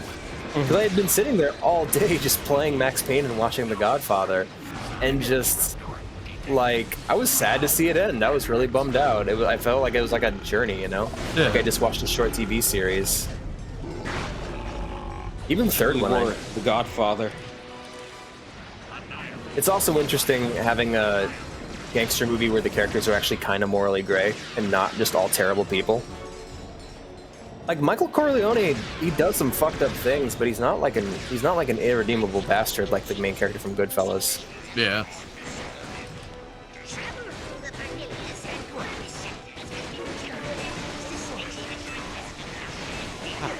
I hate Netflix for what they did with Stranger Things 4. Or not even Netflix. Probably the Duffer Brothers are to blame. What happened? I don't get the final 2 episodes until July.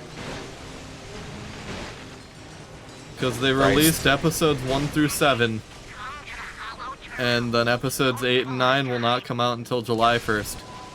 People are really worried about JoJo Part 6 for some fucking reason. Weird. I don't know why. They're JoJo? just... No, it's just they did the Netflix thing where they bulk released a bunch of episodes and they didn't release all of it, and so there's going to be another bulk release of episodes because they're releasing it in chunks. Angela did mention that. I mean, I like that, but I can understand why it's hard for like people that want to make shows and stuff. Yeah, I mentioned that it removes what's the word I'm looking for? It removes the I guess the global conversation about if you care about like that. Yeah. There's like this weekly hype that builds. You know, it's the drop and then the hype every episode, and certain shows live and die based off of that. Like I know Walking Dead and like Game of Thrones lived off that shit. Yep. Because people just stopped caring after a week it came out. It's also easier to maintain a budget when that's happening too. Yeah, that's true. It's like I saw this post from like a person who works on one of the shows, and it's just like, man, I spent 3 years of my life to work on something you're going to watch in a single afternoon. Yeah. It's like, shit. I get that. I feel that, but like, yeah. I'm just waiting to. I'm waiting for unsubscribing. I'm waiting for the point where unsubscribing from Netflix is more convenient than not just letting it sit. Because right now I'm only still subscribed out of sheer apathy. Like, do I really want to like? Just I'm not willing to take the steps necessary to actually unsubscribe at this point. Yeah. I mean, you got a VPN. You can always just acquire the fucking shit if you really want it. Yeah, there's most literally shows no end up reason for on me to have like it. the go-to movie site.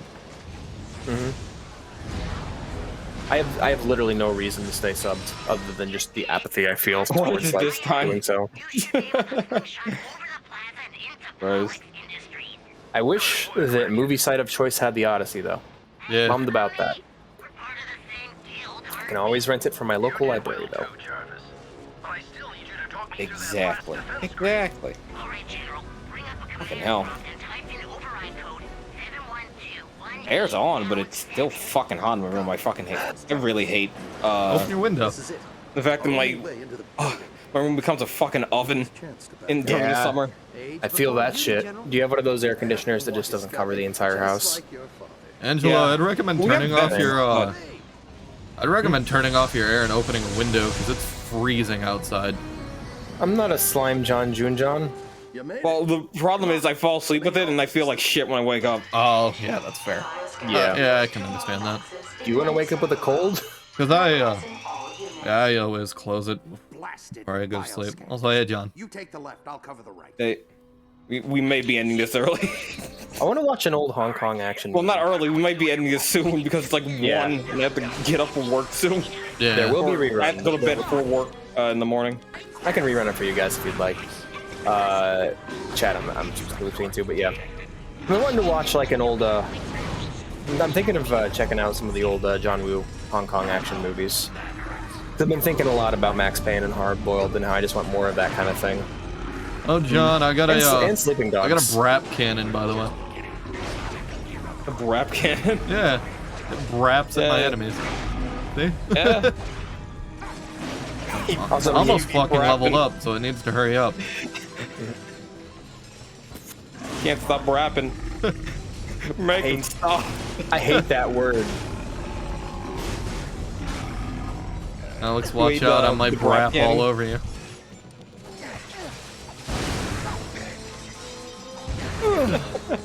That's not even what that means. It's nap time. Like, I'm pretty sure Brap is farting, not like burping. Oh my fucking god. Sure, I thought it was burp, but I could be wrong. No, brapping is farting. Because I remember I got my source on brapping from a reliable source, Oni Place. Uh-huh. Because Chris had said he would just burp. It's like I'd be brapping, bro. I was like, that's not what it fucking means. Auxiliary units to main server room. Jesus Christ. Also, yeah, the sphere grid thing is in the for tools. By the way, Alex. Oh, is it? It is? Okay, Yeah. cool. It's not even really a sphere grid, it's just like an upgrade. Brapologist. I guess I am. upgrade deck thing, whatever. Brapologist. Oh god, it's worse. Oh yeah, what the hell? That is the worst design. I like how this is the weapon I get completely upgraded. first. Why don't you just tell us which mods you have that are your favorite? Because that was my question. I just wanted to know what kind of mods exist for Dragon Quest 11S, and specifically the ones that you think are cool. Like that's all I wanted to know. Yeah. Sorry or you for can not do that clarifying too. Sorry for not clarifying sooner. Or you can do that too, and I'll just. There's a bunch of really cool Fallout 2 and Fallout 1 mods I'm looking forward to actually getting translated. Yeah. Like, there's that one really cool one that's like Fallout in Mexico where you play as like a Mexican peasant, and it's called Fallout Sonora. But then there's also Fallout Yesterday, which is Van Buren being remade in Fallout 2. Yep. Which looks super sick. Also, if you wanted to, instead of whispering it to us on Twitch, you could just go in our Discord and send it to. Post it there. Yeah, you can just post it in the there. arena. Let me just go ahead and put you a link. Put you a little linky there in chat. That'd probably be the easiest thing to do. I don't usually check whispers on Twitch. Man, my flowers in Nier I planted are so fucking dead. I haven't played that game all week. Yeah, they probably are. Luckily, I'm just crossbreeding the seeds. But hopefully, like, the chickens don't eat the flowers, seeds, or whatever. I don't know how farming works in that game. I barely did in the original.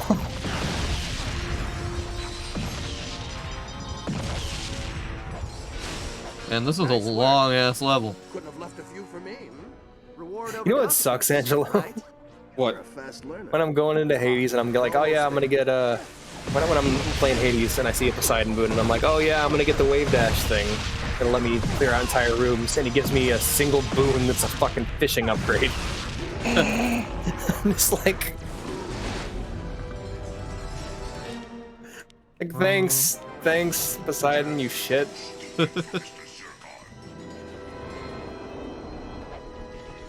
Have you guys seen the cover for the new Dire Wimpy Kid? No, that one? No, I mean the new book. Oh, book, no. Yeah, it's movie. weird. It's fucking weird. I'll post a picture of it in smoking room. New Dire. What about something being up your ass there, sir? Is that what I just heard? Said that. That's his catchphrase. Mr. Zircon's Up his ass? catchphrase is Zirk off. It's Zirkin time. And also, yeah, I think I just heard a character say something about their ass. Or a pain in the ass.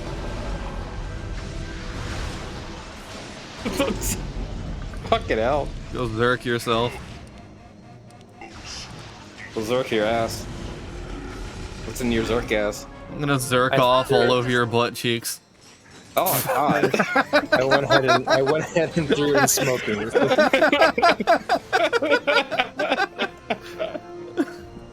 Oh god. That's awful.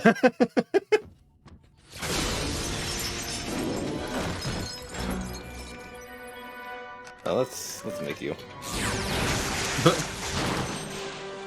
If you intend to manhandle me, I'll have you know I am a level 60 wizard with melee ability. That hurt my pride and my solar plexus. I like how I posted. Somewhere in Hell Canyon. I posted a fucking the picture of the new Dire Wimpy Kid cover, and John responds, "No, it can't be," and Hammer responds, "No way." And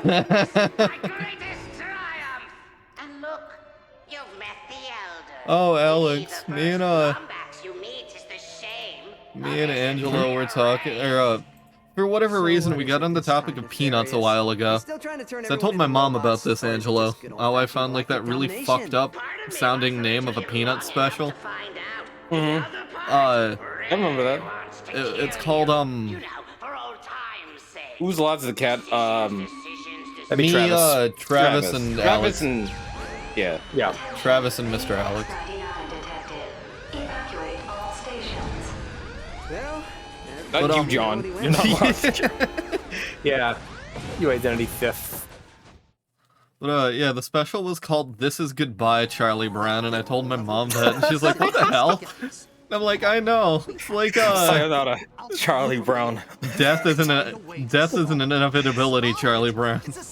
Death is not a hunter, unbeknownst to its prey, Charlie Brown. It delivers all equally to the same end. The Arcana the means which all reveal Charlie Brown. Fucking hell. Oh man. Oh, man. Time to die, Charlie Brown. Good job, Zircon. Mr. Squidward, I'm going to kick your fucking ass.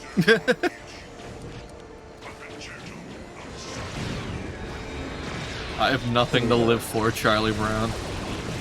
I have nothing to live for. It's a really depressing story. Baby shoes for sale, never worn, Charlie Brown. Oh my god. Jesus, that one just sunk in, Christ. Hey, yeah, 6 word. That's the story in 6 words by Ernest Hemingway. That is a story. I ruined Vea's grandma's day with that story the other day. She was just like, "Hey, you want to hear a 6-word story?" And she goes, "Sure." Baby shoes for sale, never worn. And she just like, I just kept she looked really sad, and I'm like, oh man, I feel bad about it. And I walked into the room and she was just kind of sadly sweeping. I'm just like, what have I done? I ruined this woman's entire day. Yeah. What the hell? Why'd you do that? I didn't mean to. I learned that I take a weird sort of pleasure in the macabre, and like, not everyone does. Yeah. Not everyone finds the fucked up shit I find entertaining to be entertaining. Yeah. You did found me. I am here. And there and everywhere.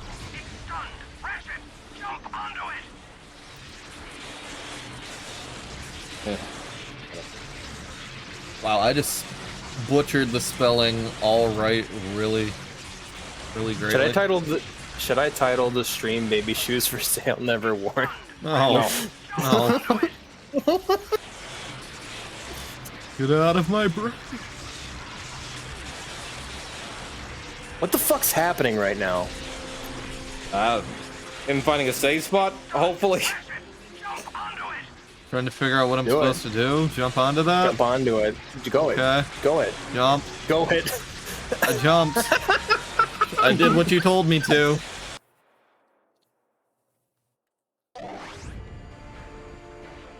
I think you were supposed to use your hover boots as... Yeah.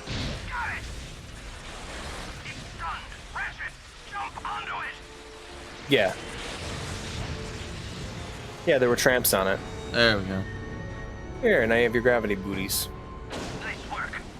Thank you. Omniflux targeting system. Got it. It looks like each tentacle is held on by an exposed bolt on the hull. Ow. There's a ramp on it. I also found out Vea hasn't seen The Outsiders, so I want to show her that this weekend. Oh, that's a good movie. Oh, that's just not going to make her read a book. Yeah. Well, it's funny because her grandma's actually reading the book right now. I didn't even set that up, nor did it inspire me. I was going to show it to her last weekend. I forgot, and then I went to the living room, and there it was on the table. Yeah. Also, apparently that writer wrote a bunch of books that are set in the same town around the same time, with some of the same characters showing up, but not in like main character roles. Oh, jeez. There's no ground on that side. What the fuck? It was there before. Yeah, you got rid of the plank. Yeah, I didn't notice that. That didn't sink in until it was too late. Ion cannons armed. Firing. Keep firing, assholes. Assholes. Jump onto it. There.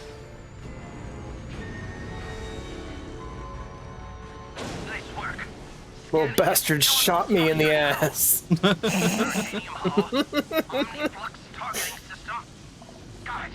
I watched both. I watched a bunch of movies recently, and I think I've been watching like too many movies. I feel like I knock out 2 or 3 every weekend now. Like I rewatched Willy Wonka and the Chocolate Factory and Charlie and the Chocolate Factory this weekend, and it's very entertaining. Until they stop, or... Oh, okay, I do just dodge until they stop. Got it.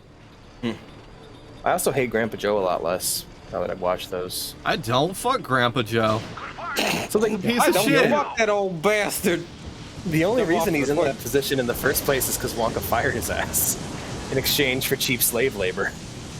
Yeah, it doesn't mean Grandpa Joe couldn't have gotten out of bed that he can clearly get up and walk out of to go get a new job.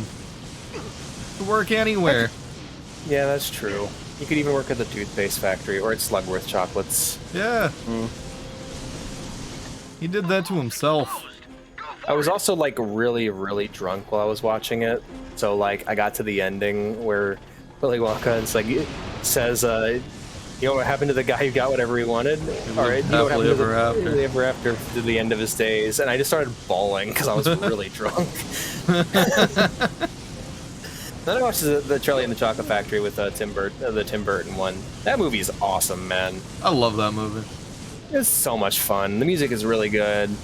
I really love Johnny Depp's character. Like it is very weird. Yeah, Wilbur Wonkthorpe and this is a strange man. Yeah. I like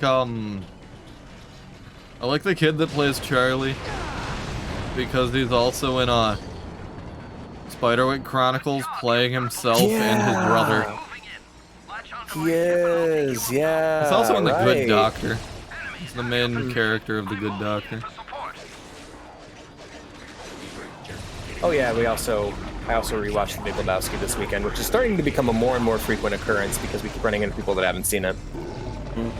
Again, movie's fucking hilarious. John Goodman's an amazing actor, and yeah, not much more to say than that. You're not wrong. You're just an asshole. You're not wrong. You're just an asshole. I'm perfectly calm, dude. Will you just calm down, Walter? Calmer than you are. Hey, dude, what's a pederast? You're out of your element, Donnie. Shut the fuck up, Donnie. Oh man, I was talking to Vea about like, okay, was Steve Buscemi a good actor who got picked despite his weird mummy face, or was he picked because of his weird fucked up face and then just happened to be a good actor? A little bit of column A, a little bit of column B. Cause he's like a weird fishman. Like he has this perpetual look of being dead inside. No. Yes, I destroyed those. Got it. Ow. Oh, I also rewatched Surf's Up, which I haven't seen since I was a little kid. I did not appreciate that movie when I was younger. That movie's really fun. It's like a weird pseudo surfing documentary. Yeah, I was about to bet you like the weird mockumentary and like the sequel like a weird like American Idol thing. I don't fucking know. I'm not familiar with the sequel at all, but I really enjoyed that first one.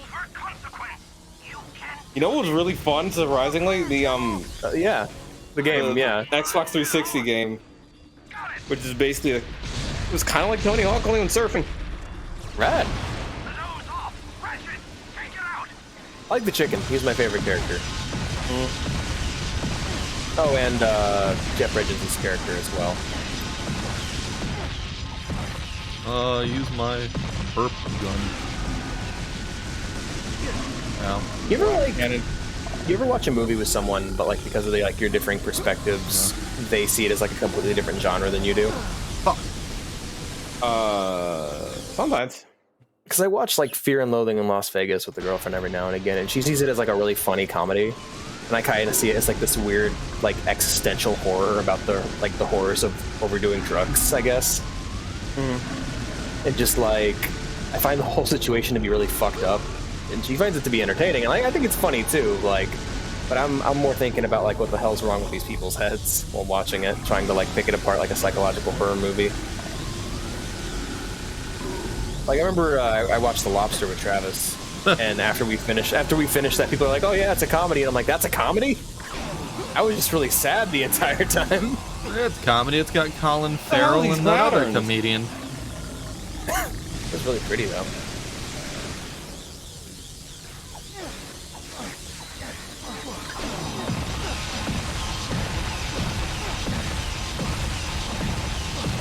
Stealth even going down. Oh. Jesus, those explosions are ridiculous. You can do anything. I also feel like I need to rewatch Evil Dead 2. Because the last time I watched Evil Dead 2, I was like 8 years old, alone, and it was the middle of the night, and that movie fucked me up as a kid. I think it was the tree that did it. I think it was the tree that did me in.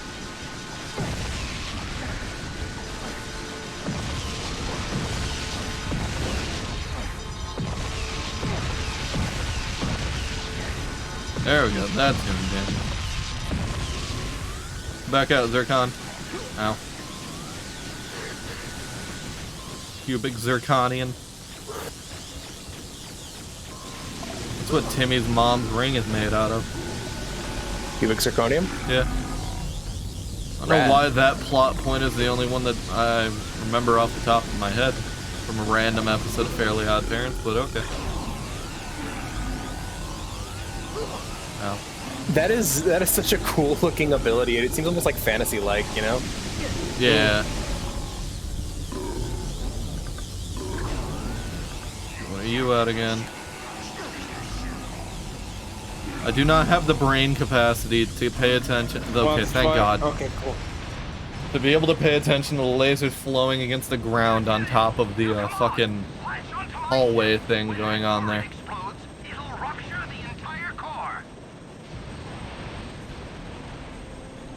And this boss fight, right? Oh God, get on. I'm glad we're able to. Imagine dying right there. Yeah, that sucked. Yeah. Glad we're able to play Sly 4. Oh yeah, that's gonna be fun because I don't know what Sly 4 is at all. Yeah. That's the PS3 game. That's the PS3 Vita game, right? Yep. Yeah. Because I'm not buying it on the PS3. I got it on the Vita. So we're doing the Vita version. So that'll be interesting. So I don't think there's a... I should look and see, but I'm assuming it's just the straight game on Vita. I'm assuming you just feed the gun ammunition and it chews it up and eats it. Yeah. I wonder too. Yeah, it's kind of what a horrific existence. Kind of shit. It's interesting that there's actually going to be a Sly 5. Yeah, that is weird to think about. Is Sucker Punch actually doing it? Is it going to be a Sanzaru Games outing again? Sucker Punch too busy working on Ghost of Tsushima. True. So it's probably going to be Sanzaru. Which is fine, because they didn't do a terrible job with the collections, unlike Idle Minds and whoever did Jax. Mm-hmm. But that's where we're gonna end this stream for today. Alrighty. Well, what's that'd be interesting. That would be weird to see Penelope be an antagonist. If you can hold off for a second, I think I have a friend I want to raid real quick, depending on what she's streaming. Okay. She's streaming Baldur's Gate 3. Would you guys be into that? Yeah, screw it. Just see what happens. I'll go ahead and we're gonna go ahead and raid my friend Sue. Thank you all for watching. If you enjoyed the stream, be sure to follow. If you want to see more from us, be sure to check out our Twitter and our Discord, which are linked down below. Thank you for watching and enjoy my friend's stream. Yada yada, you guys know the drill by now. You know the drill. Right, I'm gonna stop the stream. All right, rating in 8, 7, 6. Oh yeah, I forgot there's a fucking. Right. Yes. 3, 2, 1, and let's go.